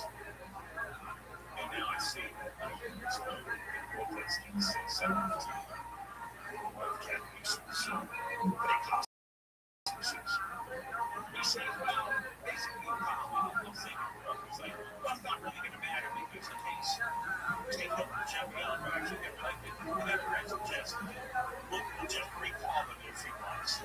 It's like, oh, is this the plan? Is this the plan? They say, fine. You don't want to vote me personally for your man. You don't want to look at me. None of this will be an audience. But we know. I mean, if we all lose, it doesn't matter. You know, and the problem with this, total disasters. Absolutely disaster. I just get clear. Honestly. We need to get I don't care. Maybe we could Trump could make a deal with Andy Reagan and George W. Bush to let them run the place. Because they couldn't run it worse. It was some massive rest of it. Let's have an angle with Wyatt. Alright, when we come back, Southwest Airlines is being accused of charging some of their overfed passengers a fat tax. That's the headline. SFK.com. Southwest charging plus 5 passengers a fat tax. Tell you what, come back. Never walk like you can't find 24 hours. Here is the latest Dodger fans. Here in first league by 30. The Treasury Department says that it plans to put Trump's signature on all new paper currency. We will have more at the top of the hour. 1 and 5 next. Is there somebody who thinks a lot of stuff? Does represent the red game for 25 last After I talk that much, that radio out to send us a voice note and stuff. Stress-free when you join the convo here in town. Try it now on the free iHeartRadio. Hollywood's biggest stars celebrating after Hollywood's biggest night. Big wins for One Bad Laughter and another of the Oscars for Best Picture, Best Director.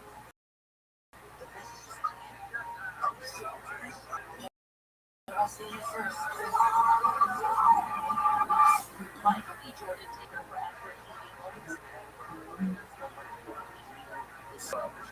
Jesse Buckley first Oscar for actress in the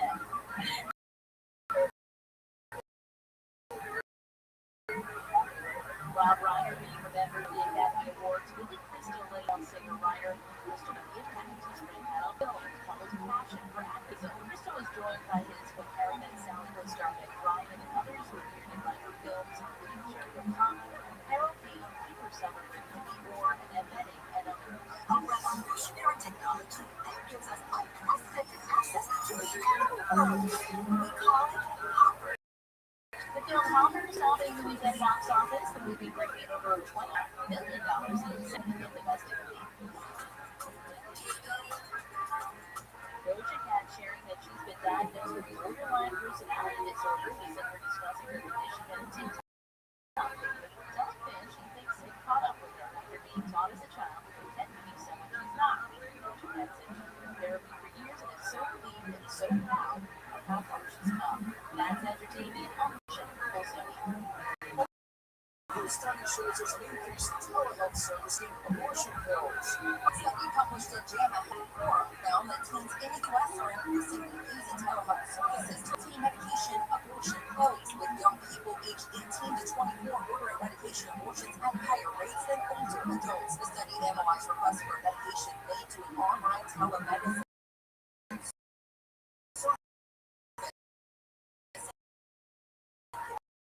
requests before and after the Supreme Court weighed on Gray.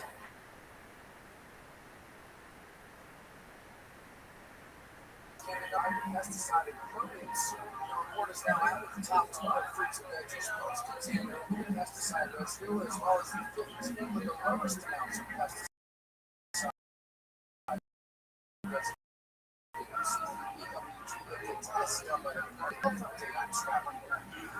Robert is getting legal support from Microsoft as the startup fights the Pentagon over supply chain risk designation to major veto agreements. The Department of Defense and Electronics Technology has reclaiming its supply chain risk. This is directly reserved for foreign adversaries and partners who are Monday. Microsoft is asking the business for San Francisco to ensure restraint on the base. Microsoft believes the Pentagon's decision is still in development. The report says YouTube is deleting all advertising rights that Disney, Paramount, NBC, and Warner Brothers Discovery combined. The report says YouTube made over $40 billion in ad revenue in 2025. That still pales in comparison to Meta, which made $192 billion in ad revenue. And starting later this month, Zoom will let people use ad content. Avatars in their video rigs. It's also video. Zap report. To sell your house but tired of waiting for the real estate market to improve. Wondering if maybe it will be any better or if it's time to move on and sell now. Call Witchwood Homes to discuss your options. Do you have a house that needs repairs or want to downsize? Relocate or sell an area property? Do you need cash quickly? Witchwood Homes are shopper. Witchwood has no repairs, no commissions. No hassle. Start days or on your timeline. Skip the stress of traditional listing. Choose a guaranteed cash sale that allows you to move now. With Witchwood Homes, our offers are earned. No strings attached. No multiple showings. No last minute price drops or canceled contracts like others. Call 800-307-2010 for your no obligation all cash offer. Witchwood Homes, Southern California's trusted home buyer. 800-307-2010. That's 800-307-2010 or WitchwoodHomes.com. My name is Rihanna, and I'm a widow. My husband Ryan died. We never thought we would ever have to use life insurance, but the unexpected happened. With Bezos, signing up was fast and 100%. Get it in seconds, apply in minutes, and get same day coverage. And you can get up to $3 million worth of coverage. That's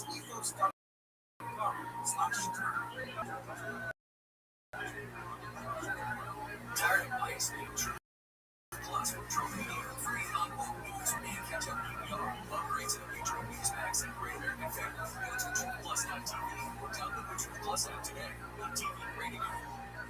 Senior son, OBGYN Dr. Larry J. Brown, hundreds of witnesses to alleged sexual abuse and blockers in Alfred, practicing medicine. Attorneys Jimmy Brown and Dana Kennedy are here for you. They recently won over $375 million for UCLA gynecology abuse victims. Only speak to a woman and 322-4444. Call or visit OBGYN.com. That's 310. 322-4444. 310-322-4444.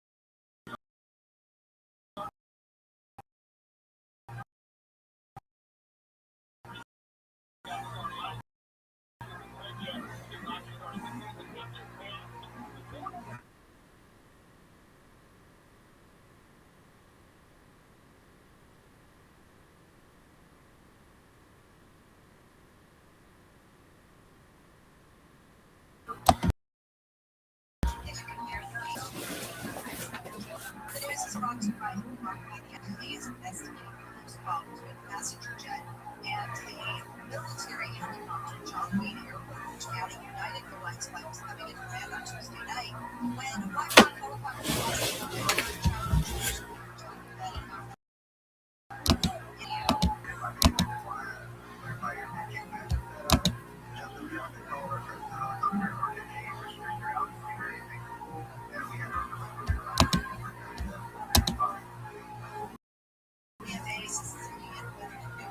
suspend the use of visual separation in airplanes and helicopters. President Trump says he will sign it.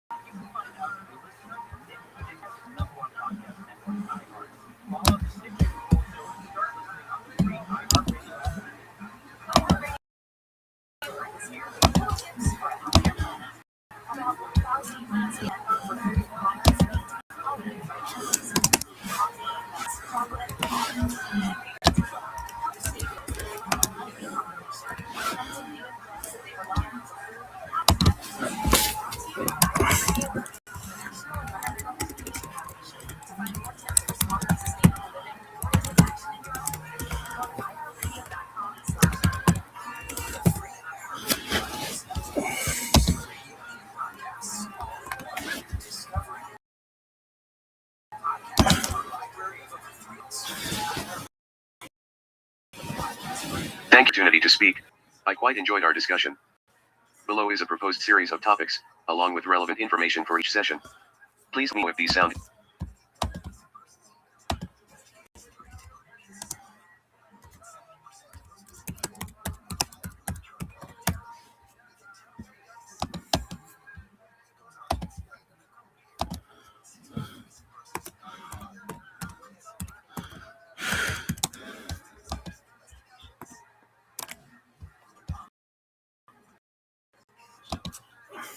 Thank you for the opportunity. I quite enjoyed our discussion. Proposed series of topics, along with relevant information for each session. Please let me know if these sound interesting to you and your audience. I am happy to adjust or expand these topics based on your or your audience's interests. Sincerely, Rabbi Rothschild. Mike Holt and Rabbi Rothschild discussion topics. Session 1, Life Extension Technologies. Session 2, Innovations Shaping a Better Planet. Session 3, Earth Megaprojects. Session 4, Humanity Beyond Earth. Session 5, Extraterrestrial Life. Session 1, Life Extension Technologies. Gene therapy for aging, using genetic modifications to slow, stop, or reverse biological aging processes. CRISPR gene editing, a precise technology for editing DNA sequences within living cells. Telomere lengthening therapies, treatments aimed at extending telomeres, chromosome ends, to delay cellular aging. Senolytic drugs, clearing aging cells, drugs that selectively remove senescent, damaged, non-dividing, cells from the body. Stem cell therapy, using stem cells to repair or replace damaged tissues and organs. Regenerative medicine, a field focused on restoring or replacing damaged cells, tissues, or organs. Organ regeneration, growing or repairing organs within the body or in labs. 3D bioprinting organs, printing living tissues or organs layer by layer using biological materials. Lab-grown replacement organs, organs grown in laboratory conditions for transplantation. Blood plasma exchange therapies, replacing a person's harmful substances or rigid biological systems. Young plasma transfusions, transferring plasma from young donors to older individuals to potentially reverse aging effects. Peptide therapies, using short chains of amino acids to influence biological functions like healing or hormone regulation. Human growth hormone, HGH, therapy, supplementing HGH to promote growth, metabolism, and potential anti-aging effects. Testosterone replacement therapy, TRT, restoring testosterone levels in individuals with low hormone production. mTOR inhibitors, longevity drugs, drugs that slow cellular growth pathways linked to aging, example rapamycin. Supplements or treatments that increase NAD+ levels to support cellular energy and repair. Certain activating compounds, substances that activate sirtuins, Proteins linked to longevity and metabolic regulation. Epigenetic reprogramming, resetting gene expression patterns to a more youthful state without altering DNA sequence. Mitochondrial repair therapies, treatments aimed at fixing or improving the function of mitochondria, cell energy producers. Advanced antioxidant therapies, treatments that reduce oxidative stress more effectively than standard antioxidants. Microbiome engineering, modifying gut bacteria to improve health and longevity. Fecal microbiota transplants, transferring gut bacteria from a healthy donor to restore microbiome balance.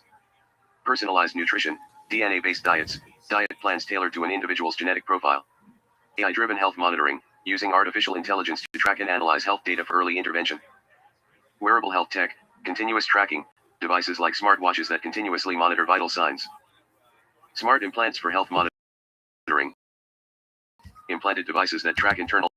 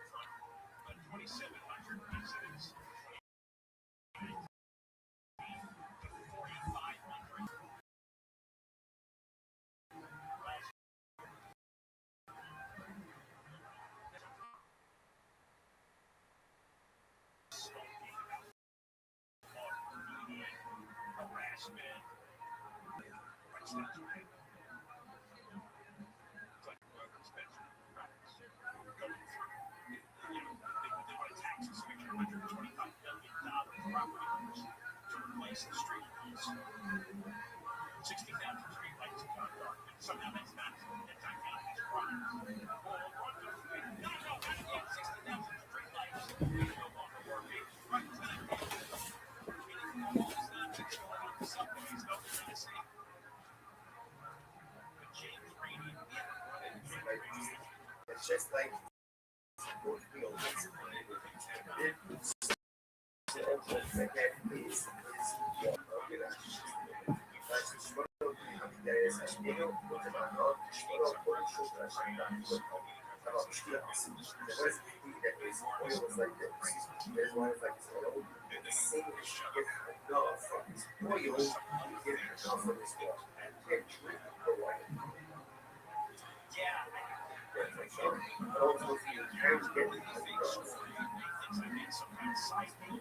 sure, dollar, every other thing, he's like,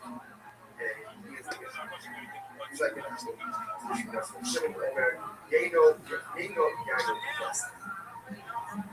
relay, motor, relay, she says, one,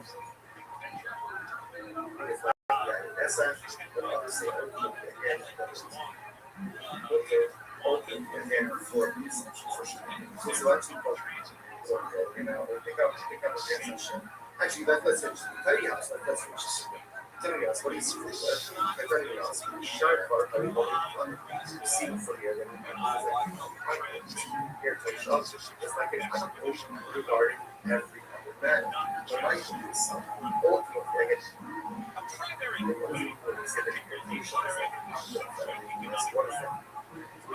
says love, let's go fuck. It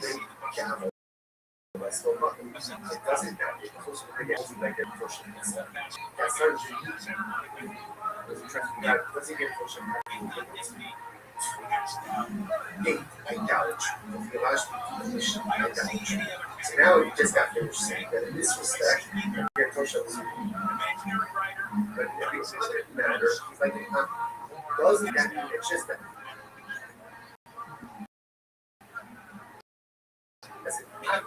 To feel actually definition get those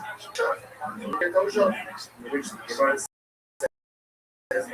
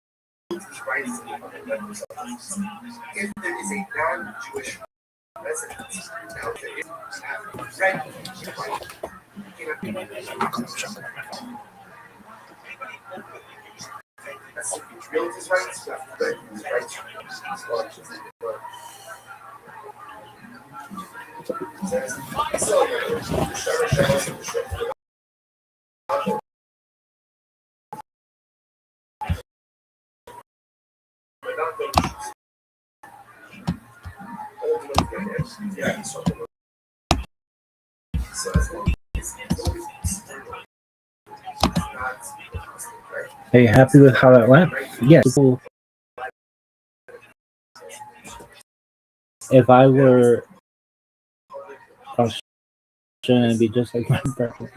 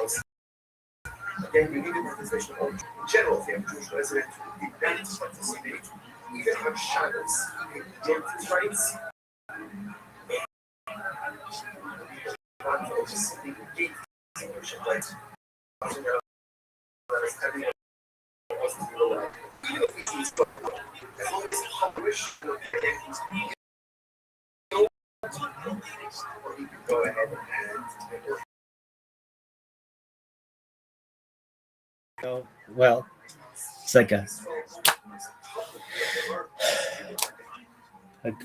a good thing.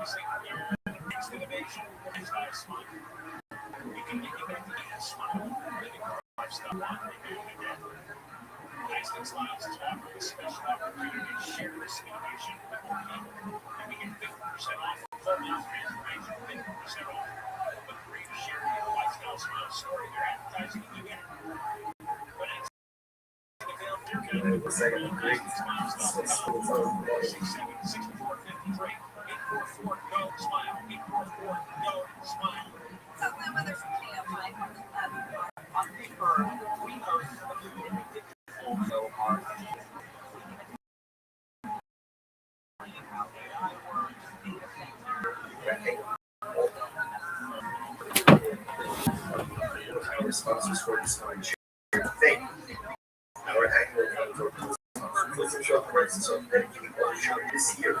This is for sales to West Friday.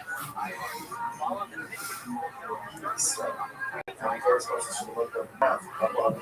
Jason and Robert parents. So please. Trace Roses Wagon W standing Roses Wagon on the ground. Or we can learn sponsors that the anything yards on just Wolf's father's site. Crystal Shalom and then see versions of Nathan and Ben Adler and their father Ben Adler covered part of more than 9 Ben Ramos. The only sponsors for today. Jerry Adler Ben Ramos goes to Amazon last the families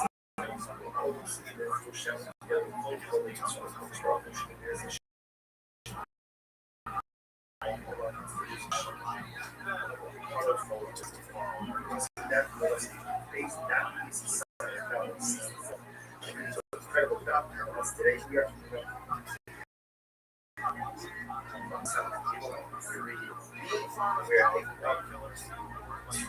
4, 6, 7 ones. So the map, we got that.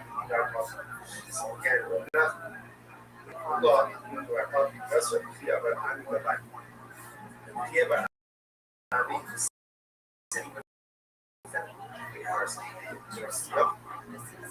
yes, what is that? Is an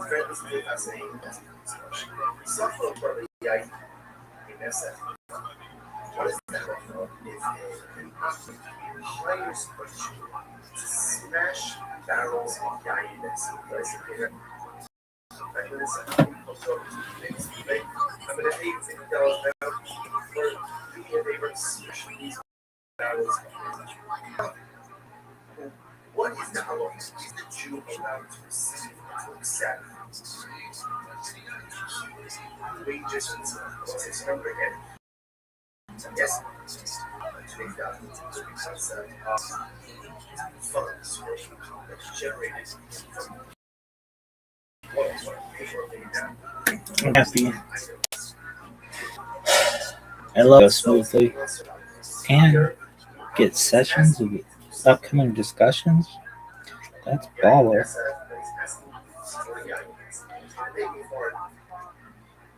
am I allowed to keep those proceeds? Says, we are here giving those things for customers. It's very interesting. On one hand, I want existence of China and why do I want the barrels to break on their own? I would take the opportunity to break on the barrels. I want the existence of the INS because I want it. Therefore, I think that needs the place to make the interaction. We are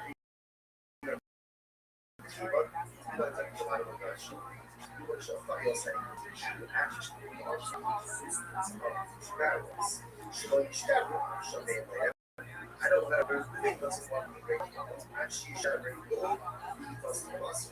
So we say that she will actually want to get back to the right religion. You actually want it's the essence for being in existence. I don't want it to be. So therefore, yes, it's from the ideas. Therefore, again, it's awesome. On the other hand, all the odds, all the flush of everything. This is instructions, I guess.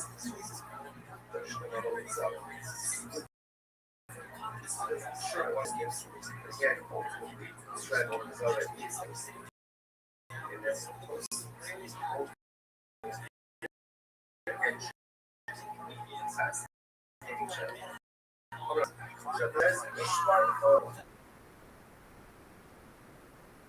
Get the money and go to that is which they take the money and go.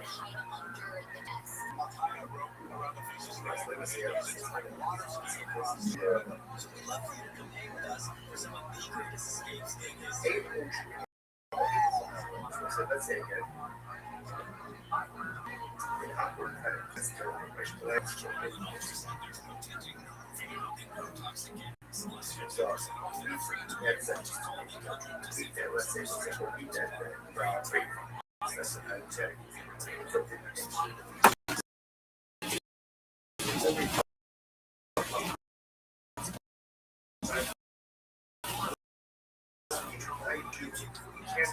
Go ahead and assist.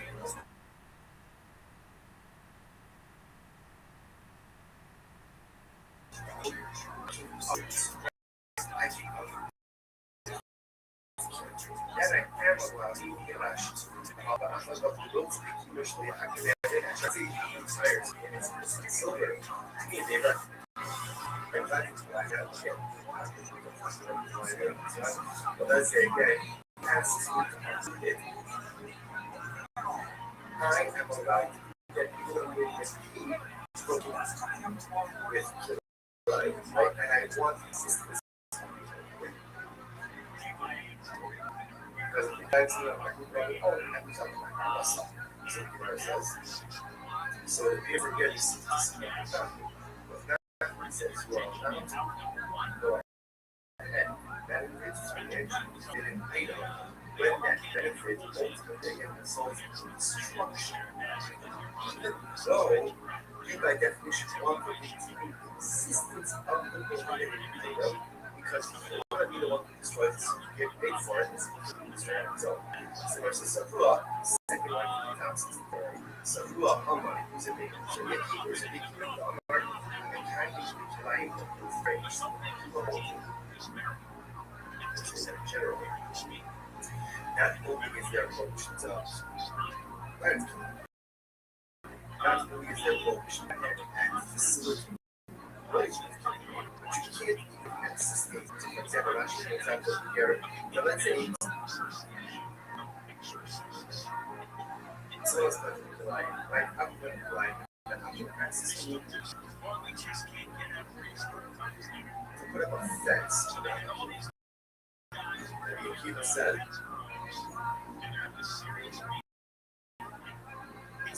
Awesome. Putting a fence.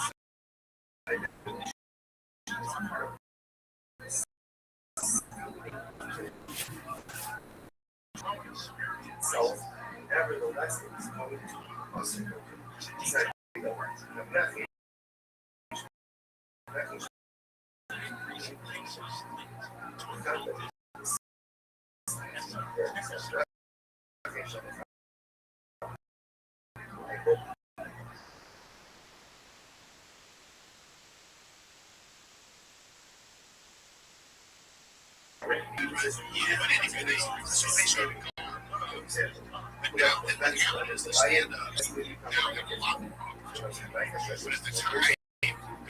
There just it wasn't as well. I think the last 10 years stand up really had this renaissance where so much came out.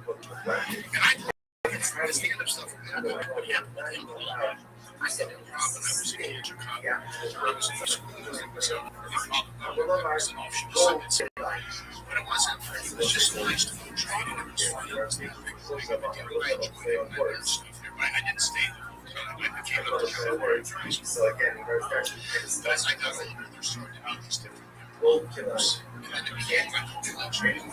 This and one, I didn't problem. This and one.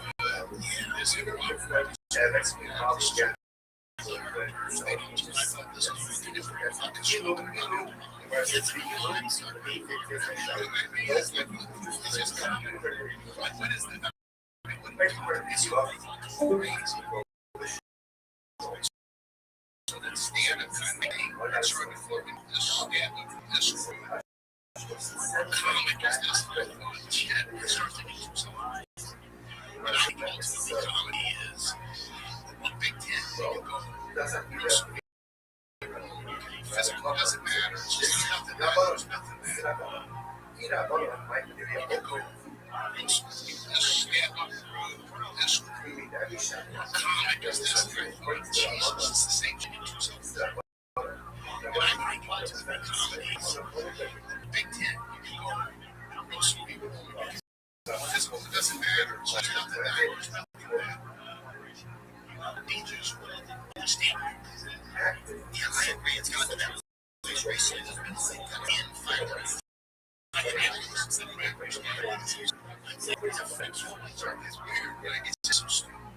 So I'm saying we need to watch.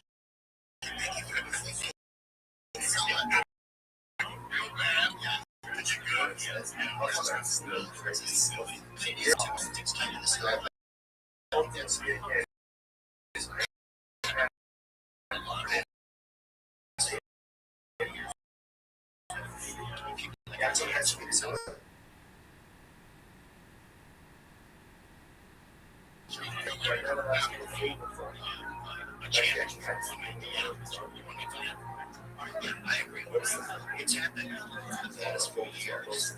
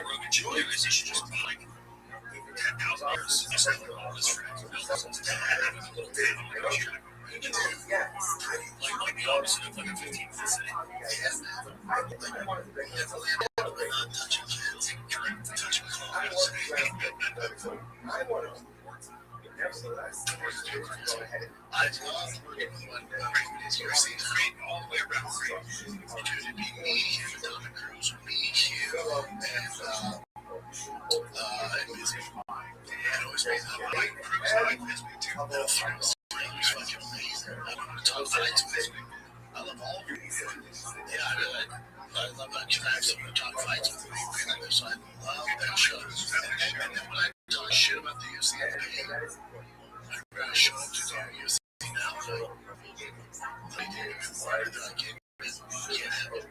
What? Because I criticized UFC before, and that staff was like, we're so sorry. They got there, they got my car. Oh my God. Tell me your dad's. Okay, I'll take it down and find the kid. Damn. That's how it went down, but also, you said you're going to be on a show and you're criticizing the company.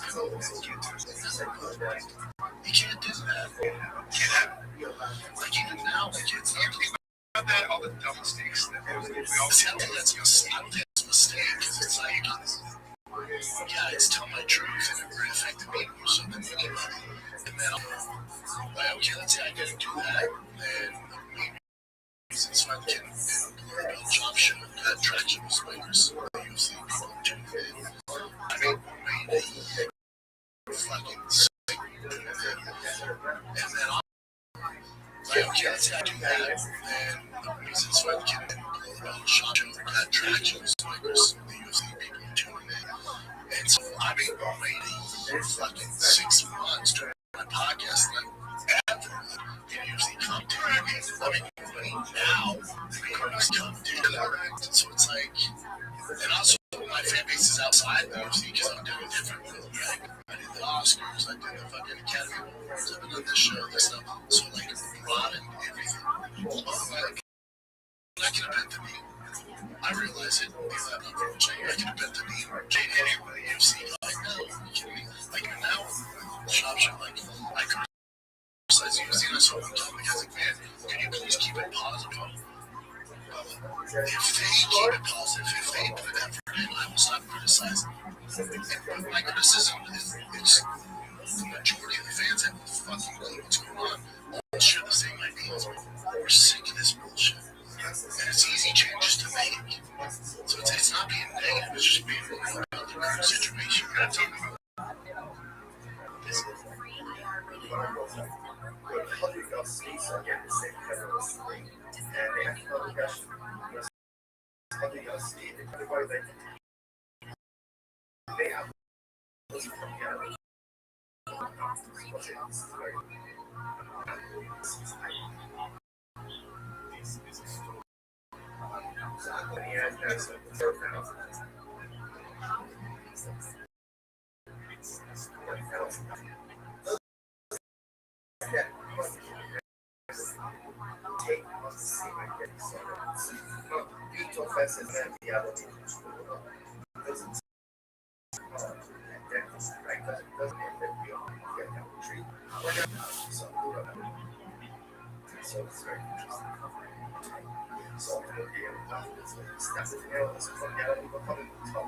So nothing says to think it's going to journalist. I think it's going to that.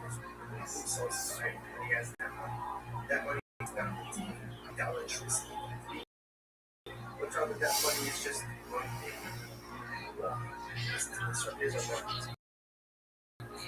I know it was awesome. We figured out people came up around what happened. I don't know what I guess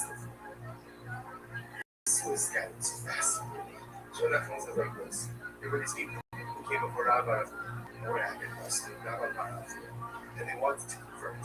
I haven't told them, guys, before you convert, sell off all of your idolatry, right? Sell off all of your idolatry, and then you have the cash. After you do that, then what's the here? Rashi says over here, Rashi, Swiss guy, all of this guy to the African guy, also the product of all this African fell. If they convert and they still own your idolatry, then that's idolatry by Jew. Idolatry by Jew, number one, can never be gay. Right? Can never have his identity. They can get enough. It tells them instead of while you're still Gentile, sell it off. You tell me.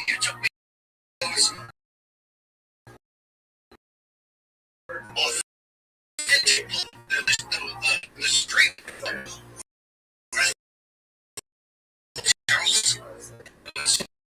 Right?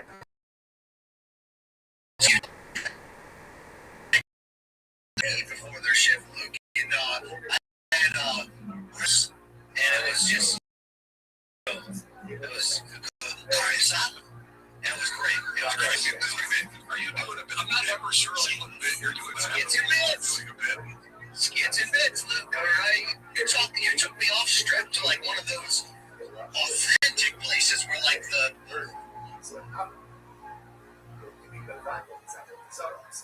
That's why the person. And the Gemara says, here's the proof.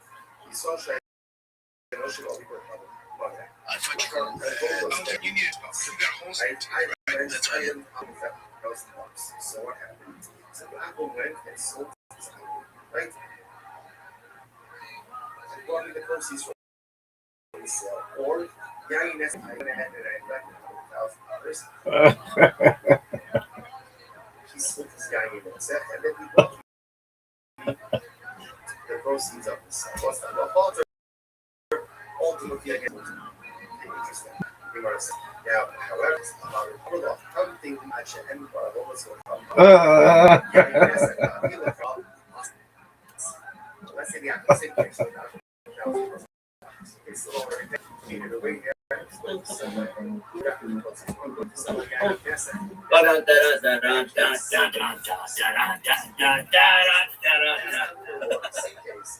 What up, pimp?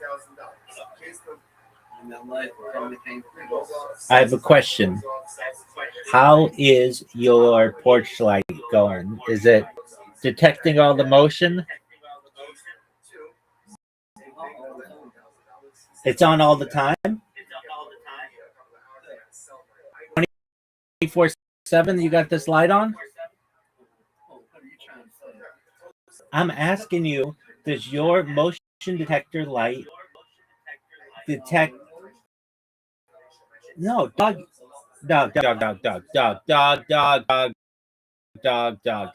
Back in the day, you have to fix a motion, and then you didn't do it.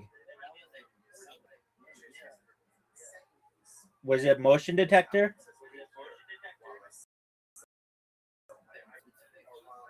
Okay. Is it and I'm asking, is it detecting motion? The motion.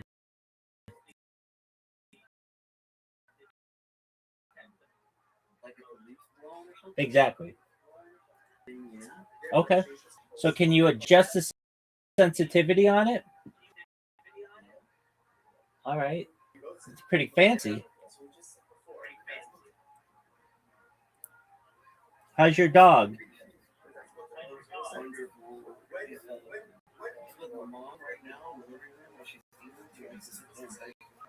Okay.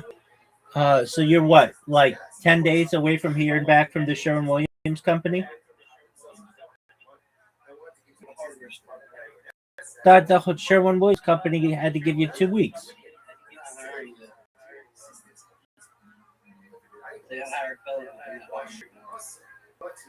Well, that's some shit.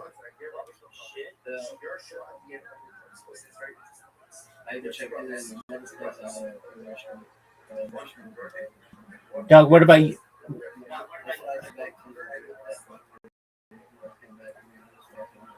What about UPS? Yeah, but can't you like handle boxes in a warehouse? Amazon.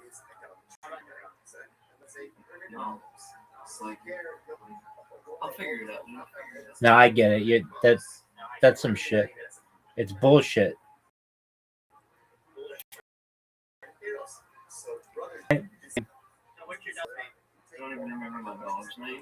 No, I don't.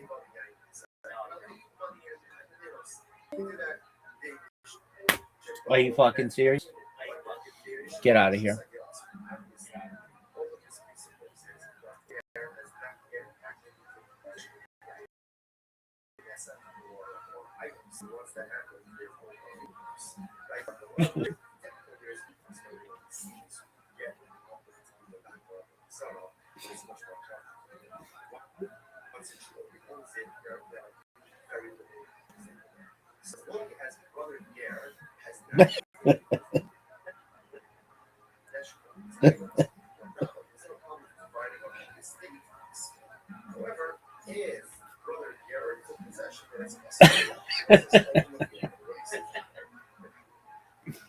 She was on the show, and she gets unconfirmed information first, and they knock it off, and then she gets confirmed that he's dead. And she goes, "We came, we saw, he died." She was so excited about that. And then that led to India, at least for a while, becoming a failed state. Oh, it still is. It still is this whole time, man. It's been a disaster. This episode is brought to you by Visible. Folks, there's one thing nobody wants this season, and that's getting catfished. And it's not just dating profiles that are putting you at risk. Also, big wire looks great at first, promising price fees, and an expensive bill that isn't what you were expecting. Your knight in shining armor? Visible Wireless. It's one-line wireless with unlimited data and hotspot, $25 a month, taxes and fees included. Now that's a green flag. It's all digital, so you can switch as fast as you can swipe. Don't fall for the trap of getting catfished by wireless. Visit visible.com to learn more and start loving your wireless carrier. Terms apply. See Visible.com for plan features and network management details. And you know the thing is that they called that Hillary's war. She was the secretary at the time. She's really the one championing that. I believe Obama wrote in his book that he was 50 really pushed back. He said his big regret was that he didn't think about what came next. After Iraq, he never thought of that. But thank God Trump's figured it out. Oh yeah, he's figured it out. We'll go in this drastic new direction of getting the seventh war that they want to get this year. Jesus Christ. Did you see that one military news on television said something about the Phantom around like Rome? Like, hey fucker, Rome didn't have nuclear weapons and drones. Rome didn't have drones that were like you. Yeah, we talked about boots on the ground. Should we fight with swords? Should we get everybody to fight with swords? Is that what you're saying? Fuck. I'm saying. Well, also, what? What are you talking about? You're going to take Ireland? Because, okay, well, then you're going to be a target. You're going to be target practice as long as the Iranian regime is still standing. And if you're talking about militarily occupying the country, like we did with Iraq or Afghanistan or something like that, this is a huge country with 92 million people talking about that country, and at least 500,000, and probably you can't do that. So what are you talking about here? And so you're saying, are we going to start a draft for the least popular war going in American history? Because I don't think that's happening. This is maybe slightly more going in, it's less. I'm sure Vietnam by the end was very, very unpopular. Vietnam going in didn't make any sense. I guess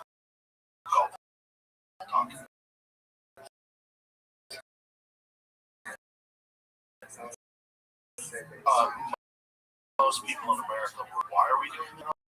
We were called it Vietnam syndrome of the American people, which is that we didn't want to fight a war again after that. That's, from their perspective, that's a syndrome.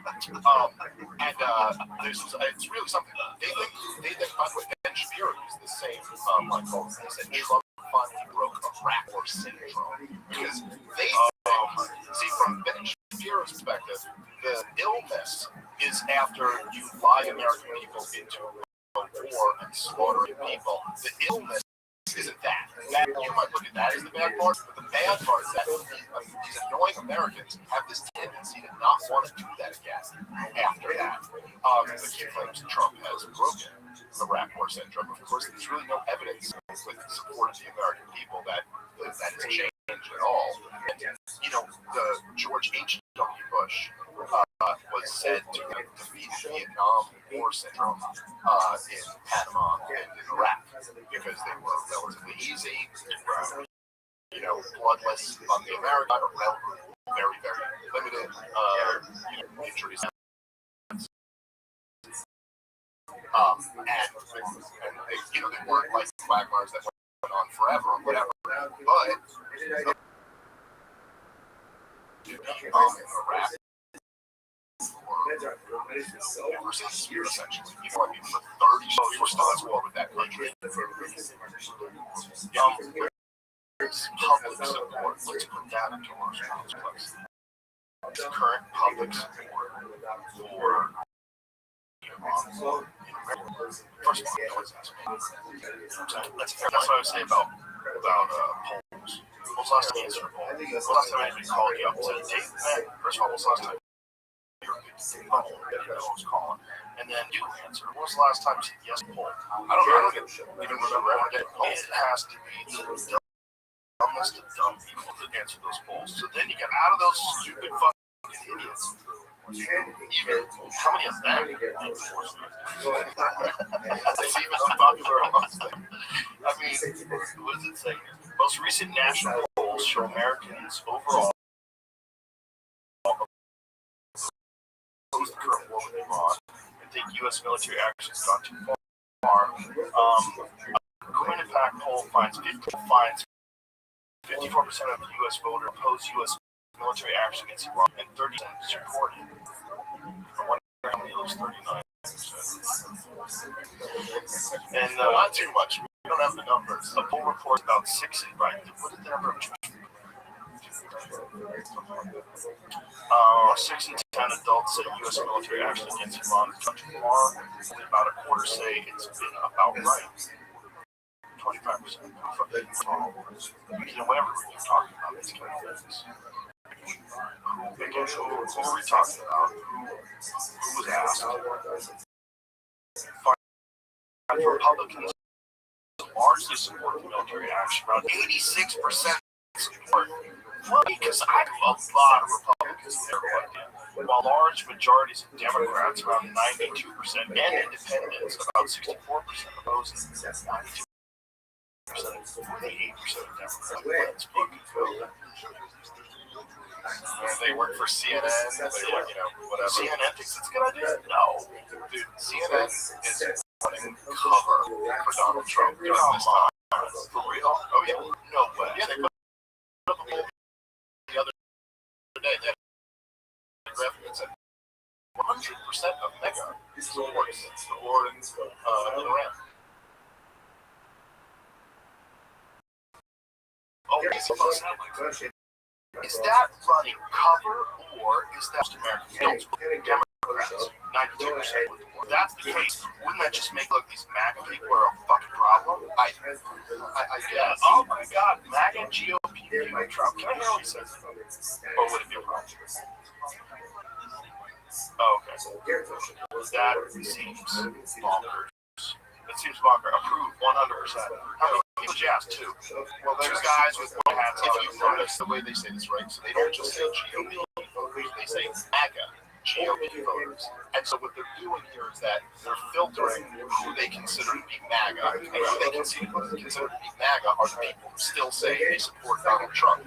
But almost like 100% of the people who don't support this war stop supporting Donald Trump over it. But look at this little thing at the bottom.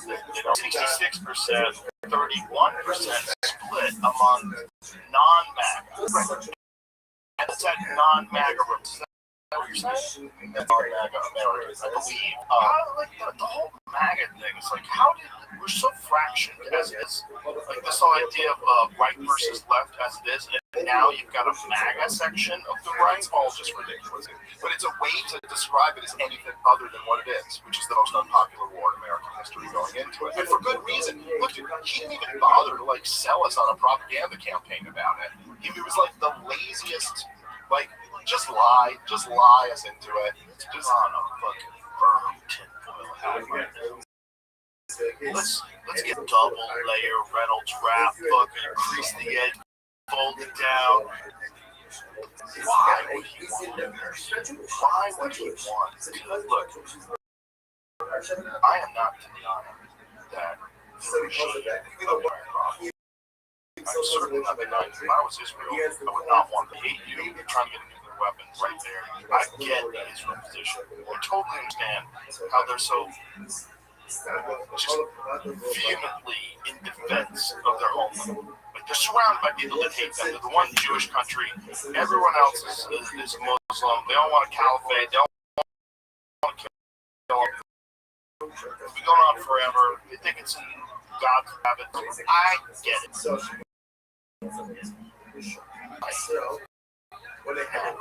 But why not? What does that make any sense? Well, Trump himself has said, which literally this would be like considered an anti-Semitic conspiracy theory if anyone else had said it, but Donald Trump has openly talked about many times how the Adelsons give them all, and they come by every day, and all they have is another demand on behalf of Israel. Donald Trump also, very early in his political career, got in trouble with the Israel lobby, and then pivoted to winning their favor back by saying he would tear the Jason Iran deal that Obama did. And it looks to me, nation aside, exactly what control over the guy. But it looks to me that Venezuela has big street protests against the regime and around there. And he convinced Trump. This is what Joe Kennedy, the director of counterterrorism, has said too. That this would be the time you could do it swiftly, surgically, and overthrow it. And this is what Donald Trump said when he launched this war. There's a change, calling great people of Iran to rise up, and they did. It was up by at least the hundreds of thousands they were out in Tehran in defense of the regime chanting death to them. Because it turns out, when you kill 165 girls, that doesn't make a country go, we love you, thank you for that. Before the bomb, there were people in the streets that were protesting, and people were killed because of that. A lot. That's the other thing. Is that regime is like they were down, and they do with public figures. They killed a very prominent wrestler from Iran. Yeah, really, two of them. They killed one a few years back. The UFC tried to step in and somehow they're stopped him. He was also one that was accused of protesting. Listen, I don't know if this most recent one, I'm not saying this is true at all. I don't trust any governments, but they claimed he killed a few cops. That's what the Iranian regime said he was being hung for. Now, I don't know. The wrestler. He was convicted of that, whatever that means, in a Molotov run, or, But I will say this, right? Donald, when he launched this war, there's been a whole lot of false claims that have been made. But he said specifically that they killed 32,000 protesters. There has not been a shred of evidence presented to back up this claim. Now, I'm not saying it's not true. I'm not it passed with this government that they would do that, and they've acknowledged that a lot of people have died. I think the last I had seen was that they were saying, the government of Iran, this before the Ayatollah was killed, they were saying something like 3,000 people had died, and then the CIA said they died. That's unclear. That's not what they're claiming. But then the CIA, there was a piece of the Wall Street Journal. They had said this was like a week and a half into it. They estimated like 6,500 or something like that. But this is a huge question, right? And it's not clear at all. Like, were they lining people up and just executing them for the crime of protesting? They hung wrestlers. That's it. The people who had been killed here. Iran protested the top 30,000 local health officials in the times. As many as 30 people could have been killed in the streets of Iran. On January alone, 2 senior officials of the country's Ministry of Health told Time, indicating a tragic surge in the death toll. So many people were slaughtered by Iranian security services that Thursday and Friday overwhelmed the state's capacity to dispose of the dead. Stocks of body bags were exhausted. The official said 18-wheel fire trailers were placed in ambulances. Listen, all I'm saying here, man, is that you gotta be. I just see this play out a lot of times. You gotta be really careful about things made in the run-up to the war. They're basically saying we have a source who told us this. What date was this? January. So the protests started in late December and in January. Time was unable to independently verify these figures. The point, right, is that in 2 days, there were killed. If that is true, that is up there with one of the biggest massacres in human history. The biggest massacres in World War II were like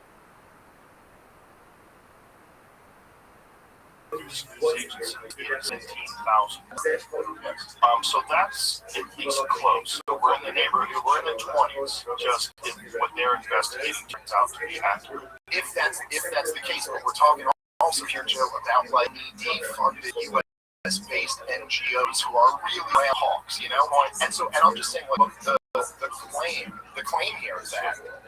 Around, you know, I saw a bunch of the Zionists online when this was first coming out back in January. They were like, "Oh my God, they've already killed half as many people as died in Gaza in just a couple days." So like, right? That's how. Right? I mean, like, if you just from following Vietnam style, carbon for 2 days.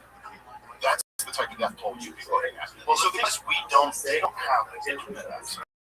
Well, they shut down the internet during that period. So now, all I'm saying is that if you had numbers like that, you would expect there to be some evidence that you could do. And there's like one picture where they point to like a couple dozen body bags and like, see, look at this. But look, maybe it's true, maybe it's not. I'm very skeptical of these claims right before we launch a war. But I think the other point is that, at least according to some evidence of this, right? There were police stations that were burned, there were mosques that were attacked. These were not just peaceful protests. I'm not saying they don't have a right to violently rise up and overthrow their government, whatever. But all of the hawks in the West were saying these people are trying to overthrow their government. And in the past, our agents were telling us that have engaged in various practices. We have conscripted certain people to go and fight things on fire, things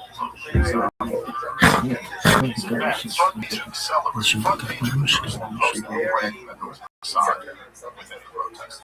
So, but then look, I don't know, but also the thing is, right, they are trying to overthrow government. A government will kill you for doing it. And that's true about every government, including our own. If an armed protester went to try to overthrow her, he would kill those people. Actually, a threat to Ashley Abbott was murdered. That's right. January. And every single winger in the country went, well, that's okay. There was an insurrection. And by the way, every single right winger in this country, when this Preddy got killed, we're like, well, he was interfering. Oh, I saw it. But by the way, the Preddy thing was the most textbook example of a bad shooting. There's just no. They had disarmed the guy. He's down. There's 6 of them. They panicked. They put 6 bullets in. Do you know what happened? Do you know the whole story of the gun?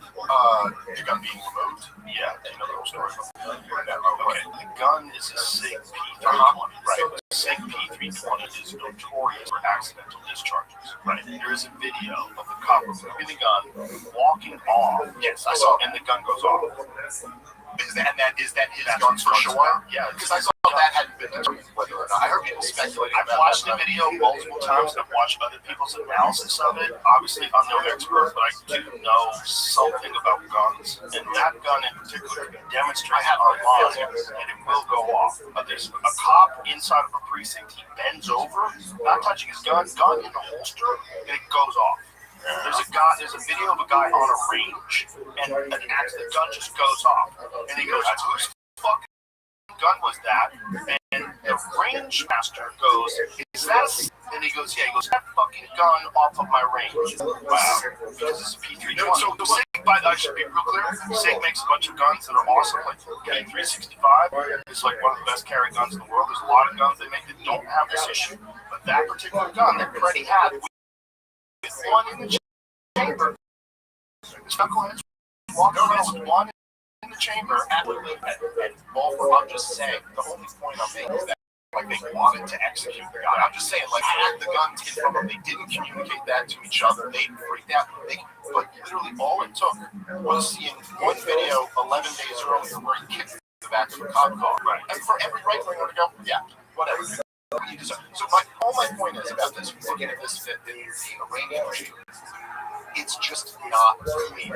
Like, what are you actually accusing them of? Are you saying that somebody was trying to overthrow the government and the government mowed them down? Are you saying that they lined up protesters and shot them all in the back of the head simply for voicing their opinion. Like, none of this is fair, but when the war drums are beating, no one even cares. Like, that's questions. It's just like, yeah, they killed their own people. And then if you notice with this war, just like with Venezuela, just like with all of them, they just keep giving you, like, they throw like 15 justifications at it.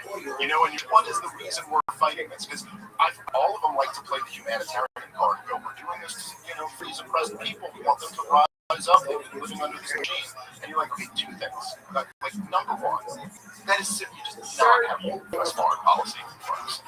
We don't fight wars on humanitarian grounds. You know what I mean? Like, we're partners with some of the most brutal authoritarians in the world. And in the case of Israel, we've been funding their destruction of Gaza for the last 2.5 years. And so that's not really what's motivating this here. And then number two, Donald Trump even just the other day said he'll be partnered with Ayatollah and run the Strait of Hormuz together.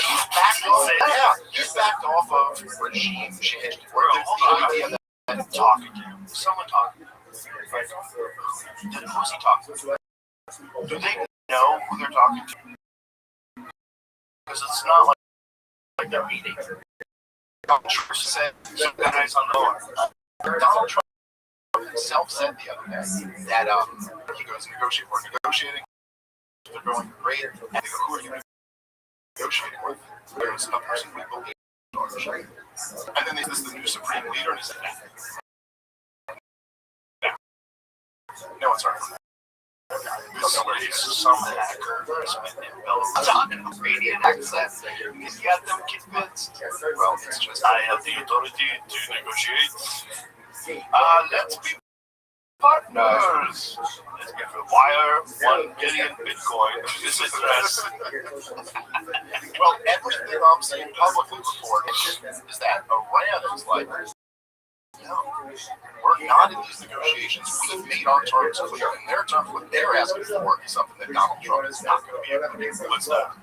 Their demands were that we stop attacking them immediately, like that part they might get, that we pay them restitution for all the damage so far. That's essentially region. I mean, they had a few other things there that were just like, that's they want to build.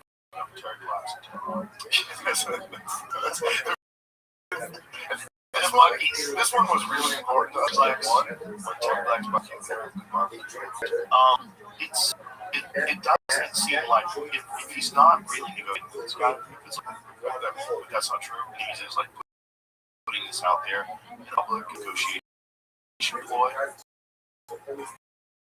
What it costs to help is you're not. They believe very religious people. They're fanatical. They believe they're going to go to heaven. They believe they're martyrs. They're fighting for Allah. This is the just and holy one. Well, they've also been attacked. Well, that's right. And they've been preparing for this for a long time. You know, and they like there's people make out of the chants that the Iranians have been chanting through America. Maybe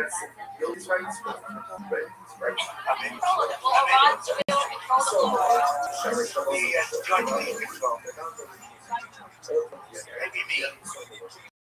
And the Ayatollah is who was Ayatollah. And there'll also be a very serious form of rejects. Now, everybody's been killed from the regime. There's automatically a change. But we're dealing with some people I find to be very reasonable, very solid. People within know who they are. They're very reasonable. And maybe one of them will be exactly well. Look at Venezuela, how well that's working out. This is such a fucking mess. This is such a mess. I mean, this is just ridiculous. And the thing is that a lot of people, I've spent a long time at this point being against this war. Because this war has been telegraphed since, the Bush administration wanted to do this shit. And at least for like 15 years, I've been publicly opposing this war.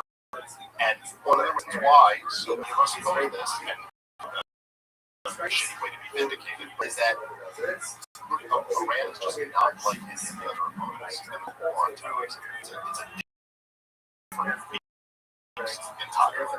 And you've seen this already. We never dealt with any of this with any of the other countries. You know what I mean? We had one of those other wars, which is all essentially like, it's just like, meaning like if you do this, we do this. If you do like we're forever. It's kind of like that's what dominance. It's a lot like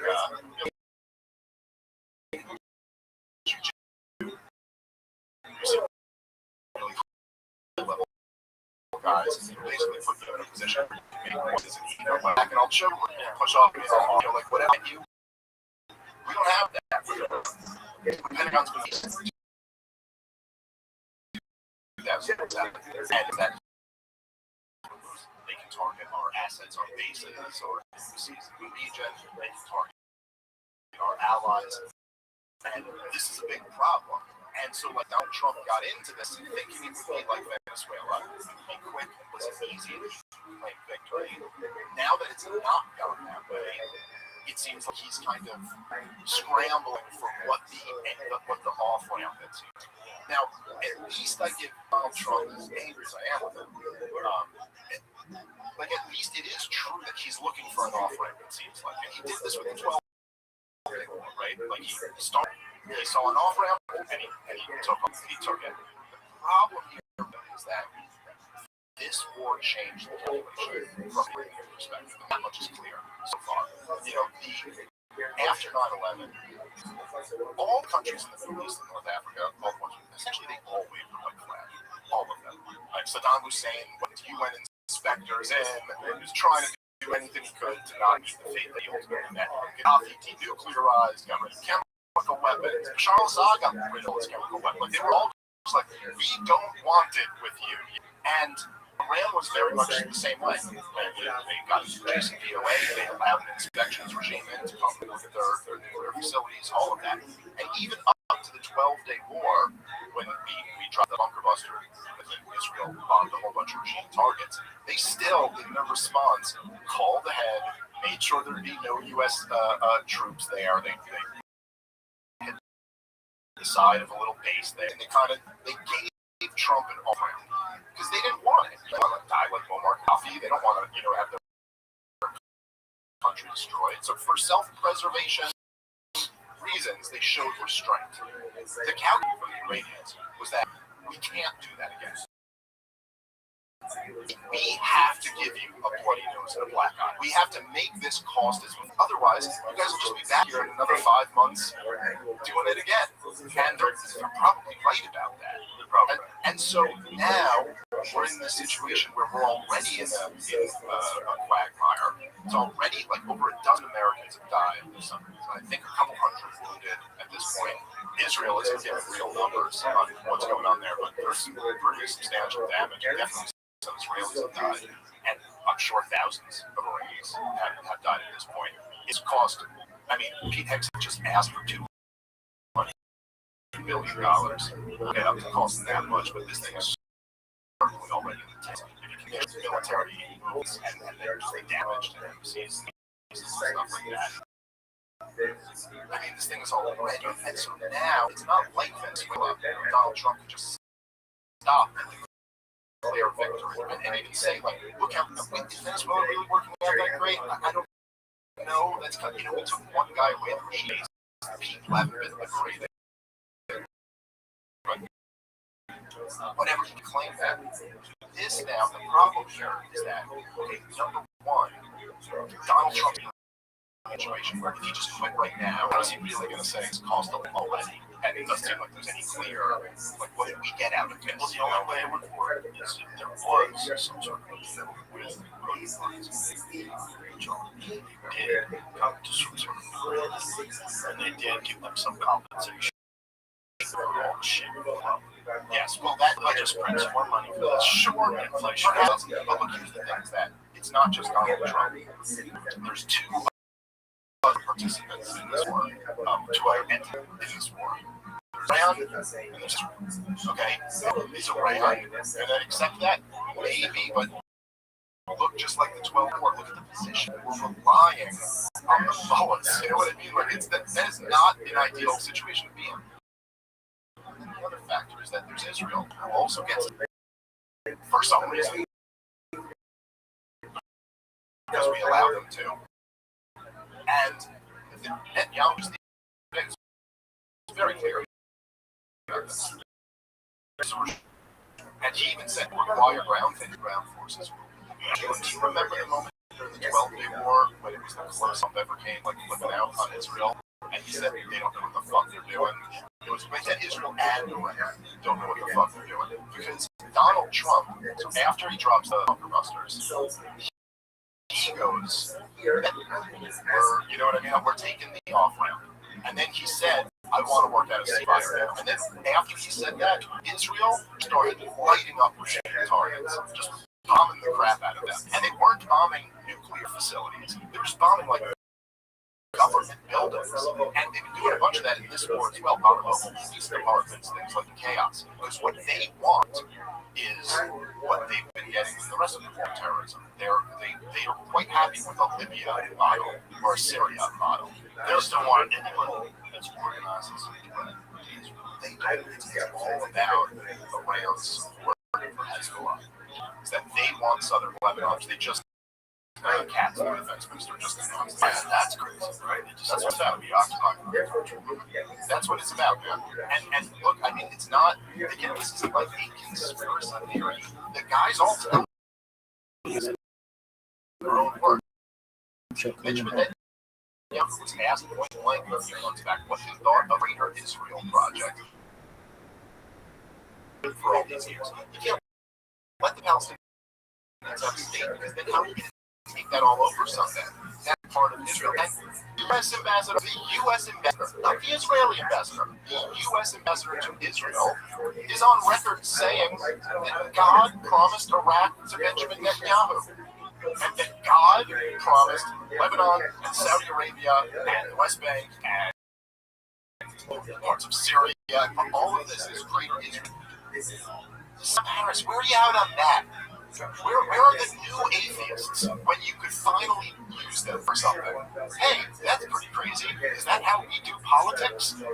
We work on this ridiculous religious superstition that somehow when God said Israel in Genesis, referring to the state that was created, that they named after that town. This would literally be Jesus Christ. And then I told you, you have to worship my son. Look, it's right there in your Bible. No, you named after that, dude. That doesn't count. Crazy. They took the spot where it was. Yeah, they took over, and they did it. Yeah. Listen to some of the soldiers that translate soldiers talking about they smile in 1948. Yes, because it wasn't in 1848, right? You know what I mean? Like, these guys were alive. Maybe not so many of them now, but like 20, 30 years ago, you could put a video camera in front of one of these guys and ask them to tell their story. Right. And 78 years ago. Wasn't that long ago? Yeah, that's right. That's right. And so, I mean, the idea here that after 25 years of catastrophic failure, launching war choice, wars of aggression, allowing the American people to just slaughter millions of people and like bankrupting this country, really severely degrading the country in these wars. The idea that we would jump into another war of choice for Israel is just too. This is crazy, and especially it's the administration that really out of this game of fighting stupid. That was what we were also. That was the one that he was saying, promising the super independent. We were on the fence. This guy's going to force. But he wants closing the border to the great idea. He wants no force. Down and out. Yeah, well, especially considering the fact that, well, like, even if there are some who don't like, the guys are saying if you want to keep fighting forever wars, and this guy is saying we should stop doing that, that's enough to go, well, then he's better than you on that.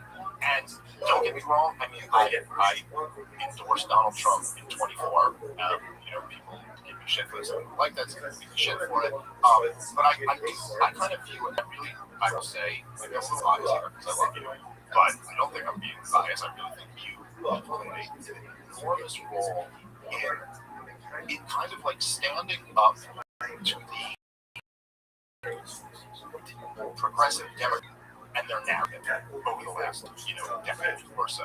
And it's really hard to kind of overstate how crazy they were, how much of a threat to this country they were. And sort of for anybody who wants to give shit to any voting for Donald Trump, it's like, hey man, the alternative was the party who bragged about, first off, insane woke shit, like freezing the minds of children in a really grotesque and abusive way. They gave us open borders, flooding the country with people. They gave us all types of COVID tyranny based on pseudoscience. They gave us the most reckless foreign policy in American history, which was this proxy war on Russia's border. And they were pretending the president wasn't senile when he clearly was, detonating the fourth court guard, who was not democratically picked in any process. And so, sorry, like, it does make sense that other people went, okay, we're going to go back with this other guy. Also, there was an interesting dynamic happening in 2024 where, okay, this wasn't, Donald Trump, they had actually tried in jail, maybe they tried to murder him, they got any answers on that one. He now had Bob Kennedy with him, he now had Tulsi Gabbard with him, he now had, you know what I mean, J.D. Vance, like, a lot much more non-interventionist. There was reason to hope that maybe it wouldn't end up here. But anyway, I guess my opinion is that you played such a huge role in this night, unless you're extended later, standing up against a lot of that in Saturday over the last years. And I just feel like after 24, this coalition is together with Donald Trump for the first time ever wins the popular vote in every single swing state, and really more remarkably, one of the youth and the culture.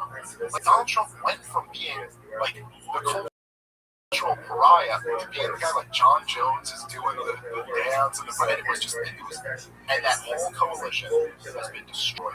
And now he's going to hammer the country right back over against Democrats who've been fighting so hard. All for what? All for the economic woman against the justifications of the 12. We're trying to negotiate. Yes, well, that's right. But then and I would, he said some nice things about me. He was on here the other day, so he said some nice things about Constantine. He said, despite our disagreements, I really like that guy a lot. The only guy I've seen who supported the 12-day war, but it's real. And I've seen so many. Well, it's unbelievable. First 48 hours of it, they're like, all they want is to stay out of it. Then, like, the third day, they're like, all right, they do need some help shooting down the missiles that are coming back toward them, but whatever, this is just defensive, you know what I mean? Like, you don't have to get fucked. Then it's like the next day, like, all right, we're going to throw that bunker busters, and they're going to drop the bunker busters. But then their whole, like, defense of the 12-day war was like, look, it didn't cost us a lot, it didn't turn into disaster. Now, we're at, okay, we'll find all of that happening, but it's still a good thing. Constantine was the one guy I saw who was like, no, I supported that one, but I am not getting on board with this one. And I give him a lot of for that. A lot of I like that. I think they're best shows, but they were not. They were always reasonable. They were ideologically have opinions that you may or may not agree with, but that's one. Yeah, great dudes. I really like I get in a lot of like the shit show like arguments. I find myself in them. I probably should be better than just not engaged, but I'm not, and I'm petty. Like where it just becomes like an insult thing, or like an Alex Mary. It's kind of embarrassing in hindsight, but like I don't know, it gets me really angry. The guys call it the Holocaust denier or something.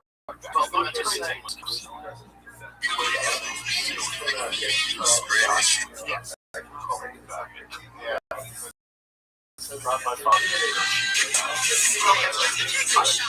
I have a thing where, like, look, I'm really into this shit and I nerd out on it and I'm obsessed with all of it for whatever reason. It's just like my calling, like, stand up. Drama get hard. And so, like, as soon as someone goes, oh, I want issues, you're like, oh, you want issues? It's like, I'm pretty good at issues, so, like, I can do that. you're probably not used to hearing this type of issue conversate with each other. But one of the things that I really appreciated about Francis and Constantine was when I went to do their show, it was just like, it was genuinely a good show. They weren't trying to like win or get a clip that they could go, we destroyed Dave. And then once they do that, I'm like, okay, well then I'm not trying to do that either, man. Like, let's talk about this shit. That's always what I'd rather do.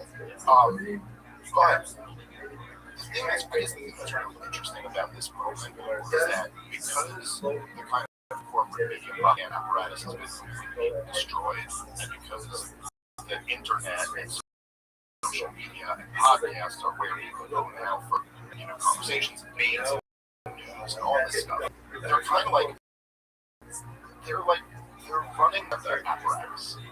Like Israel in the last 2.5 years is down like 50 points in the polls. American approval. Like it's just been, it's a drastic change like I've never seen on any issue. Well, the first time in our lifetimes where it's been an issue that we are dealing with the consequences of the relationship. That's right.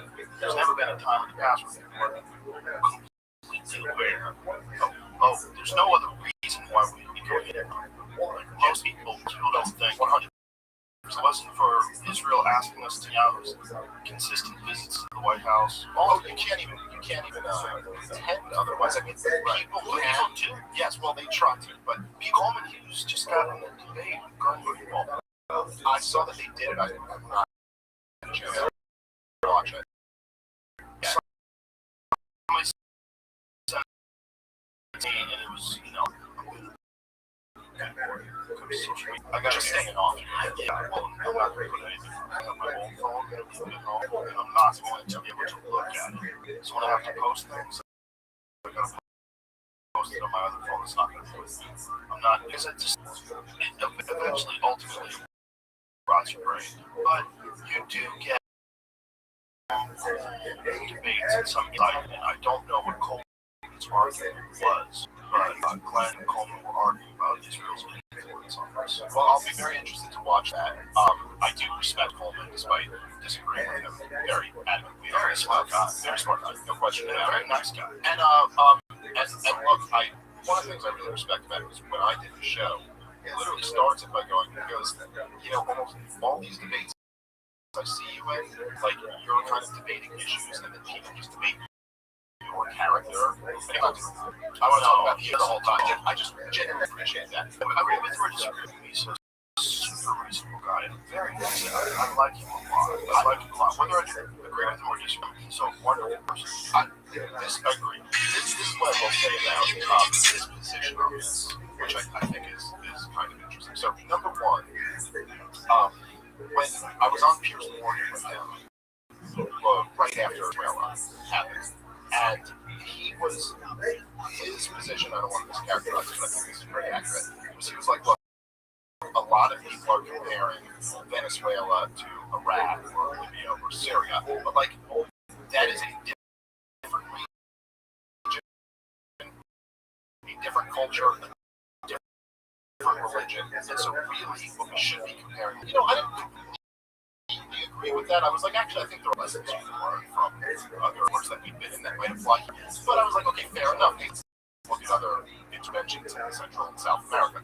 A long list of really disastrous ones, like Guatemala, Nicaragua, or Cuba, Mexico, a whole bunch. But then, when this war in Iran starts, I don't see him going the equal opposite of that. Going, hey, now that we're at war with Iran, there's this by Iraq and Afghanistan and Libya and Syria. Because, you know what I'm saying? Like, that would be the flip side to the other position. And so I don't see that. The other thing is that when he's arguing with me about, because I was arguing that, that the ViralRabbi and the Israeli government were a huge part of why we fought the war in Iraq. Right? And his big point that he stuck to, a lot of the Hawks stick to this, is that Ariel Sharon was actually, who was the sitting prime minister at the time, he was actually in Iraq. Now, that's not exactly true. He wanted George W. Bush to invade Iran first, not Iraq. And then when he got to that Iran next, he got on board. You could go look at Sharon's speech. He gave a speech, I think it was in August.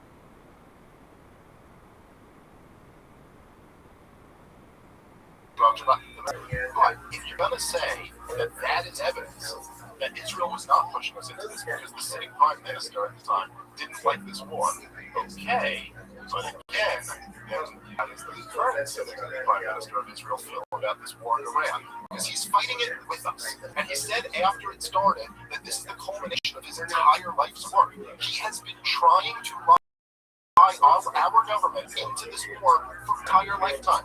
Coming here, he testified how many times? I've heard of Einhorn testified at the UN.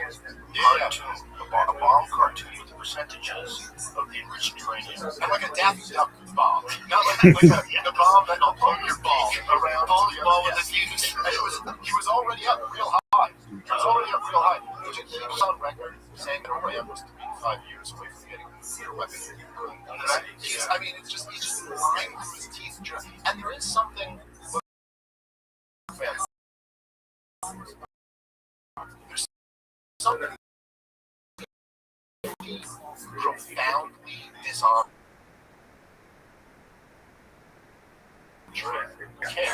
Yeah, there it is. 97% of the first. Okay, you're right.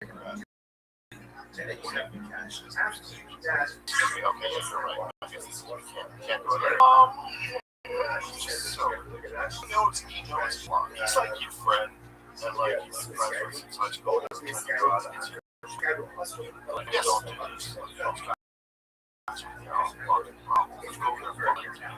All your buddies like you. This guy, I use that exact analogy with Josh Hammer at Princeton University. And or maybe it was Charlie. It was one of the times anyway. It's an exact analogy. It was like, is Israel and Alan? I was like, no. And it's like, they're not a good friend. If your friends get you in a bar fight every night, then stop hanging out with that guy.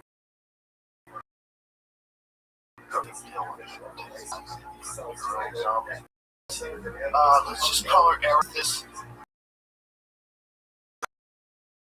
Because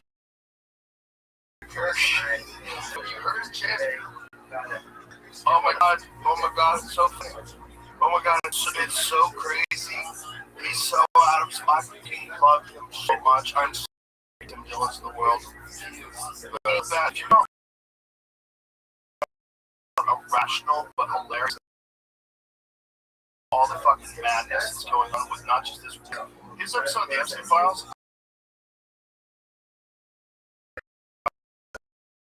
podcast, but I heard they were tweeting. I posted it up. It's one of the best podcasts about any ever. His ability is like aggressive. That is laced with good points, but it's just hilarious and just hit off.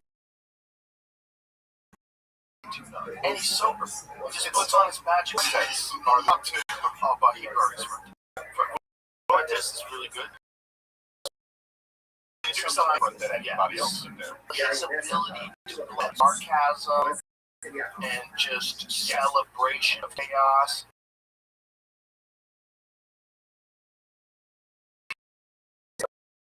Best ranter that's ever walked. I remember when I first met Tim. After that, in New York, it was like, but he would stand up. I mean, he hadn't been doing it for that long. I remember just like being on podcasts with him. And just being like, you just, his rant, like he would go on things where you would just find yourself like he's doing something getting on the shit with him. Like, I'm just sitting here. And I'm like, oh, I'm saying I'm here too. I better say something. But like, he's listen to that. Let's show how effective you are.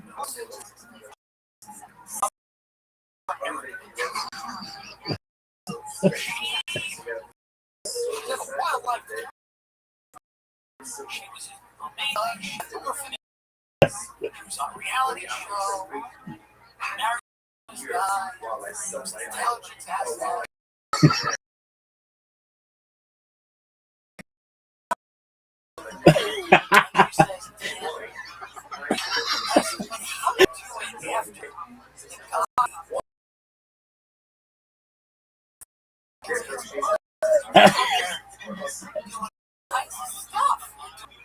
Dancing around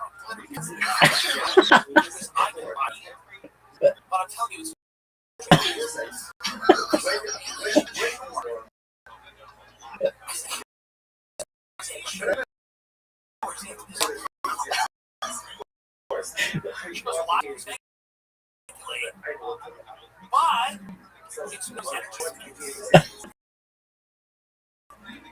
she's full energy and focus is powered by natural caffeine, healthy to need for calm focus and vitamin and B6 for Whatever they're paying her, they should. yeah, it's not enough. No one needs to go. Well, that'll also just make you remember that.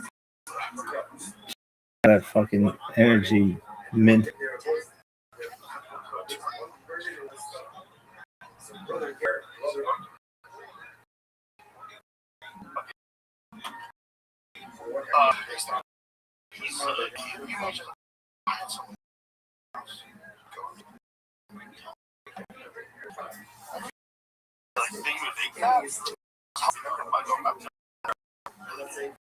Yeah, well, he's a real good under. Every now and then you see like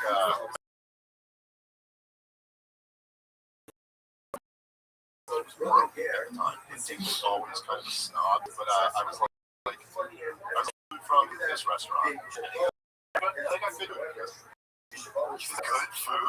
Because he's like or whatever.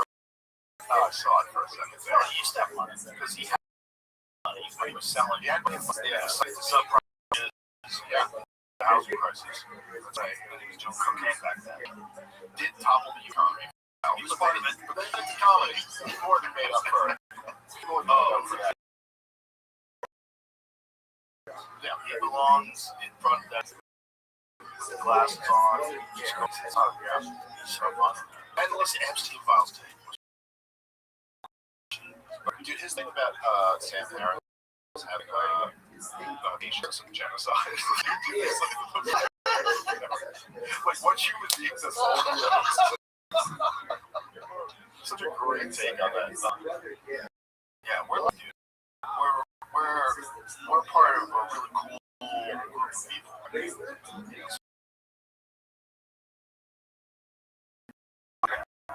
The mainstream has all of its benefits.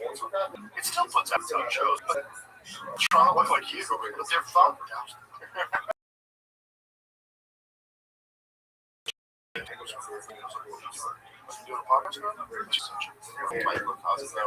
It's almost painful. Like, oh my God, it's just, can you I mean, like, I would explain this to you. No, it wouldn't work either because they're so. It's like if you get a dog, that dog has been maybe never had a box in the house. The cat's been small on the carpet. You are always going to have that cat. That's what that cat does. You're not going to fix it. If your entire life.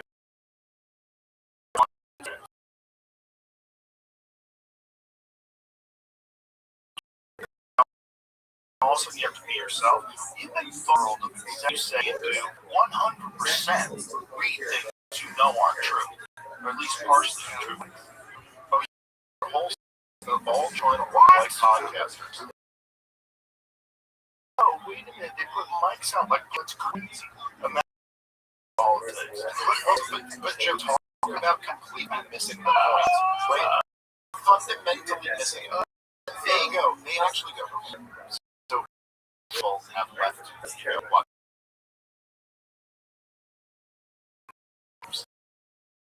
And now they are podcasting. Listen to you or Theo or whoever it might and the reason, right? Why people reason why you've been number one for so long now is because however anyone feels about you, you're authentic. You know, one of the biggest questions for people like me and fact like me something intense. What's Joe Rogan? It's a question I get all the time because we're buddies on the show a lot of times, and people are like, I always tell them, you already know. You know, like, you already know. He is that guy. You know what I mean? Like, he is. And people like that. Whatever you think about, he's authentic. Himself. That's right word. And because the media are all liars and have lied to the American people. 17s trust you, and so that their reaction to that is going. Podcasters. I know. That's the whole thing. This is just proving further how unauthentic you are. You're meetings on this. 100% podcast. 100% they do. Dude, this was to me.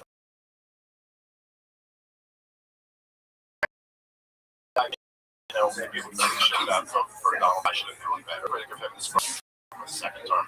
But the best thing about Donald Trump winning 24, I predict this right. I'm not always the best with predictions. I'm pretty good on the issue, but I'm not great at predictions. They're tough. But the best thing about Donald Trump winning, the corporate media finally admitted it. They had been pretending for so. We used to joke about. I remember coming on and we would joke about how Stelter always, whenever he talked about. Kind of go like the fringe Joe Rogan, like as if he's the fringe. The numbers aren't available to all of us. 200,000 was this is 20 million. So how is fringe? And you're the main. I think they would pretend. Well, they believed it, but then 21st the election. That's when they all. And then the talk point to. The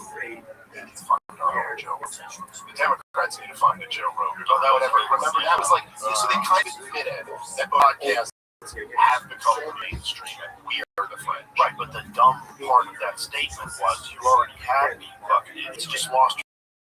I'm not right, and I'm.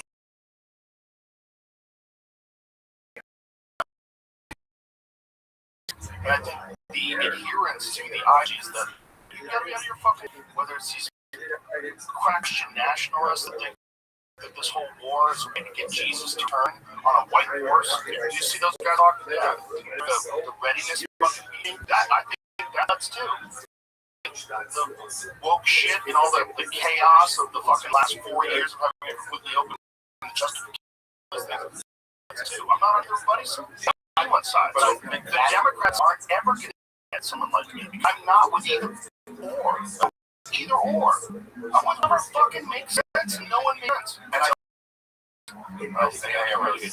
President complexity is going to this country fairly and balanced. Yeah, I'm willing to try it at this point. Fucking serious, man. As long as to harm people, that's to manage society. It's a big if. If we can get that, well, sure. But what you just said, I think. Well, this is something.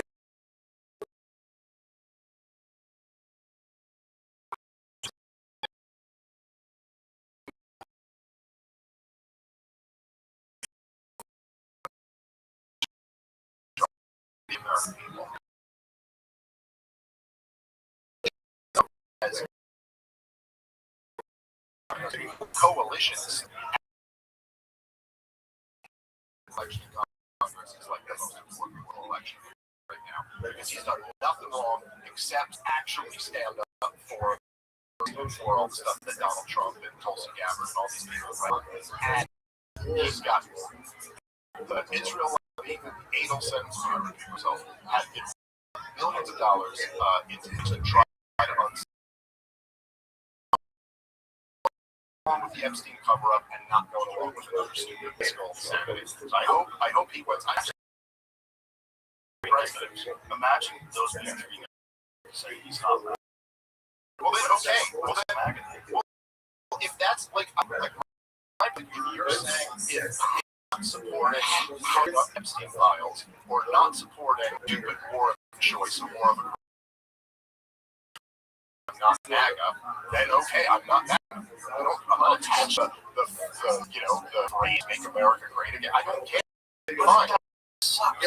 Here's the thing. It's called America. Greater, I'm down. But make America great again, and then it becomes a lot of them are dorks. A lot of these really weird fucking.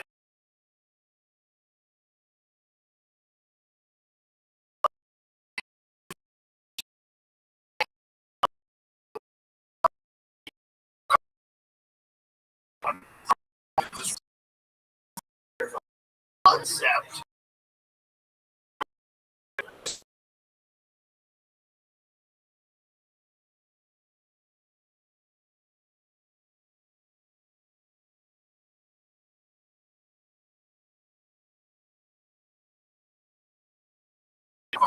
Team, you allow a fucking team from fucking Indonesia saying shit. So that's part of MAGA too.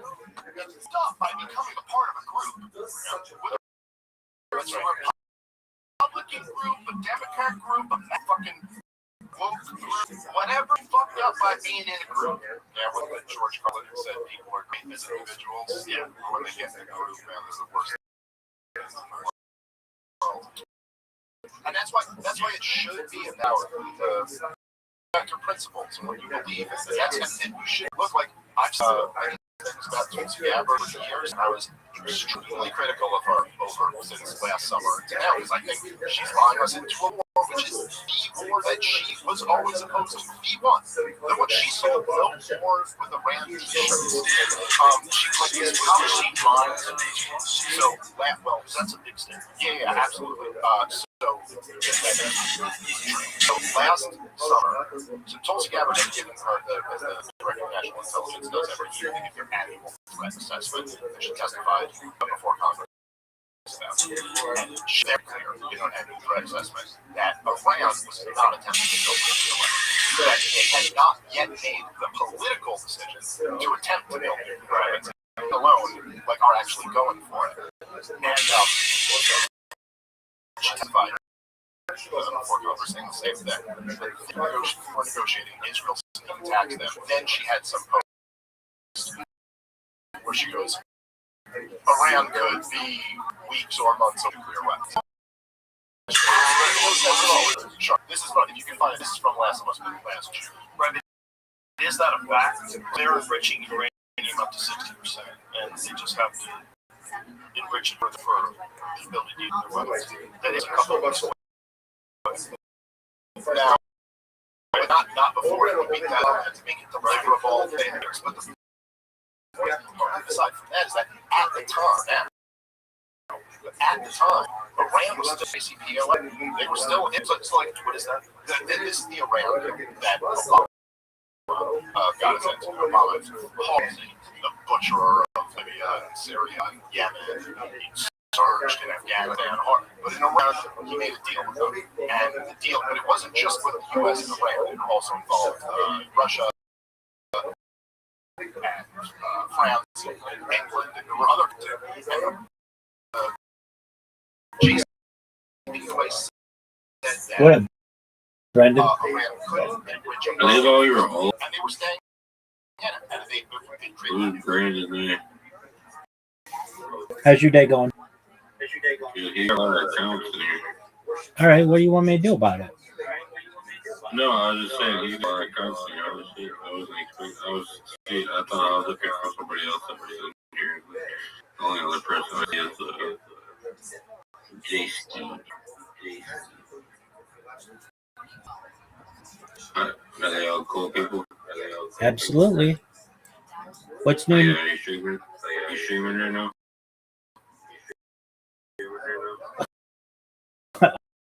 I've streaming my 24/7 for more than 4 years. I didn't know if you were been working money, sports better on sports bets. Opening day, are you baseball better?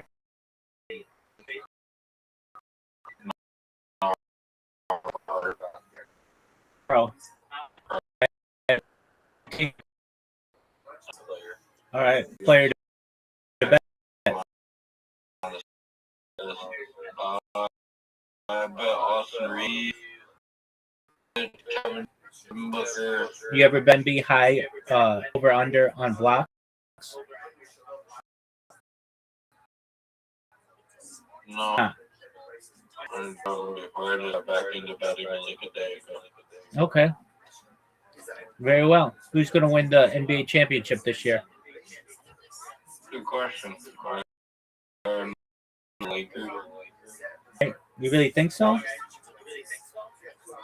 if Luka Doncic keeps putting up as many points in Austin, they keep playing it good. Why do you call him Dogovic? It's Doncic, isn't it? Doncic, yeah. All right. What about the Thunder? Do they have a chance? I don't know who's playing for the season. Dog. Why, right? I don't think so. So you, dog. How about Kevin Durant? I remember Kevin Williams. How about SGA?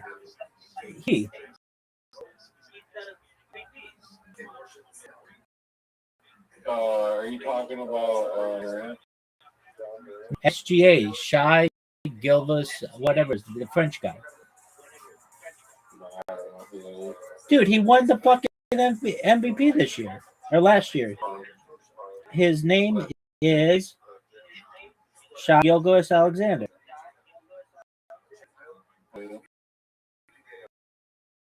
He even won the NBA Finals MVP too.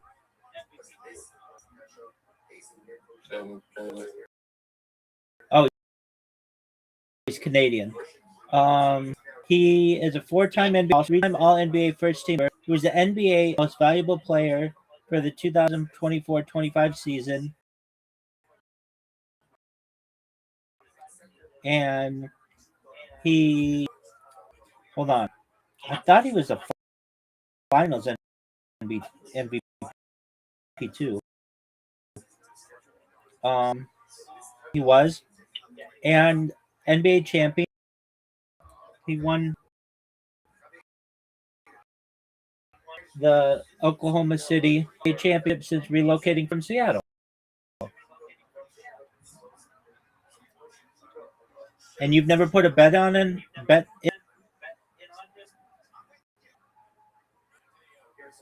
I said, I just heard that a day ago. Okay. What about Steph Curry?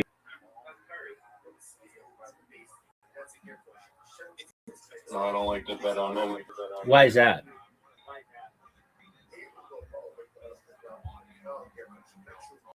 Just having it.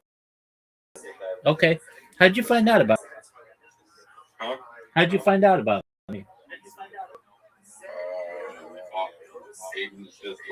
Oh, okay. Very well. That's been dead recently.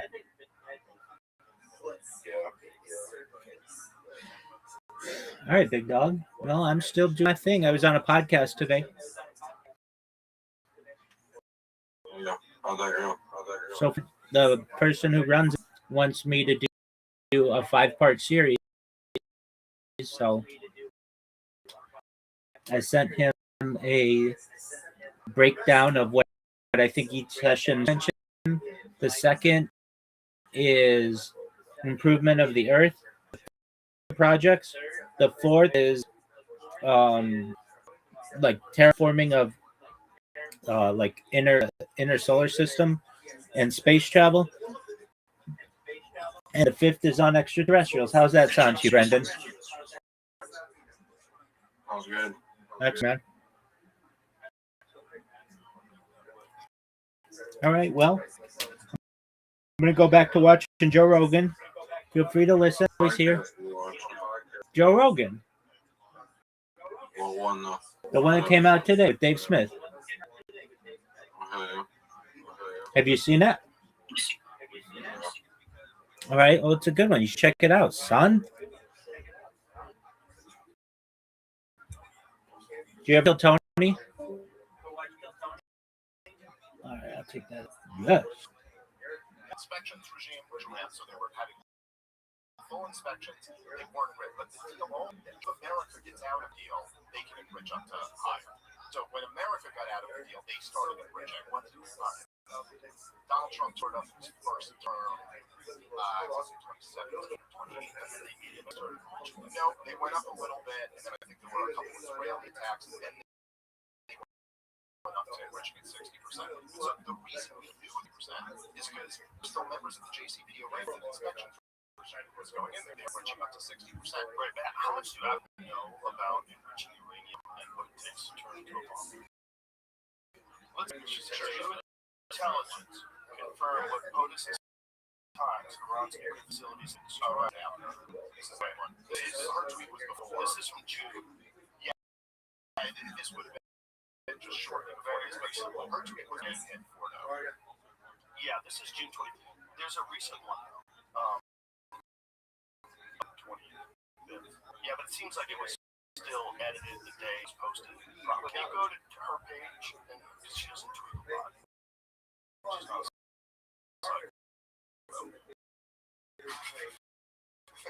someone else. Really something important for some of our teams. So that overwhelming. I'm not sure why. Well, she testified this time. I was a different one for that. But I also think this is a lie. I mean, for her to say that the president, what is not whether it's not this is like saying the president determines the weather. Right. But you're taking her word context. She's saying something factually correct. As our commander-in-chief, he is responsible for determining it's not an imminent threat. That is true. It's necessary to protect the safety and security of our troops, the American people, and our country. That's not, yes, fair enough. But when she did more talks, they asked her point blank a bunch of times about this, and then she goes, "Not my job to determine what's an imminent threat. That's the job of the president." And he says it is. Okay, so look at this here. Initially, she's contradicting Trump, saying that Iran did not rebuild after the 2025 strikes. Contradicting. So she said it was a lie. It's a lie because that is actually his. Well, I wasn't. She agreed. But he did say that was a lie. She said it was a lie. Okay, fair enough. That was not a lie. But it is. But it's actually correct. And if you're in a position like she's in, you've got that guy breathing down your neck, you're forced to make a statement. You've got to tread very carefully on this. Just say hypothetically, and you know for a fact that and then that's your answer. You're asked if they did. Fine, it's lie, but it is very misleading. How much intelligence gathered declines to say Iran posed a threat to the U.S. She declined to say on her own, personally, which is the congressional. Yes. I think this is what I'm referring to here. And she does at one point say that it's not her job to make that determination, which I do think is her entire job. It's interesting. Look, maybe I'm being a little harsh by saying lying in that example, and fair enough to your point there. Like, that technically is a true statement. I do think it's very misleading. I do think that she really was the one who advocated against this specific war for the reasons that we're seeing unfold right now. Yeah, and on your point, it's a very tough case for somebody to stay on that needle. Right. Do you think possibly there is any value in being one of the few reasonable voices in there? Yeah, ultimately it is his responsibility to determine what's in the threat and what's not. I would imagine that she gets access to most of the same classified information as the director of the National Intelligence. I don't know how it works, but what can she do other than try to get voice? Ultimately, this guy's going to do it, right? Clearly, he's talking about it. And also in his first term, it's about the conversation that he had with Steve Hilton. Because I think it was one of the first times since I was power I've seen a president, Steve Hilton, by the way. I've been friends with him for 12 or 13 years. Met him and his family in Maui, right? Beach with our campgrounds. Now let's get on vacation together. He's a sweetheart. I love him. When he was interviewing Trump, Trump said that there is a military to these guys who are war. And we were like, you're just saying that? But you're just saying, it's one of the many reasons why a lot of people might do it. Oh yeah, he would do things like that, where he would completely break the protocol. Just say, let me know. Let me let you know, brother. Let me inform you. There's a bunch of people that want to go to war, and they're pushing me all the time to go to war. That's what they want. It was so crazy because also even Eisenhower was doing the term. It was in his farewell address to the nation. He was literally like, "This is my last stop, and then I'll leave." Trump was just in the middle of his presidency. And he goes, all of them want war. They all want you to be in war all the time. If it was up to them, always be in war. If you remember when they were interviewing him, and he's talking about Vladimir, and he goes, he's like, oh, well, you won't, I can tell you Donald Trump should get run on. He was saying we should have to talk with Russia. When we, peaceful, it's a killer. You won't have to be talking with him, and he goes, too. And he goes, whoa, what do you mean we got a lot of killers, too? He goes, what was Iraq? What was that? We got all two. And then Bill O'Reilly was like, Iraq was a mistake, but he goes, yeah, we got a lot of killers, too. And I love that, by the way. I mean, that was that's the protocol. Yes. Well, I think this is the main reasons why the establishment revolted against Trump the way they did. There's something very scary to that about a guy who, like, by his very nature, like, I think he's capable of not letting things. It's just who he is. And that's a thing that people really didn't like about him. Very interesting thing is that so many of the never-Trumps had come to define his presidency. Like, if you remember back in 2016, the Warhawk kind of Israel fur around neocons and all that, they hated Donald Trump. Hated him with a passion. Ben was a never Trump. He says because of his deeply held principles, he said he never support Donald Trump. Mark Levin was a never Trumper. All of National Review, all of them, they are the supporters ever as kind of he's blowing up the coalition. But again, tell those guys to all stay on. There's not one thing that they ever said that makes it like that. They're getting these silly fuck. They just feel like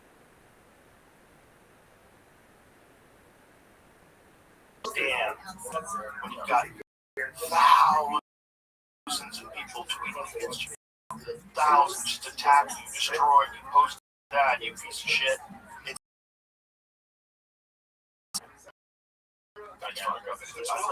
There's something. Yeah. Well, look, there's problems with it, but there is something about that dynamic now that was just never true in the past, where it's like, look, I'm not saying it's effective, and obviously there's and things like that, so it's not like but the people kind of voice in a way that they never had before. And there is some kind of 100%, I love it. Bots, there's manipulation. There was all manipulation. Also, did you see this YouTube that they just busted? This fucking house had cell phone all rigged up for YouTube's hire company to say, hey, part of the problem is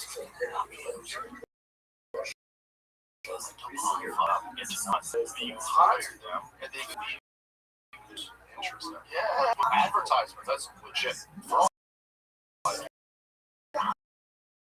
It's like actual fraud, yeah. 100%.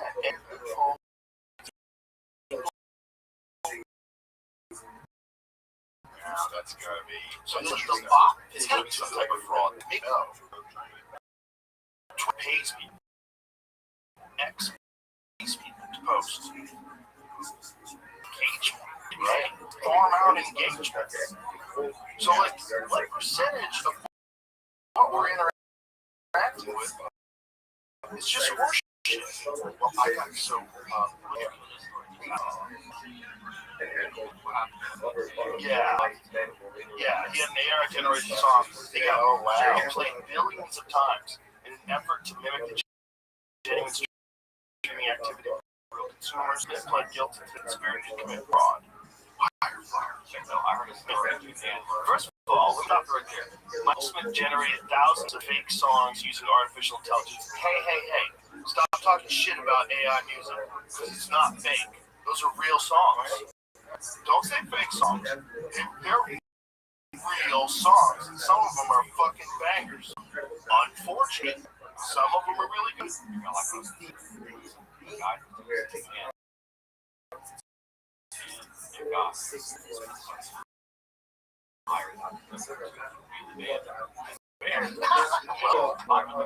AI has jobs.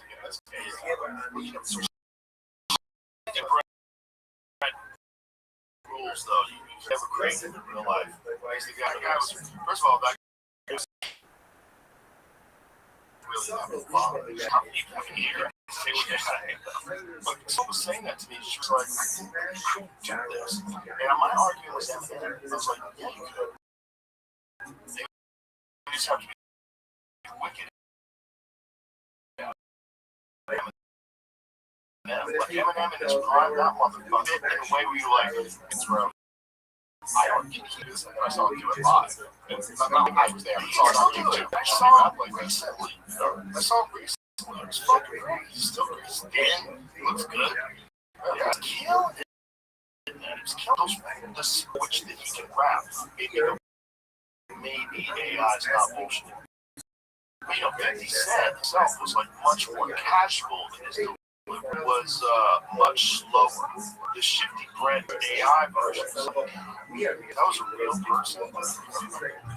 Great. The great song. There was a guy, I don't remember his name, but it was the other day, some guy was for Fox News. And he came out and had a whole post about me. And he goes, and I almost, like, when he said that, I was almost kind of like, it's a weird thing, like, I know I've never paid for anything, but, like, I don't know, you know what I mean, like, what someone else might have done or something like that. But I asked him, I replied to him, and I go, what evidence do you have of this? And then his post was that he had 1,000 followers on Twitter, but I'm playing Boston this weekend. And he goes, that's a 300 seat venue. I played the audience many times too. I was like, first of all, he doesn't understand. I said, they just don't get comedy clubs, dude. Like, and first of all, I'm doing 5 shows there. By the way, come on out, tweet it. I love great club. What about last year? It's a great club. But I was like, look, man, I sold out all the shows last year. But I go, that is any, like, I just know the industry is selling pretty well. Anybody you're saying would be selling more than someone selling at a big theater. People would have more followers. So, like, he's not even right about the ratio of whatever. He doesn't understand. But then, kind of like, I got to see that they were slandering you, but I'm actually going to do it. But I don't mind saying it. You know what I mean? It's like, so I tagged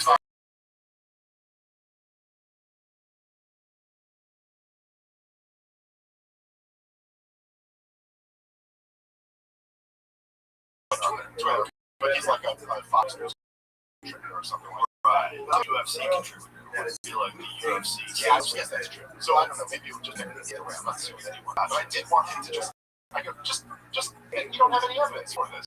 Like, just, retract. Here's the thing, I would agree that your account is bought because you're a very controversial public figure, so I'm sure all of them, right? I'm sure my account is bought too, right? Jamie's account is bought 100%, right? I think Jamie bought it.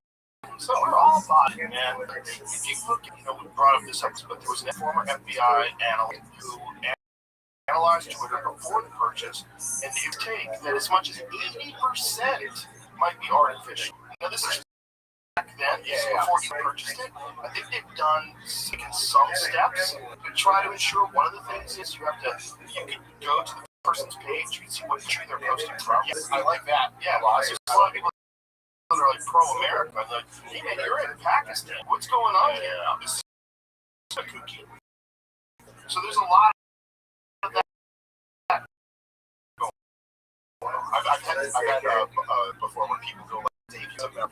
You click it. So just say, at least we're getting steps to get all those. Listen, it wasn't really hard last week. But I've said this before, I'll say it again. History will go back and look at his purchase on Twitter, and it has changed the course of communication in this country for the better. I know a lot of you thought all this stuff's up. People, that's the internet. That is an accurate representation of people. It's not good, but it's also accurate. And the only way that's going to change is if the other voices are more compelling. And at least now they have an opportunity to do that. Yeah, and you have to come to whether, and I'm not saying you have to be, but I'm just saying, I would love very much to a place where, like, be like, hey, let's all agree that we're not on board with the bigotry stuff. I mean, it's like, whether it's against white men, black men, or whether it's against Jews, or whether it's against Muslims, or whatever. Also, like I wish Levin and Tucker Carlson could have a cool conversation. Not like be like, well, look, I want Santa Claus Chief come meet me for dinner. Well, both would be nice. The latter is more likely, I think, to at this point. I have a weird thing. I don't know if you saw this. Ben Shapiro.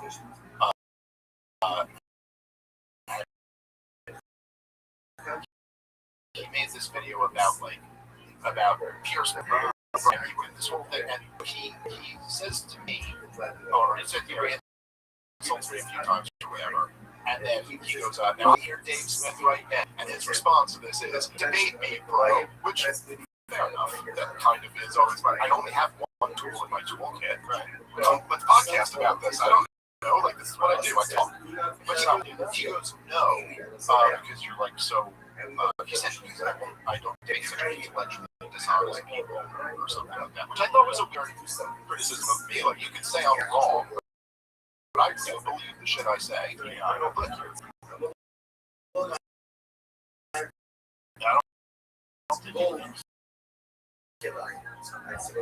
Demonstration. I think that's you are honest. You're a person. I try to be. No, you are. That's one of the things I love about you. You're honest about your fuck ups. You're honest about what you're correct about, what bothered you, about things you said. You're very honest. So that's a silly thing to say. That's total gaslighting. Well, it's also, I look at it like this. And I don't, it's either.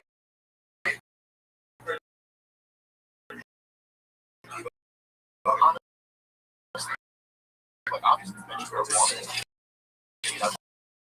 I would do it with everybody. But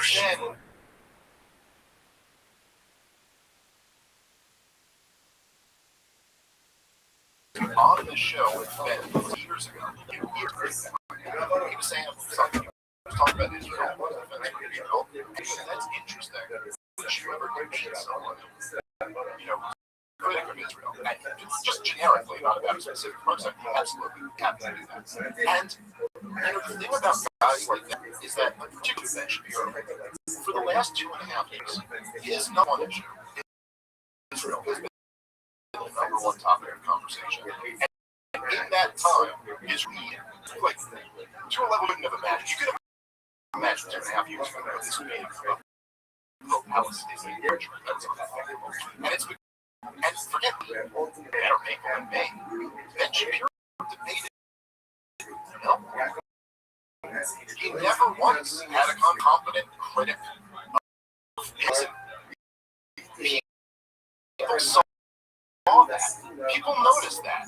And so don't care if you do the debate. I don't think we ever can. I wish there would be a world where we could have a conversation like we have in Ben Shapiro. But he refused to do it with me. Anyway, so while you're sitting there, there's a debate, but he branded himself as the debate. Right. If you don't like Scott Horton, absolutely. Scott Horton's way smarter than me. There's way more shit than me anyway. So talk to him about it. I mean, if you're saying that this is the reason why you won't do it, that sounds crazy. Because Wouldn't you want to debate someone who's intellectually dishonest? Easier to refute them with facts. Exactly. So dating, it's like sparring a guy who knows fake kung fu. You know, he's just got a death touch and you're just for you. You're like, bro, raise the gloves up, let's go. Well, that was kind of my thing with the Douglas Murray thing too, where it was like at a certain point, like, dude, you can't just say you're an expert and I'm not an expert. The limit is that. And if that's the case, it's easy for you to just shut private things that you have to correct. Yeah, different game. And the game is not, let's be intellectually honest about what we think is going on, what we think is good and bad about what's going on, versus I'm trying to win.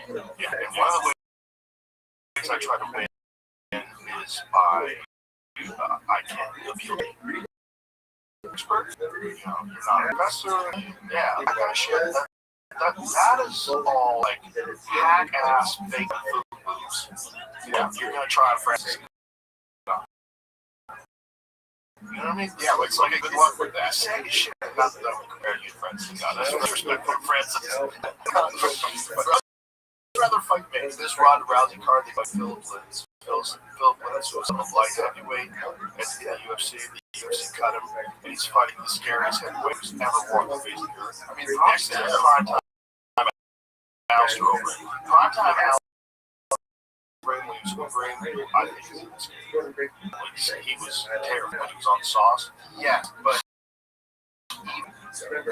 Francis was the thing where Francis almost has half the fight being perfect against him. Yep, which Stephen Miocic did.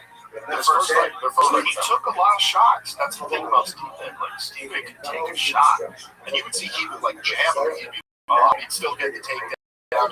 He's all skill, even with skill, strategy, experience. But the second one, AC said it best. Was a patient Francis, fucking terrifying thing. My favorite commentary ever in a fight was when DC says so hilarious. He was real. He just had it, but it was when Francis and Gunn fought Khan, and he grappled a bit before. There was one point where he was on the ground, and he like took his back, like he passed his guard, took his back or something like that, and he just goes, "Oh my god, wait, shit!" It was like he was a robot who just had a feel. He goes, "Oh my god, it's learning." This is so terrifying. And a guy that he from the back was the last two unconscious that he did, that dude in the PFL, in his last fight, took his back, just blasted him into the netherworld. Yeah, that's he's the scariest guy that's ever fought in the UFC. But that dude, scariest, like natural clean. Yeah, fair enough.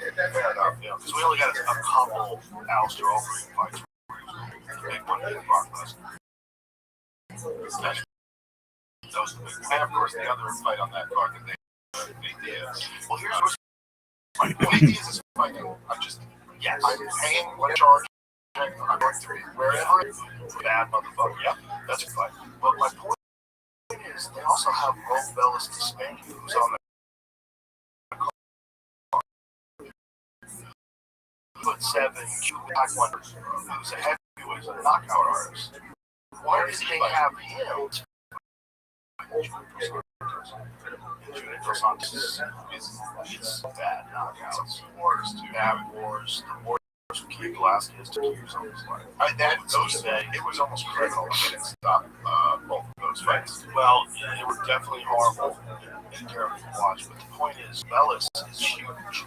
He's a big giant knockout artist. Like that would have been an interesting fight versus Francis. Big, super tall guy that's hard to hit. Yeah. And if it just is a striking fight, it's probably what Bellis got exposed in his last fight on the ground. Could have gotten better. That's a little bit. Phillips. Phillips is a skillful fighter. You know, he's used to fighting in light heavyweight against Francis. Yeah, that's a little bit of a mismatch. But Hey, I mean, you know, we've seen crazy shit. I said Philip is fine, but he's fine. It's not bad fight in that sense, but it's like you're going up against a guy with a chip on his shoulder that they're paying $20 million. Lineal, I don't know. He's a lineal heavyweight champion of the world, the real one. Like, if you really like plot it out, no one beat him for the title. That's a crazy fight. That's how shallow the heavyweight division is outside of the UFC. They're fighting to break more. There's still fights in the UFC. I mean, the UFC division is a real mess. It's very hard to find gigantic men who are excellent fighters. A lot in Russia. Okay, yeah, there's guys that are fighters that are really good that are coming up. It's just like it's hard to get them over here. It's John Hogan, he's a bad motherfucker. What that wrestler dude was crazy. He has these crazy speeches after the fight or something. Black man down. Brittany Griner has a dick. Brittany Griner's a man. I forgot what he said. But he's just nuts. He's like really smart about markets. Like the other guy you talked to several times. He's the Olympic wrestler guy. Okay. Steve Gable. He's not in yet though. He's not in the podcast. He's not in the UFC. Yeah, but when he's in the UFC, he's going to be in problem. Olympic 250 pounds. He's super dedicated and just recently learned striking and fucking people up with his hands. Yeah, and he's picking it up quite quick. And John Jones' protege. So he's been being mentored by a goat. And absorbing his mindset. How that guy's helping. He's investing his time in training. But if you're a young guy who fucking lose confidence, the greatest of all time, says you're gonna be the man. You're gonna be the fucking man. You're running about the right way. He fought dirty boxing. He fought some small MMA organizations. It's just like building up experience. Yeah. And there's nothing.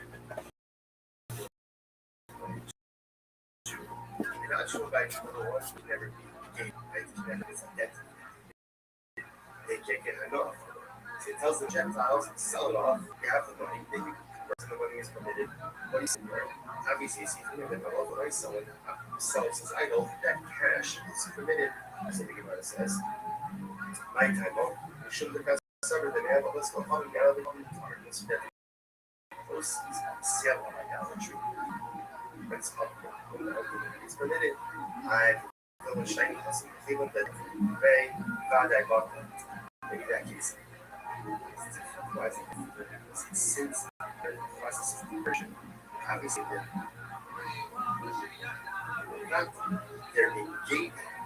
negating you feel I heard it. I'm going to be the van from the example. Maybe that's why the person's I don't know. I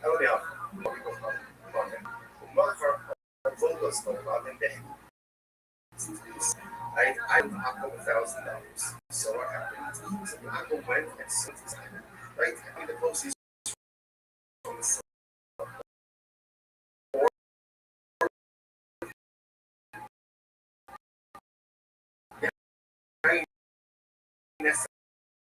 Same case, I went ahead and I lent $1,000. Says now, however, watch this. Hold on, let's go from yeah, that's awesome. Let's say the same case, so now $1,000. It's still going right there. The way here, I could somewhere. I'm going to somewhere. Yeah, that's that. It's awesome. It's interesting. Number one, same case. I lent after the $1,000. One, he goes off, sells his item, goes off, sells his guy, gets an item, brings me the proceeds, pays back the debt, move to two, same thing. I lent $1,000. He says, I want to pay back. Give me a couple of hours. I got to sell the idol. I got to sell the item. That's when he comes up, the proceeds are worth it. I recognize this thing. I don't say, what's your sense? Previous circle. Let's just hit the second case where the author says, we hear while I sell my item, or while I go ahead and sell my wine, I want assistance. I don't continue assistance to the wine. Wine is paid. Money. It's just us. It's the person. Us.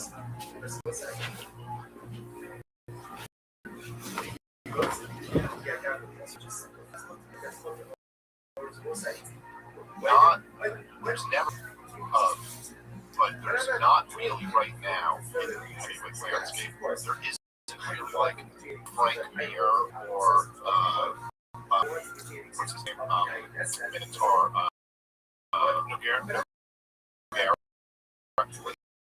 There used to be these like guys who were like kind of known for fighting off their back. You know what I mean? Like Brownies don't really like fighting off their back. Fighting your back a lot more was the greatest. Yes, that's a great example. But there aren't really that many guys like that. A lot of these guys you take down.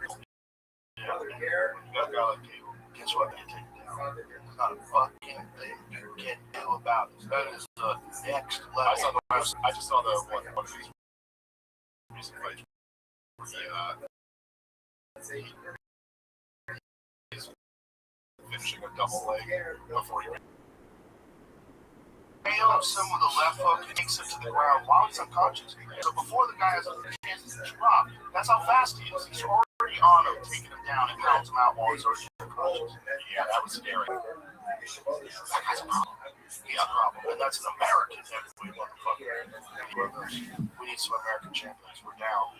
Gentlemen in the White House. Yeah. I mean, are there any American champions right now? Who are the American champions? Mackenzie Dern is a strawweight champion, so she's technically American.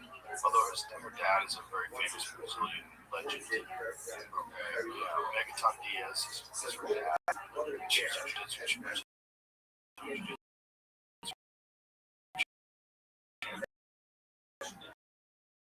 But she is American. So she's a champion. Kayla Harrison. Yeah, look at that. One of those beards. Keep coming over here. We're going to see Joshua Mann. That's right. Yeah, it is. That's a cap.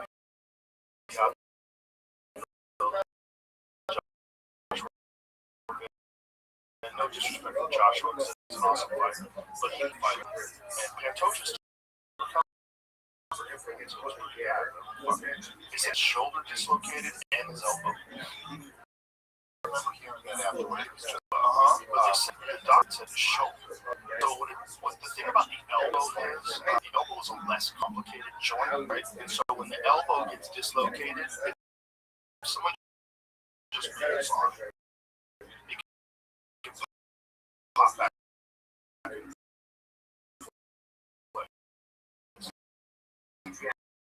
So, like saying that there's anyway, it was dislocated like that. But the point is, his elbow might have injured more. Right? That was unfortunate because that shoulder.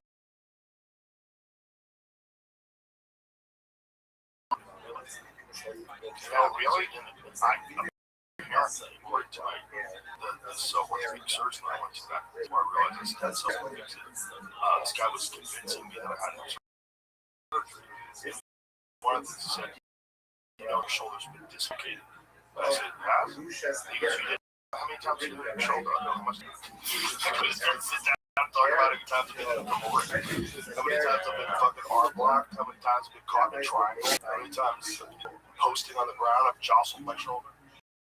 The good news is there's been no fracture or ligament injury. That's great. Oh, that's Mahomes. So we have great expectations for his return. The exact number knows he needs a lot of physiotherapy to start moving his arm. Wow, then he goes back to like training and hard training. So we got to get that guy down the fucking die.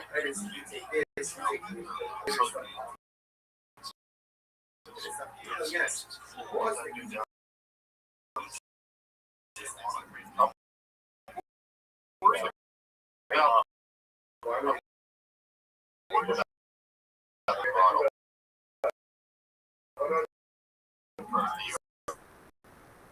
I'm a homie of the UFC. So I was, everything, right? Everything. So any Saturday, if I'm on the road, right, my green room, we're watching the UFC. If I'm not on the road, I'm either at home watching or I'm trying to go to the event that's in town. Right. So then, it's like, okay, ESPN is over. We're not doing that anymore. I had Paramount because like my kids like some shows on Paramount. So now, yeah, oh yeah, I like great show. So so like I have Paramount Plus. I'm like, oh okay, and then I'm like, so wait a minute, hold on. So you tell me I just get everyone for pay-per-views anymore? And there's just something about that. Now I'm not saying Zoot, big dog. Guess what?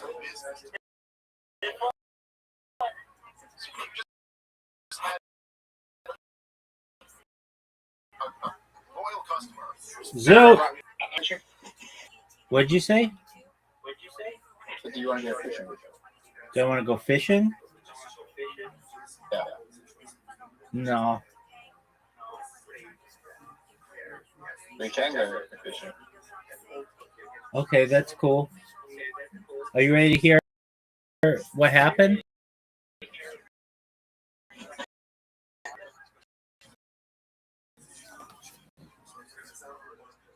Cap, billion CIA member. Oh shit! Yeah, dog. Are they investigating me? Yeah, for being shitty at mini golf.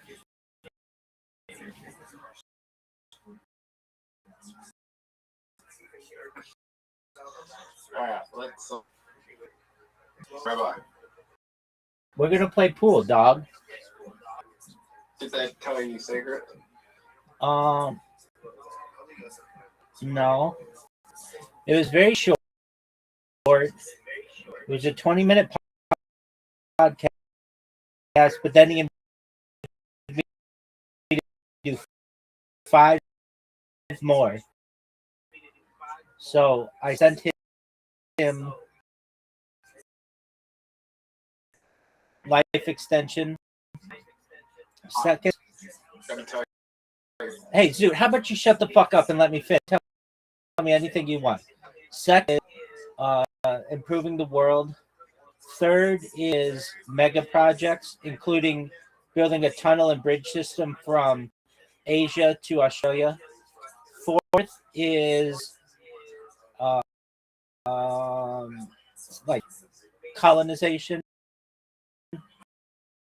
And fifth is extraterrestrials. Okay, now what did you want to say?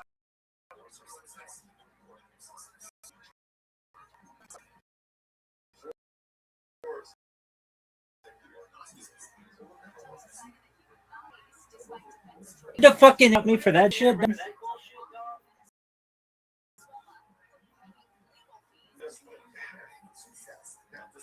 Are you ready to lose at pool? Yep. All right, can we play 8-ball? Yeah. Actually, you stink. I beat you yesterday. Zoot, even a blind pig gets lucky every once in a while. I beat you at 9-ball trick shot, and I beat you at 8-ball. You haven't beat me in pool in like 7 games.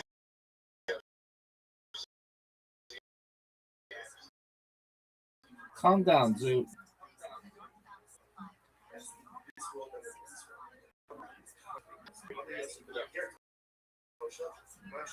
We're gonna play 9.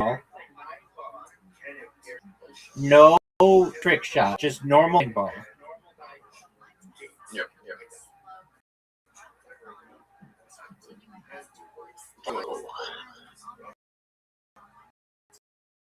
Why not? What do you want him to call it, Zoot? We'll have to look at it. We'll have to look at the etymology variable.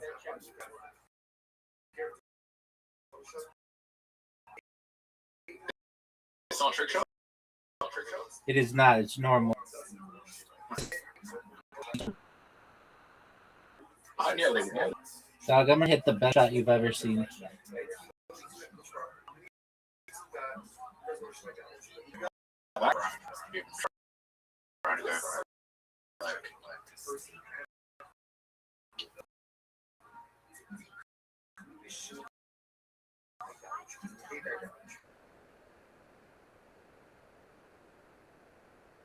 Anymore, we just. But that's okay. You should be.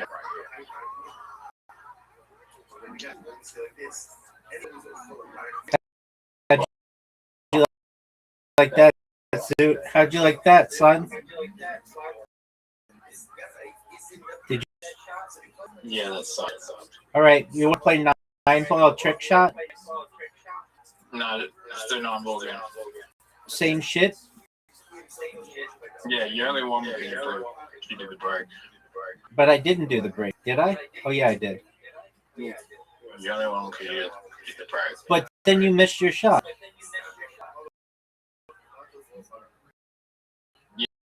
Yeah, because the break sucked. Anyway. Dog, that doesn't make sense.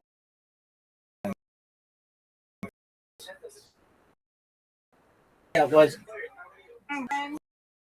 Can find it, had to find it. Then I'm over here talking to David. I talked to her, she's doing okay.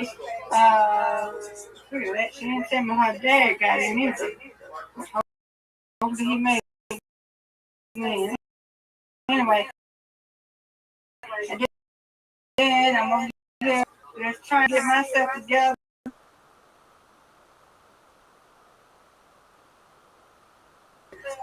Well, please wait about 3 minutes until Zoot and I are done with this game, and then we'll play. Is that okay? It's okay. Hi, Drew. Hey, Mr. Curry.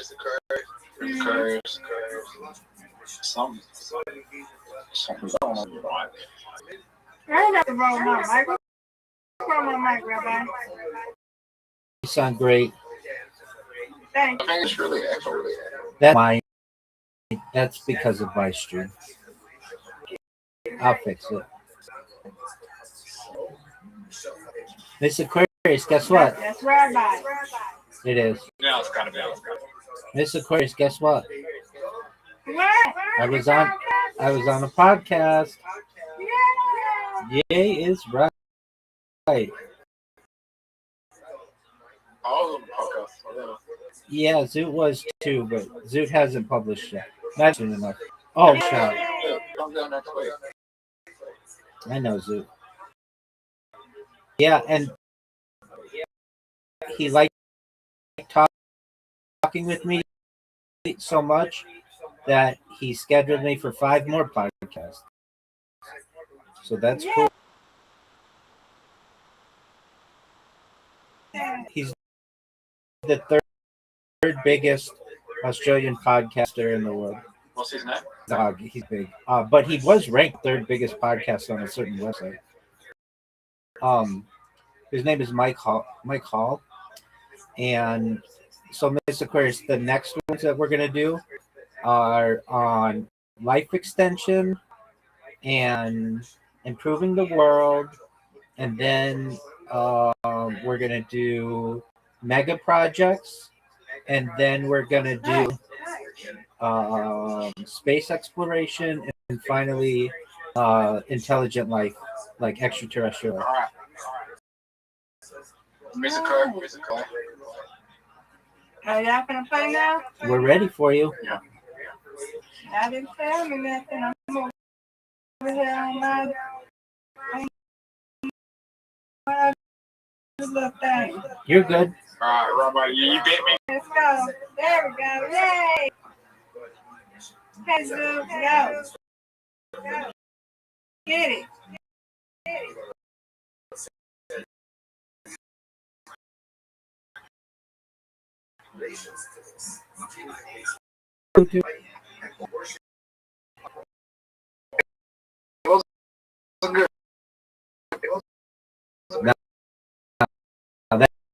That was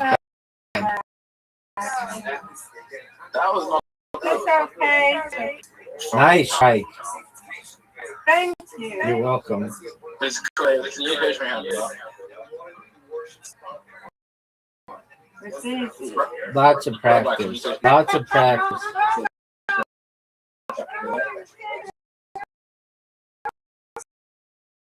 Lots of practice. Zoo, what are you using? Okay. So that was great.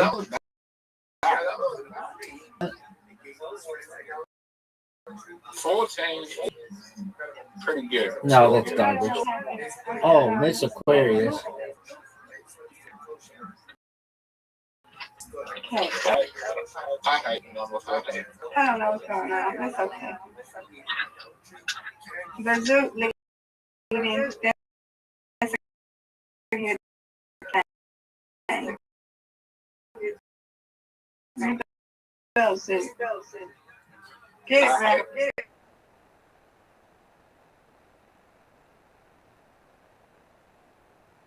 We're all.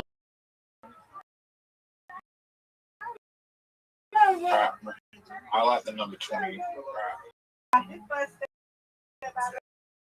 Okay.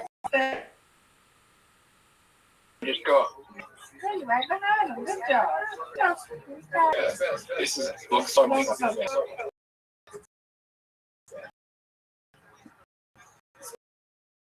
Yeah. Zoo, why is your ball? Okay. Well, you got it. Nice strike. That was excellent. Oh, you got 0. You got a strike. I just got a strike. Yes, ma'am.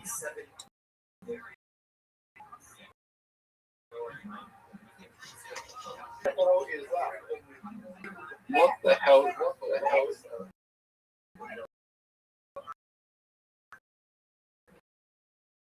This is going to be the hardest game. And split. I think that, Rabbi, I think that might be hard. I was thinking it might be. What a strike. This girl is on fire. She's walking on fire. This girl is on fire. Did I get a bet? Last one.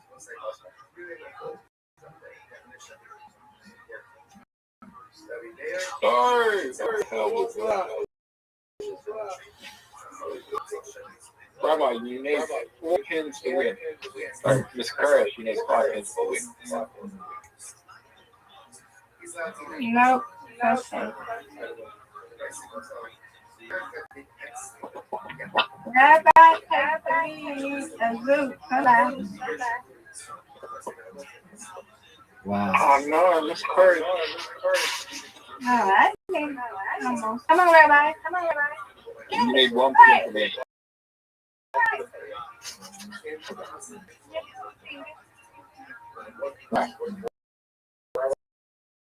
Oh. Good job.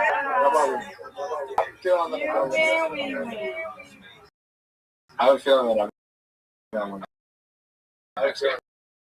Zoo, you've never won a game while we've been playing. We want you to win. But we want you to win. Oh, there you go. That was good. Yeah. Hey, Rabbi, can I borrow $20 million? No. Nice spin. Miss Aquarius, can I borrow $20 million?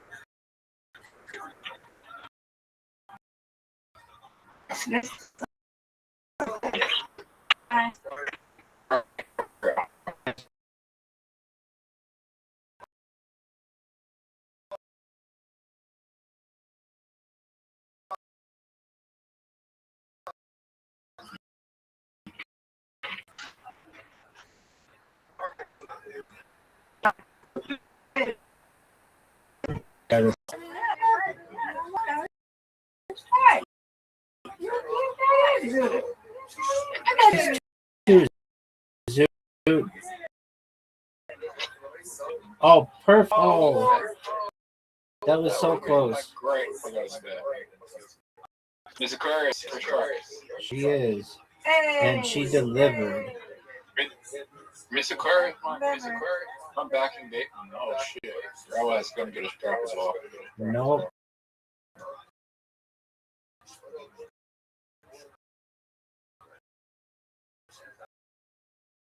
That is a hard show.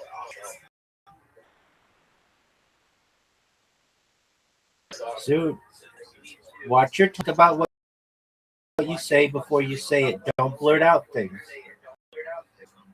Oh, no.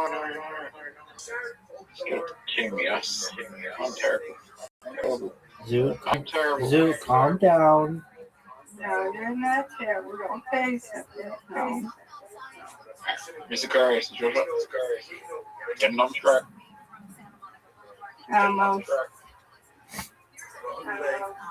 Wow, we taught. No, not yet. Okay, we got one. Nope, you got the lead. I don't know, we're not.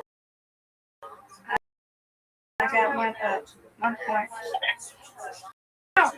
Are you serious? You need this.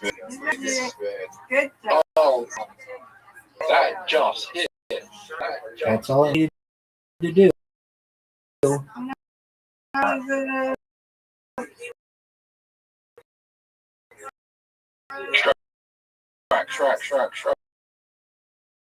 Strike.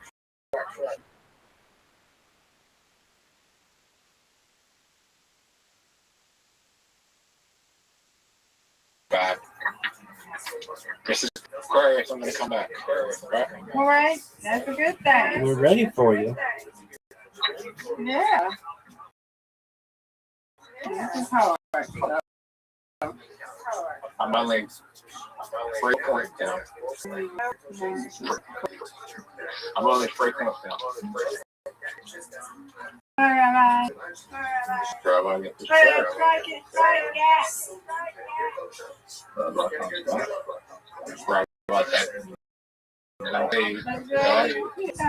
Good stuff. Thank you, man. That's a spare one. Come on, Zoo. You gotta take the lead. Let's go. Strike.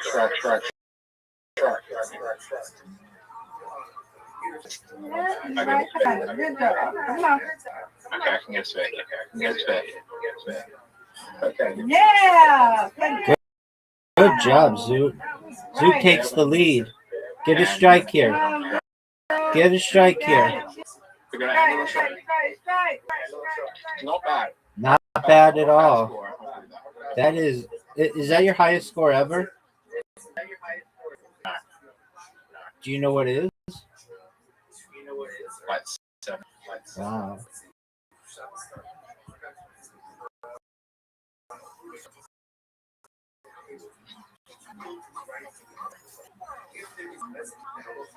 Oh no! Fair.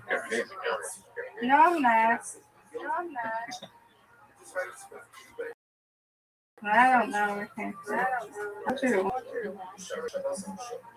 Oh, you just beat me.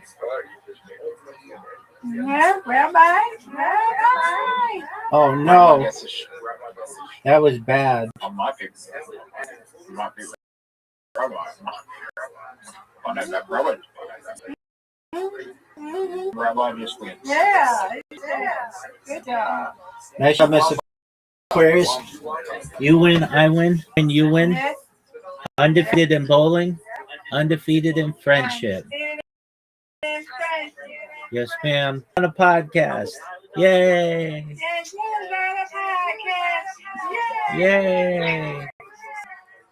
Rabbi, when you go to What's it called? Is it?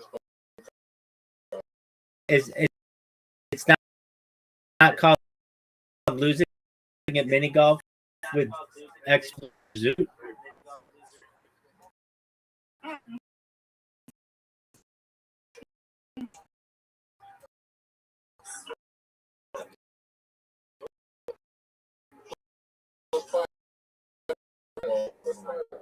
Zoot.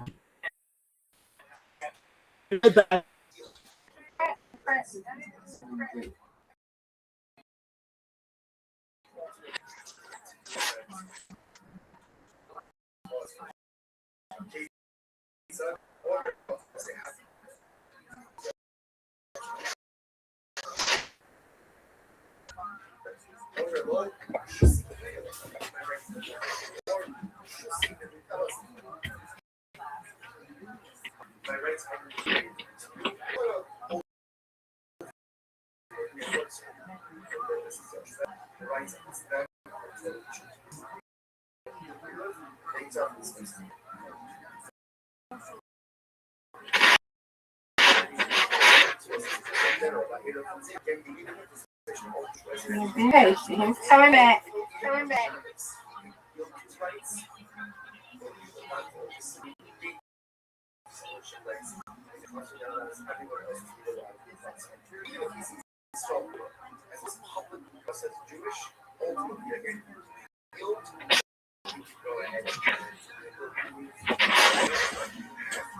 Zoot, did you see me put on a clinic against you in pool the last time we played?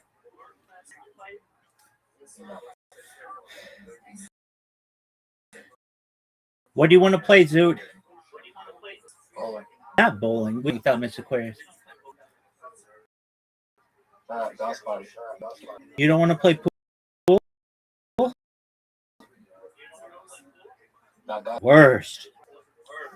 Do you know that I have a 50% chance of winning Glass Party? Maybe slightly higher.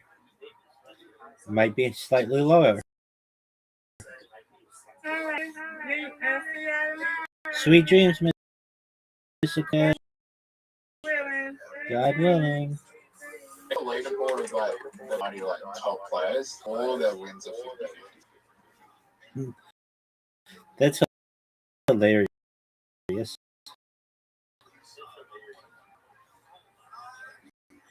because they all play. What do you think, Full House, son?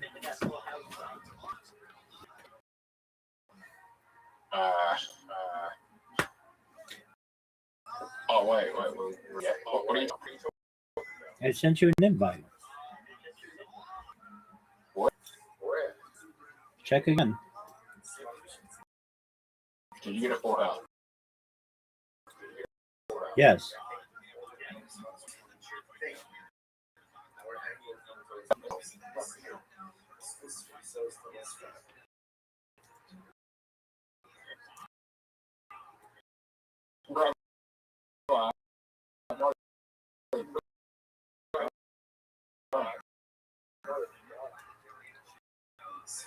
This is a big risk.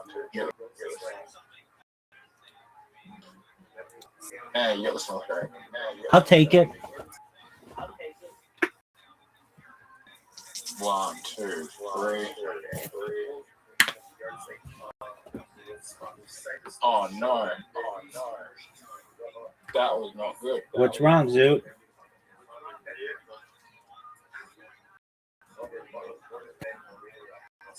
I got that word. Oh, you can, yeah.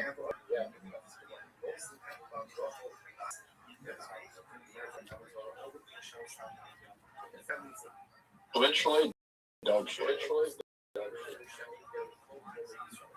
Do you know why? I played the charm. There you go.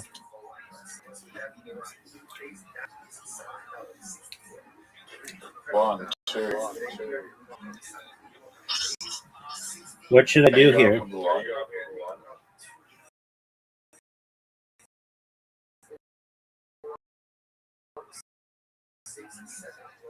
Might have been.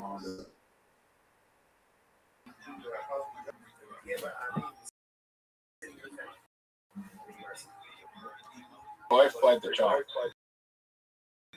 which is not good. Well, large straight out.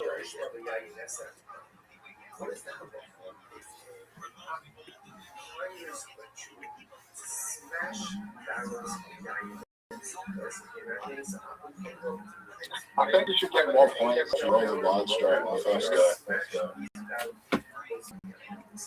Okay. I think if you roll. What do I do here? Oh, that was not a smart move.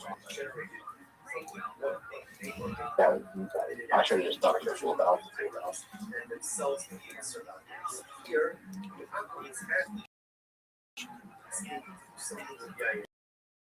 You know what's not good, Rabbi? What's that?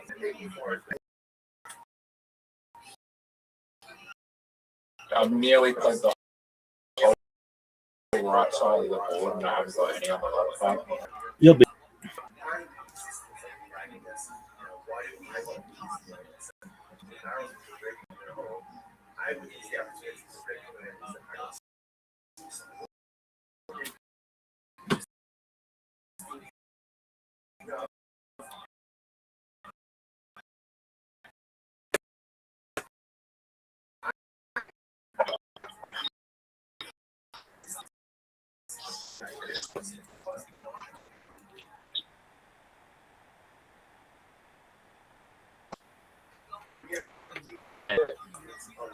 Hey.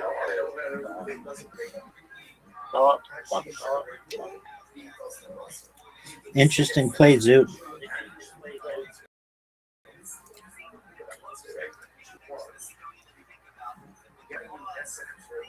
You know you don't have to look at it. That's okay. I like to.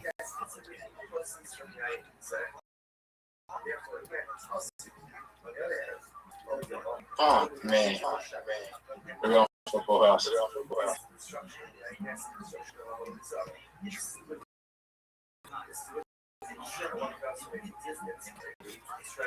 Bye.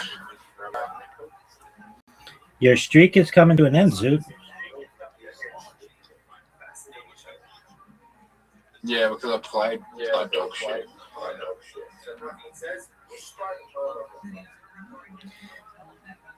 I swallowed. Give me another one.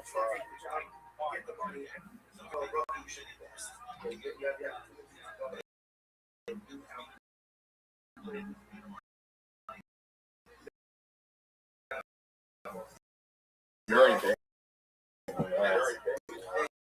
I don't think I beat you.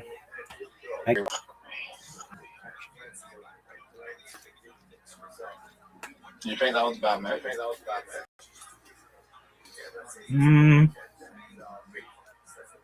Maybe, maybe not. Give me another 5, son. Give me another 5, son. Pretty much right side of the board. Dude, that's stinky.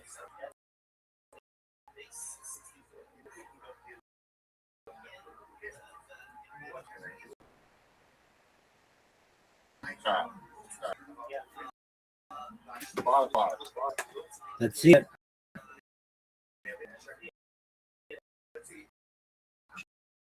Give me a 5.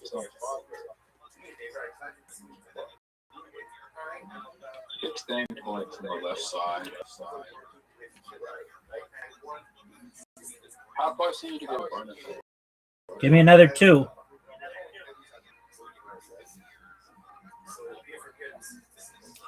I am not close to getting the bonus.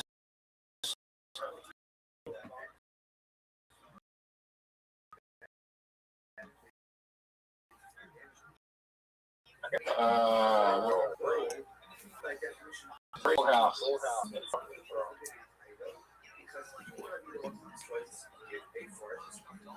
Alright, I need 5 5s.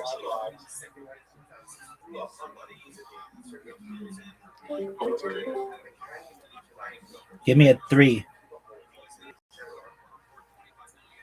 Give me a 3.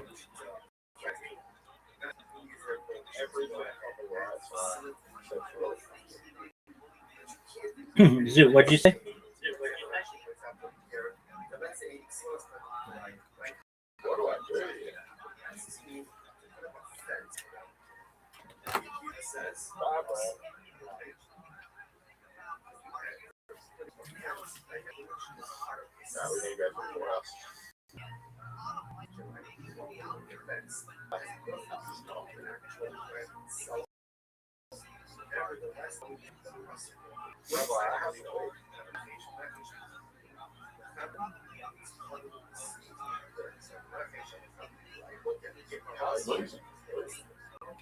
I am. Yes, sir. I'm here. He just got kicked out. He's back. Give him a minute. It's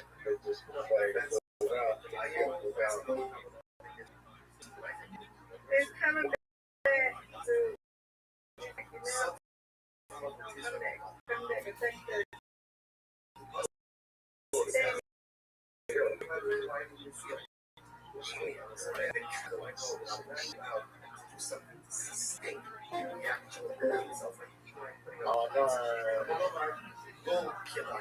There you go. Yes, ma'am. There you go. All right. What up?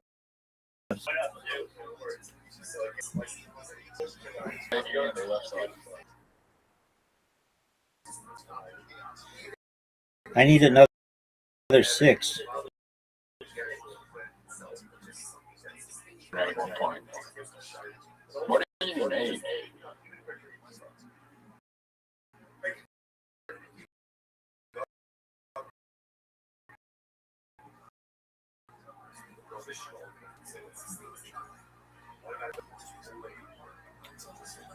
Is this the last round?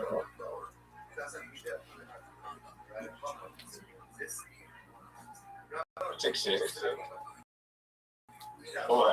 This game is rigged.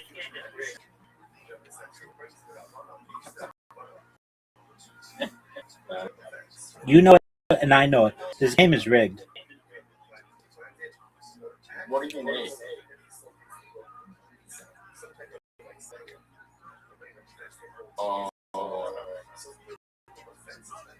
The only way you can win is get a 5 touchdown. Okay, well, maybe I will.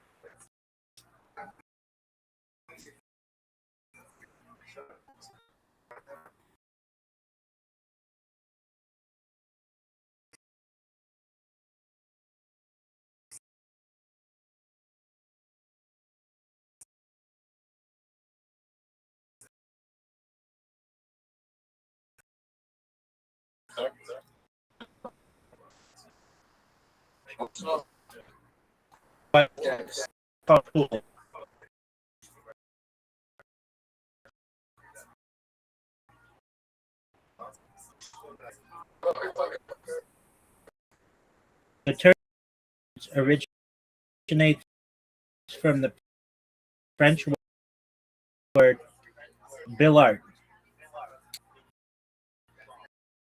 with roots tracing back to Old French and possibly Gaulish or word.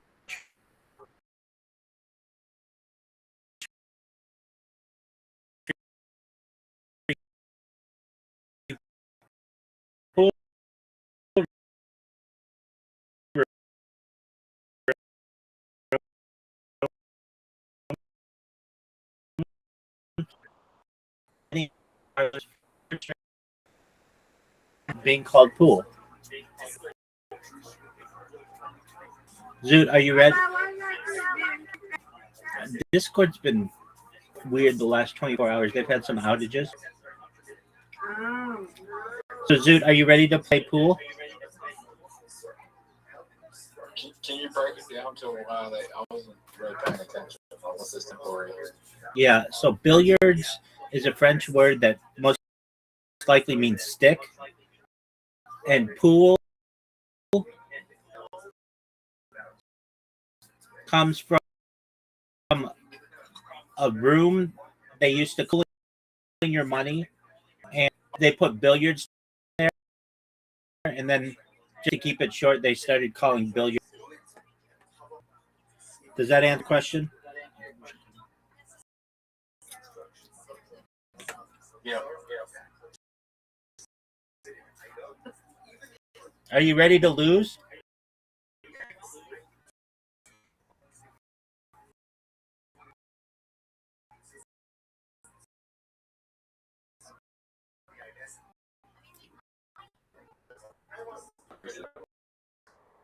Yes. What did I tell you about talking like talking?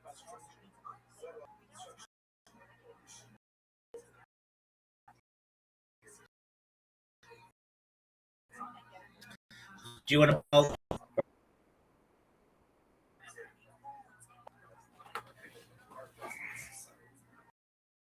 All right, 8-ball normal.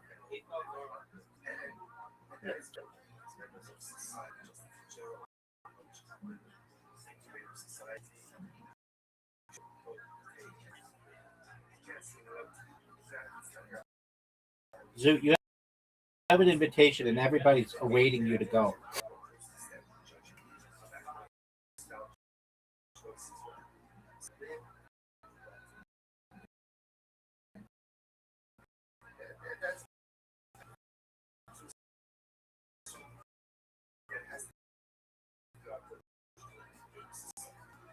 Zoot, are you gonna?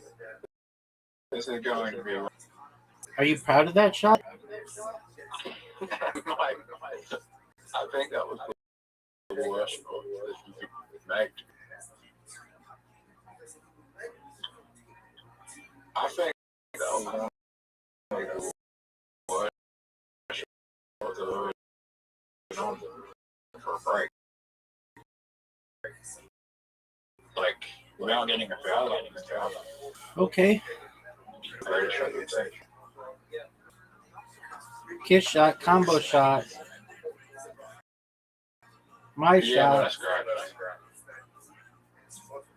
And you put it. Get off. Yes, sir.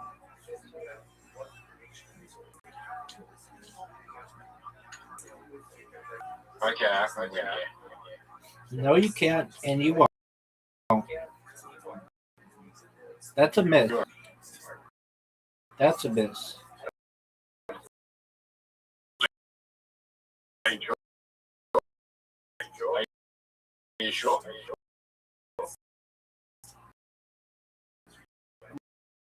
Well, you so I wouldn't be really proud. If the whiteboard on the topic, that would have been unbelievable.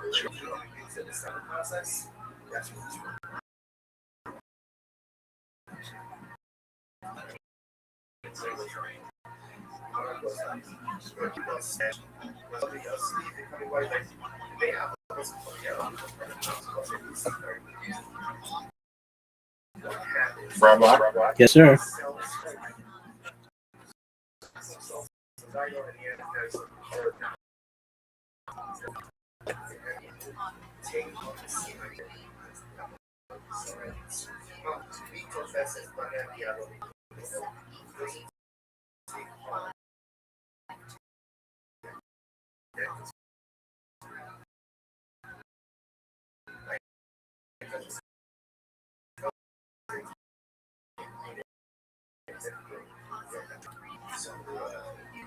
That shot.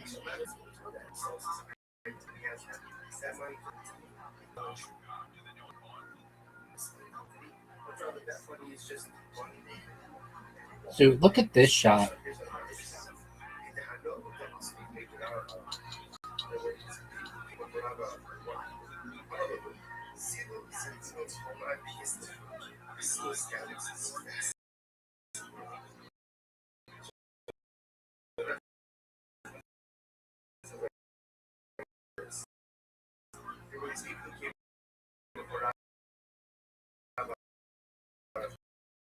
Dude, that's a mess.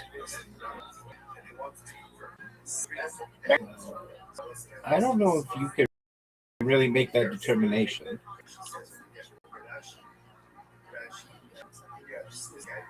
Oh, Zoot, that was great.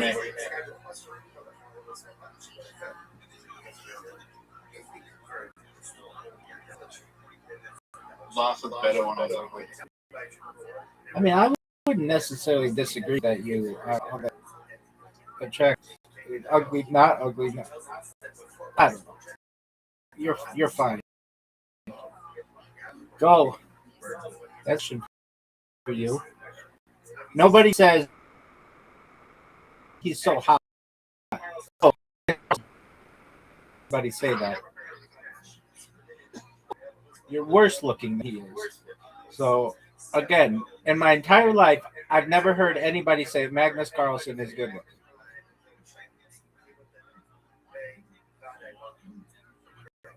Have you ever? I mean, he's not great. He looks like a Neanderthal.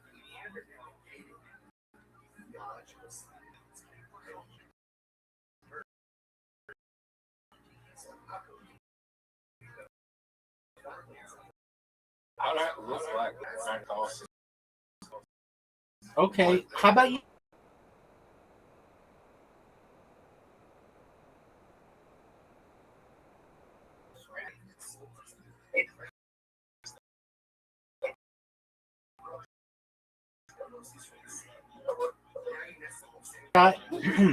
Zoot, did you shot? Zoot, what are your thoughts on this shot? 7. Okay, what are your thoughts on this shot?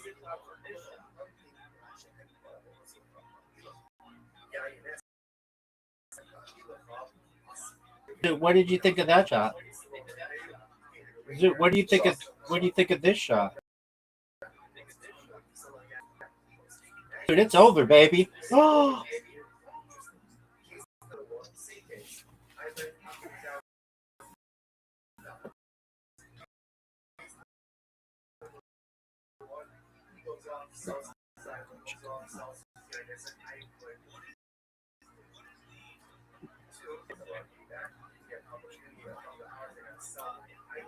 I just did that.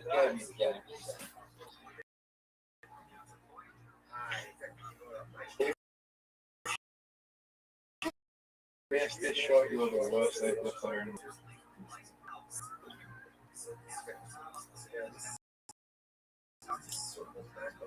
What do you want? All right, best shot. What was it? My shot. Okay, it's cool. Scoreboard. We played trick shot. Do you think you're at that? Trick shot. There's no way you're gonna win.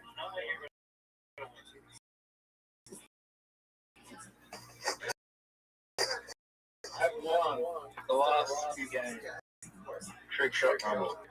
And I'm breaking. And I don't. You don't get any point from the break.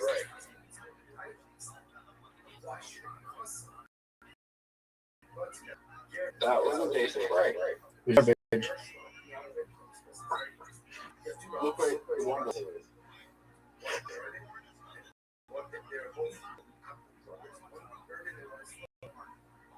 You think it was a bad break? Yeah. But I got like the best shot. Okay, there we go. Nice. That was a garbage shot.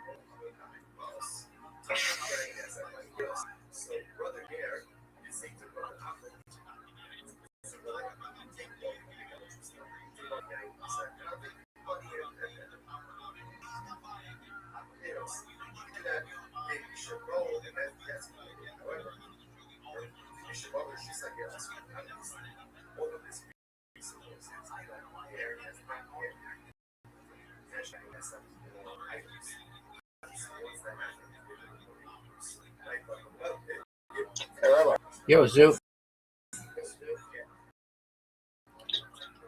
You can't even do everything I would have contact the other side. Yeah. Oh, no way. How did you get that? How the fuck did you just win? That was the best show ever.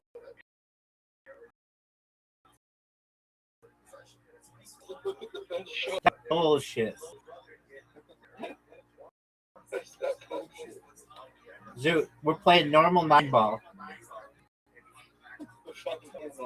That is bullshit, Zoo. You know it. I know it. Everybody knows it. Zoo, you have an invitation. Accept your invitation, dog.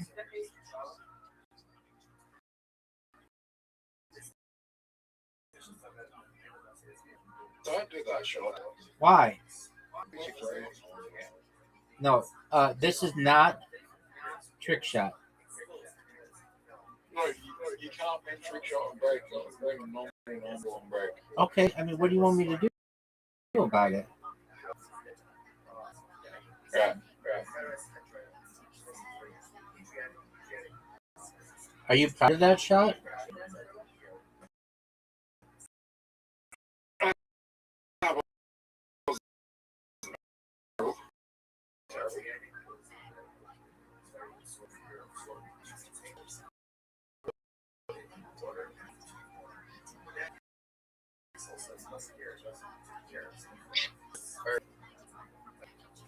Rabbi, what's your athlete Canadian leaderboard?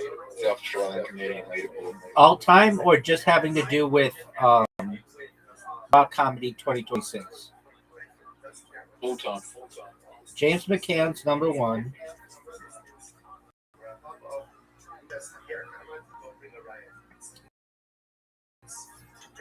That one girl who she's number 2.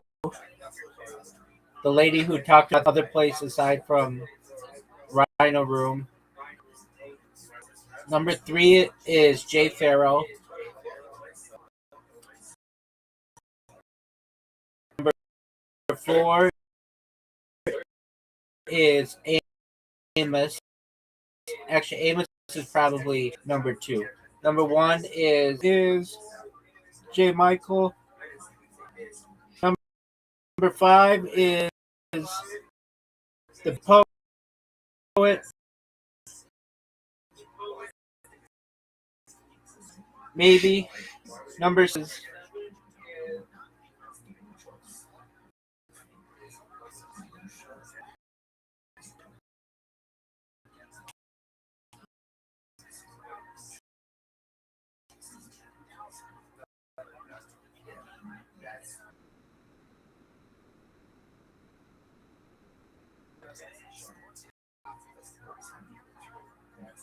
You don't know anything about Adelaide.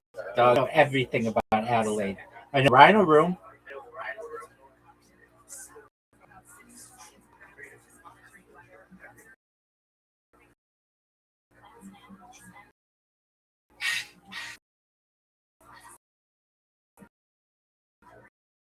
What animal is on the top of the roof? So I know everything about Adelaide. That was a good guess. I wonder how I know. Because I know everything about Adelaide, and I know everything about the Adelaide comedy scene.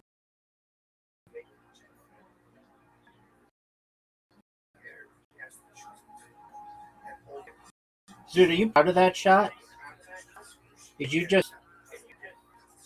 You know what you did? Yep. Okay.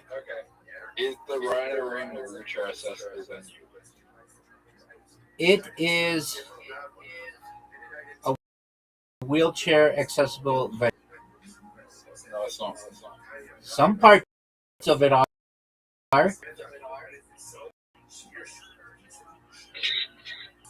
You guys don't have law like the Americans with Disabilities Act where every place needs like a ramp? No. Well, you need one.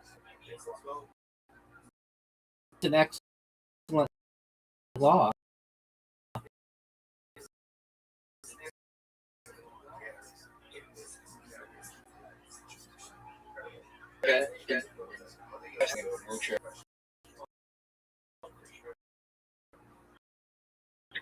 Everything can empire states building a wheelchair accessible venue. All the You go up the stairs in a wheelchair. no, but they have wheelchair accessible elevators.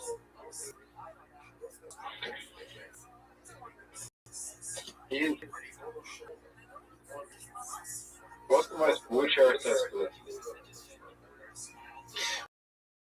What's the least wheelchair accessible place in America? Appalachia. What's that? It's like this mountainous between. Do you think everywhere in the world will be wheelchair accessible? Absolutely. Though maybe not, because we won't need wheelchairs. But imagine a world in the future where there's some type of like mech suit, like a mechanized suit that you could wear that allows you to do anything that an able person can do.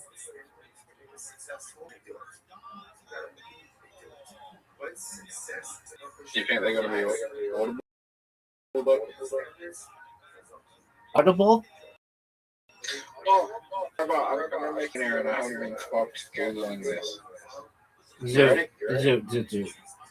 Why are you trying to distract from the heart of a champion? Is there such thing as electric planes? Yeah. Okay.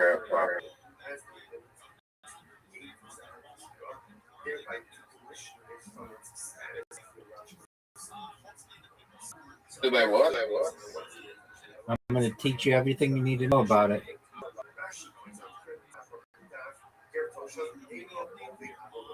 Electric planes are aircraft fully powered by electricity, typically using rechargeable lithium batteries, electric motors to drive propellers or rotors, reducing carbon emissions during flight. While small electric aircraft like the Pipish Velis Electro and Alpha Electro are already in operation for pilot training, and the Aviation Alice commuter plane, seating 9, has completed test flights, fully electric commercial airliners remain in development due to significant challenges with battery weight and energy density. Current technology limits most battery electric planes to trips under 1,000 miles, with flight times generally ranging from 20 minutes to 1 hour. Although the Solar Impulse 2 demonstrated that solar-powered aircraft can travel 5,000 non-stop using stored energy. Hydroelectric systems, which combine liquid jet fuel with electric motors, are being actively prototyped by major companies like Rolls-Royce, Pratt, and Diamond Aircraft to offer a viable bridge towards sustainable aviation, with some designs aiming for commercial use by 2026. Is there anything you want to know about them, Zoot? How long do you think before every vehicle in the world becomes electric? I don't think every vehicle in the world will become electric. No, I mean, there'll be more cars. You think there'll be more cars, electric cars on the road than there will be petrol, gas cars? That's already happened. That happened in 1900.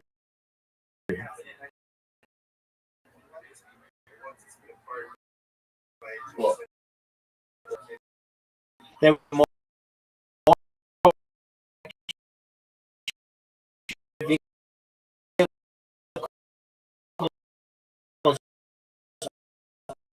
on the road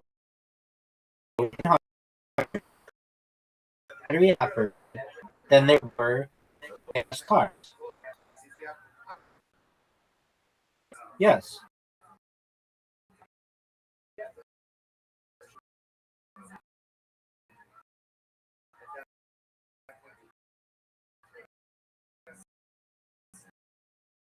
When you think will happen? 2035, that's in effect. There's a bid to keep it in effect by the California Air Board, which is an extremely powerful.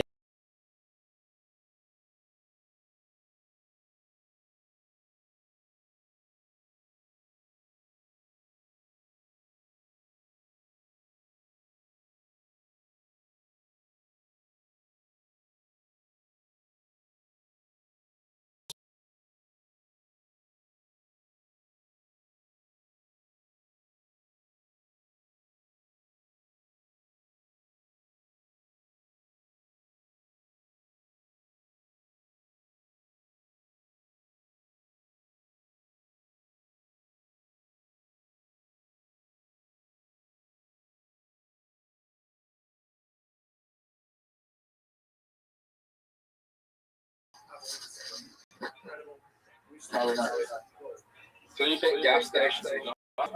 No, they'll just transition to electric charging.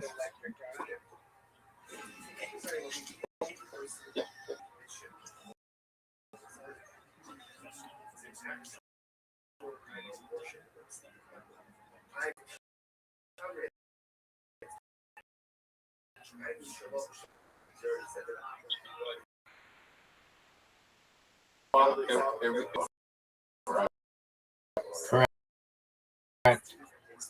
Are you proud of that shot?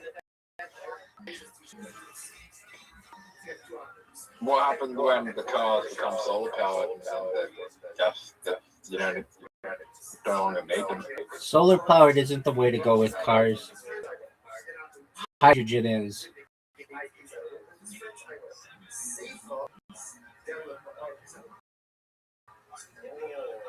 Zoot, are you proud of these shots? Yep. When cars become self-driving? They've already started.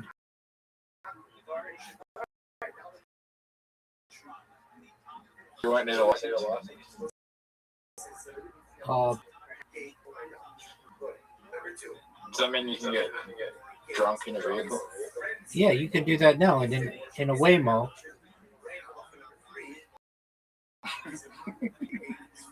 And if you pout, it plays all kind of music. And if you still don't get out of the vehicle after it plays music, has lights turned on, then they call the police.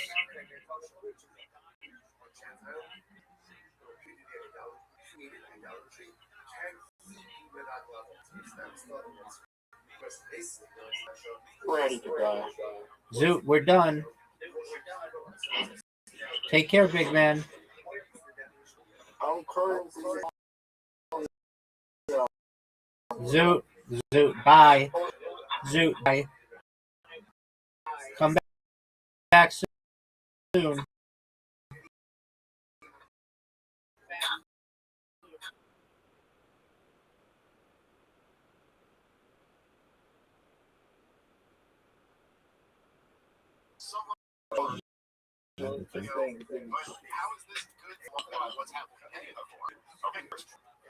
Bye, Zoot. Bye bye. Yeah.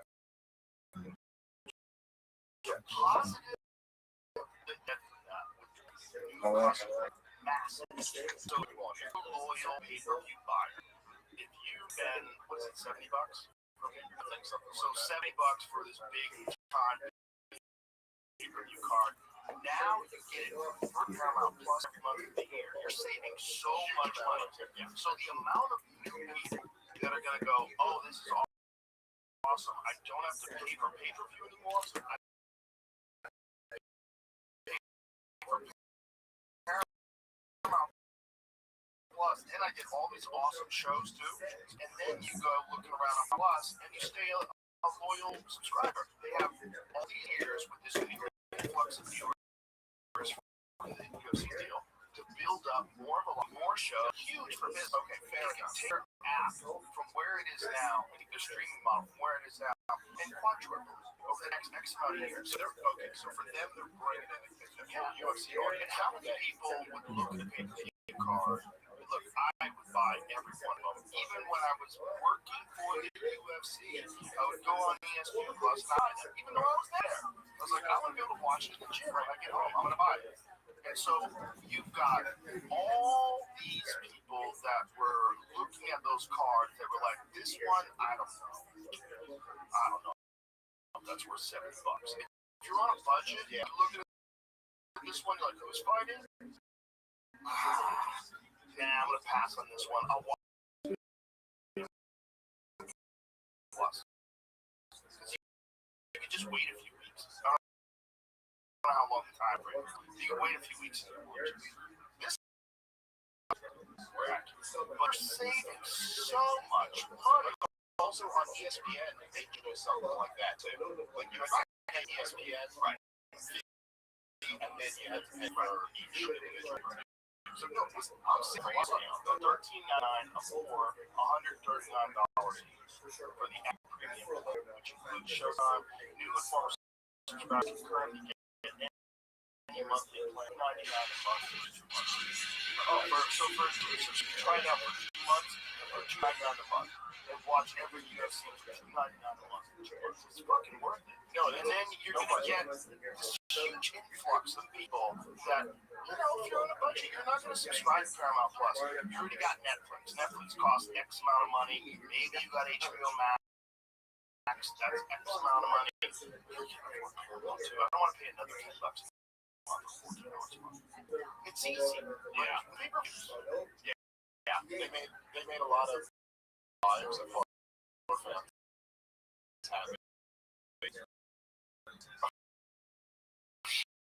Sure, for that. Don't have to buy these papers. Yeah, they get the Paramount. I guess I don't really know for business. Then we're this way. We're doing it a whole new way. Yeah, but it's been on streaming for the last few years. Yeah, and then Paramount, you get it on Apple TV, you get it on all these different things. There's no reason that not. It's easy. It's just great for as a business move for Paramount. It's a smart fucking move. Because you get this built-in hardcore. Have some of the cards be lackluster, yes, but guess what? That is always been the case. Yeah. Go back, actually watch Rose Namajunas versus.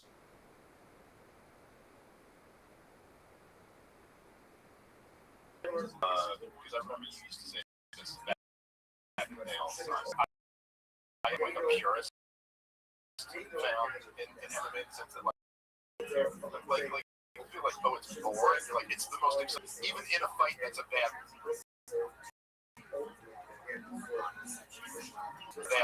Because if you remember the Pro Cup, it's a good example of this where it was just a boring fight the entire fight. And then there's a spectacular knockout at the end of it. And even if that doesn't end up happening, you're always watching like that could happen at any moment.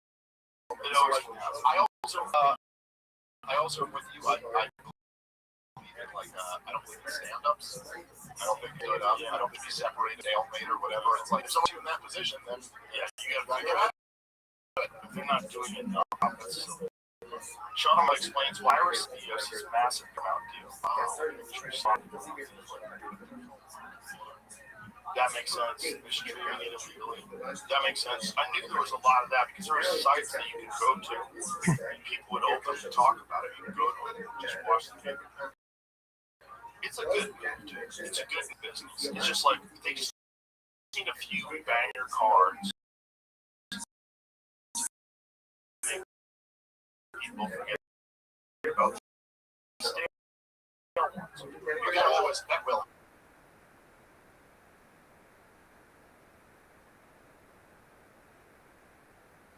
And it could very well be like, what's the average temperature? This stuff today. Average 67% last year, or 24 degrees. Okay, that's tough. Okay. Yeah, that's okay. That's a fucking big problem. That's a big problem. you are going to radically affect your performance if you make people fight in 100-degree temperature with 67% outside. You're also going to radically affect my ability to comprehend. Okay? My fucking head doesn't have any hair. The top of my head is going to be red. Toxic sunscreen on it. You're going to see me with that white zinc powder that the surfers use. I'll make like that is an issue. Okay. Are they building a tent? Is this outside, or is it outside in the tent? Are they gonna have like fans blowing cold? You know how much DC's gonna complain? That fucking dude, he's gonna be right next to me. His shirt's gonna be soaked. Yeah, that's. You won't be able to tell with mine because everybody with a white shirt or a blue shirt. If Anik has a light blue shirt on, his pants are gonna be fucking up in sweat. It's gonna be ridiculous. That also like really legitimately changes the actual fight. Oh, 100%. Okay, so there, I don't see any AC there, bro. How are you gonna get AC on those people? What is that gonna be like? That sounds fucking. To do that in June, just because that's the time to do it. I mean, if I was Justin Gaethje or I was Ilya Topuria, if I was Justin Gaethje, I mean, he has to take the fight. It's in the fight. It's at the White House. He's a true red American. He wants to win the title. White House. Come on, you have to do it. He's 37 years old. Maybe the most lethal guy he's ever faced. Yeah, the guy out of all the guys he faced, got the fucking lights with one shot every time.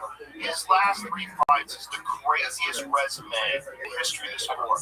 Knocks out Alexander Volkanovski, knocks out Max Holloway, knocks out Charles Oliveira. 2 at featherweight, 1 at lightweight. All of them. I wouldn't even say, I guess it's debated, but certainly you could make an argument. The 2 best featherweights of all time, and one of the greatest lightweights of all time. And by the way, I know MMA math is never perfect, but look at what Oliver just did to Max Holloway. Yeah, who I love, one of my favorite fighters. And then you think about the way Ilya Topuria handled him. Flatlined in the first round, and what was almost as impressive as the knockout was he tried to take him down. Think about the way he got one of those body locks and tried to take him down. Think about how helpless Max Holloway was. And how helpless a whole bunch of guys are getting off when he gets his hands around you.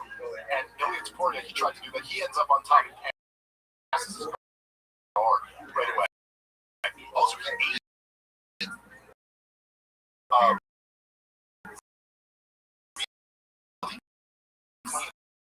elbow.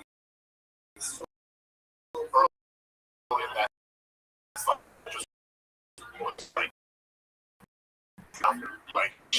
just he's great. This is probably I don't want it to be outside. Warming up at the White House, like what do you have tents with mats on them, and these guys are gonna be slipping around in puddles of sweat. Shadow boxing is a situation where before you come out, who's gonna slip on sweat and blow their ACL out? You know, I mean, have you ever done striking on mats when a bunch of dudes been training like in a class? It's so fucking slippery. If it's that hot, it's gonna. They have these mats where they're gonna get up in air conditioned buildings somewhere.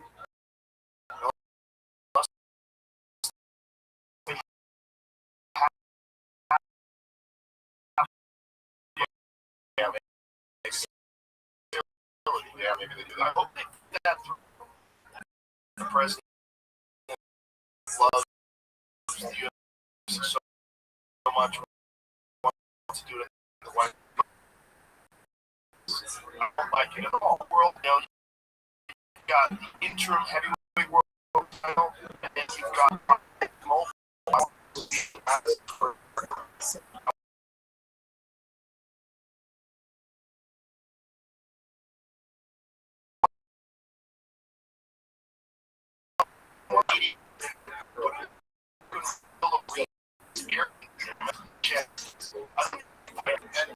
I'm wrong, but also I would think it's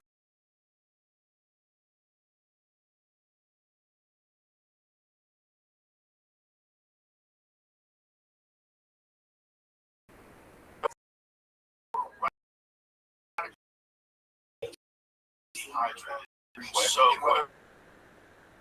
4 hours ago.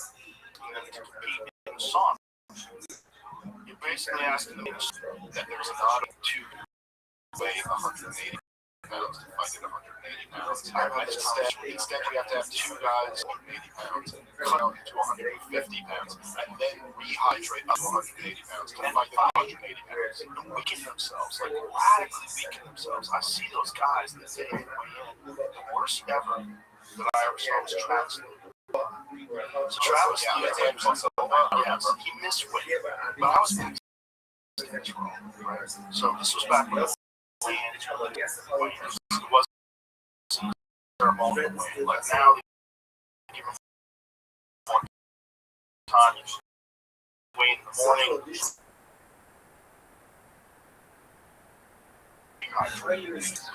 And so I was backstage walking X amount of times to make the weight. Dude, he couldn't walk. He would shuffle. He couldn't take his legs out. His lips were cracked. His face was dry. It looked like he was going to die. Like a guy who had been shipwrecked. You know, and like lost at sea and just drinking his own piss for a week. And they found that's what it looked like. But he was. That's right. I mean, that is what and 24 hours later, he has to fight the greatest middle of all time. He has to fight Anderson motherfucking Silva in his prime. And for that being the story, he did remarkably well. He got viciously elbows. He was elbowing in the triangle. That would not have happened if Travis wasn't confident. Travis was a real problem there. Yeah, and he was the best jiu-jitsu guys to ever compete in MMA. And he was stylishly kind of like the best shot against Anderson Silva at that time. Exactly. And because Anderson Silva just looked untouchable. And he got him down. He got him in good positions a few times, even though he was fucked in the weight cut. But the thing was, he never made the weight. So even if he beat him, it wouldn't have gotten him. But it's like I've advocated there's a solution. One of them that are additional to what we have one at least every 10. People push back against that, but listen, 10 pounds for an elite athlete is a big fucking deal. 20 pounds is crazy. So when you go like 85 to 205, that's crazy. That's too much weight. It's too much of a gap. You could have multiple champions in between those weight classes. It's just better for the sport overall. You've got more champions and more champion matchups. Well, there's it also, first of all, it's very unhealthy and dangerous, and that's the biggest issue. But then it also makes it a thing where it's like, now there's 2 factors. It's not just who's the best fighter, it's also who's the best at dehydrating themselves, losing a ton of weight, and rehydrating themselves. And also, I think, like I've heard gymnasts say before, that like, some people are just naturally better than that. Yeah, some people just fluctuate in weight, or some people can lose a lot of weight and get it all back.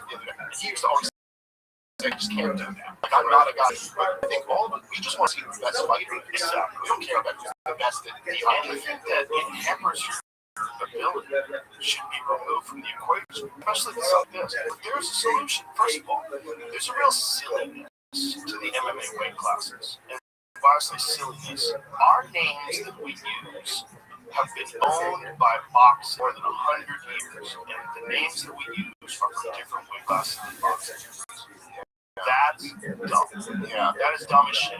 Like, if you want to have a 170-pound champion, fantastic, but don't call it a welter. Because welterweight is 147, right? It's been 147 for 100 fucking years. Lightweight has always been 130. That's what Julio Cesar shot from. 135. 135. Lightweight's 155.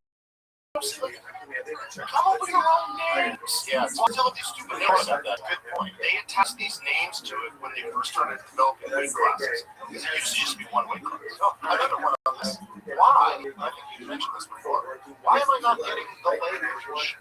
They do that sometimes. Do they? Yeah, because I've seen like, but on the regular tail of the tape, it'll still just reach. Yeah, but if this, because that actually for MMA is such a huge one. Like it's such a huge. Because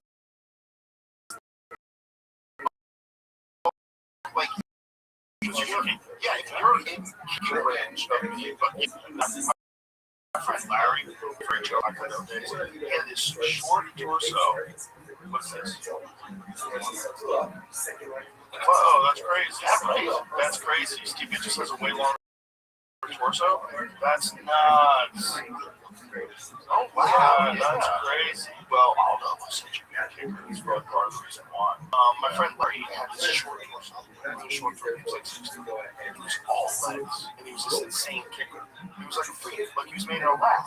And when guys would fight him, when you see guys in tournaments fighting, they'd be like, what the fuck am I going to do with this? Because his reach was so nuts. And he was so fast with his kicks, and you couldn't get anywhere close to him. If you were in his weight class and you were normally built, right? His built like his torso was shorter than mine. His crazy long legs and long arms. Yeah, like some people are just built certain ways for striking.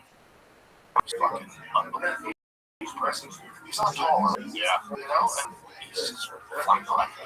Oh, I mean, Charles Oliveira was so much bigger than in that fight. So much bigger than you do. Oliveira is big. It's like the sport's fine. He's not in trouble. The sport's not in trouble. The heavyweight division's in trouble. The heavyweight division's got fucked. It's in a weird situation. The Alex Pereira thing is very interesting. Alex Pereira versus Sir is very, very interesting. He's a problem. He has a problem. He's super athletic. He's really fast. He's super skillful in striking. His Muay Thai is absolutely unique. He does a lot of things different than what a lot of people do.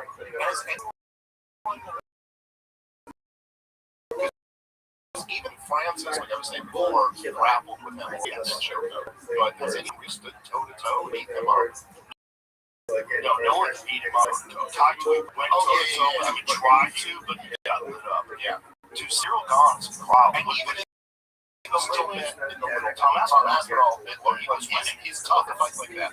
Not just tough, he was like getting off on Aspinall, and it didn't look good for Aspinall. I mean, it's very unfortunate that he got his eyes broken. Really, never got to see what happened to Drax. He won. Wouldn't wait Tom with Justin for the second round. Which was never really seen out of Tom either. It was very interesting. We got robbed of that. Yeah, we got robbed of that. Poor Tom just had 2 fucking eye surgeries, and then he felt like he was disrespecting him. Well, I don't know about the UFC, but a lot of fans disrespect myself, which is crazy. It's like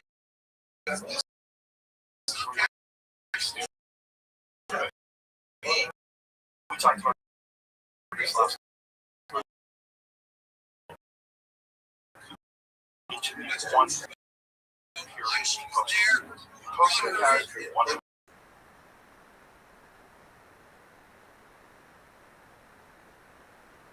Shot? Yeah, well, the thing is that, this last night, if you land a nut shot and it's accidental, as it almost always is, you know, you try to throw it inside the blanket, it's really something. But sure, okay, maybe not, I said almost always. But so, I see this all the time in MMA. It's the first one, it was an accident. This guy kicked in the nuts, and usually they don't take the full 5. And then you just go back. It's like, look, it was an accident. Kicked him in the groin. You hurt this guy, and now he's got to get back to it. And there's, you know, so like it does seem like there almost has to be some accounting for that. And I think there's still, it's a very young sport. I think there is still too much referee discretion. Like there's too much, like there should be like an official rule for what we do in this situation, especially those kind of fouls. It's like it doesn't exist in basketball. Right? Yeah. If somebody fouls the ball and everybody sees it, that's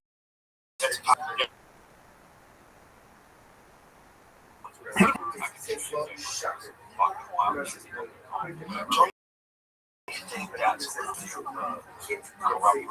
not saying all of them, but they one thing that's been 100% proven is that referees do get paid off in order to get in.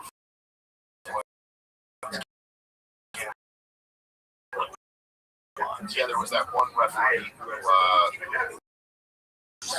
which was like a series that was like, like everyone was like, yo, it was crazy. It's like, oh yeah, that's weird.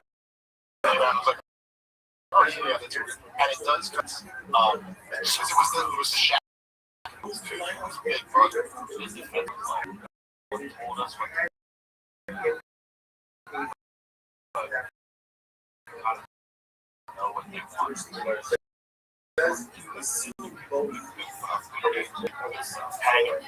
Congress must be the judges hang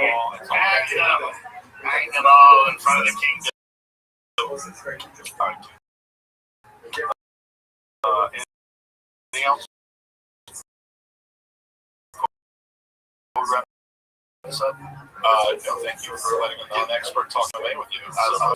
Dude, thank you so much for everything. I covered you leaving. You gotta go. Last time was there was a lot of fun.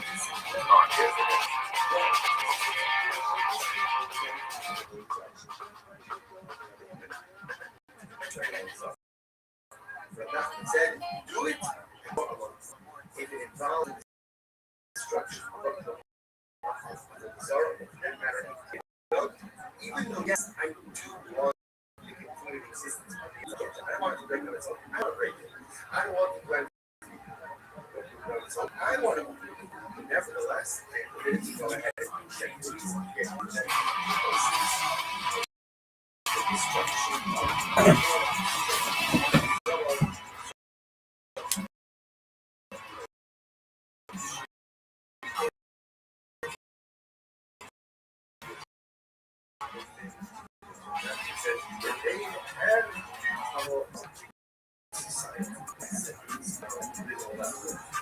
And that is important. Members of society, general society should vote.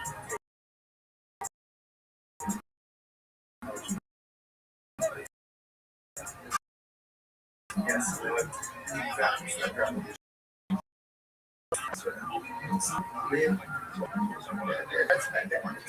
that has to be our approach. At the other hand, people should be allowed to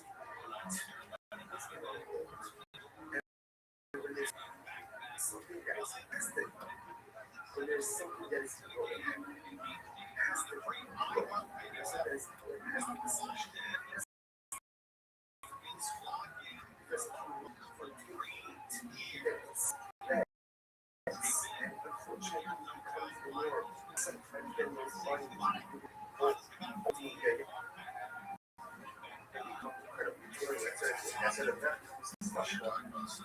yes. Destroy the INS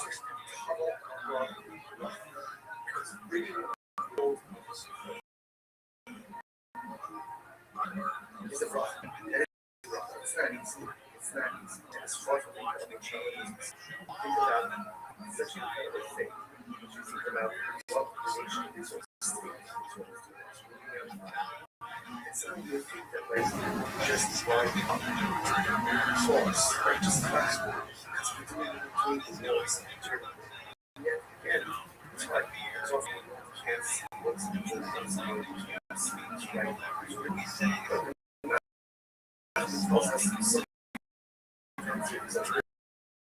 says something.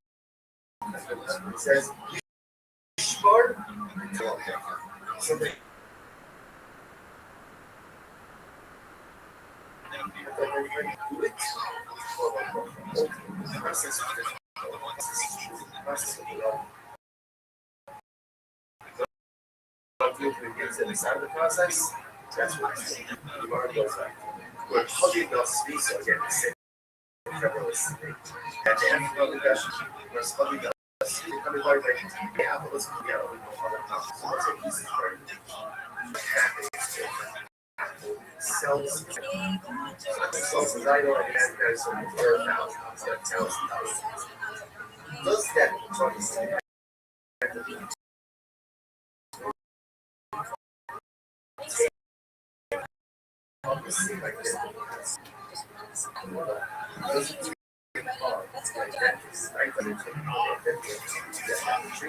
we're not. So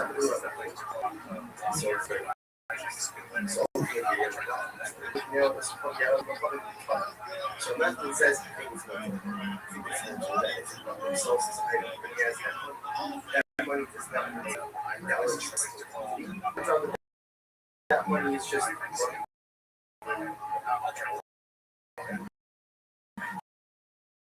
so here's a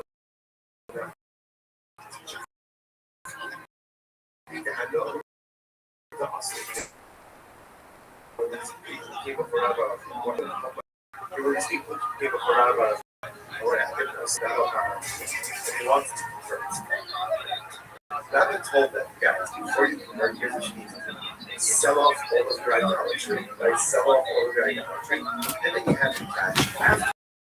After that,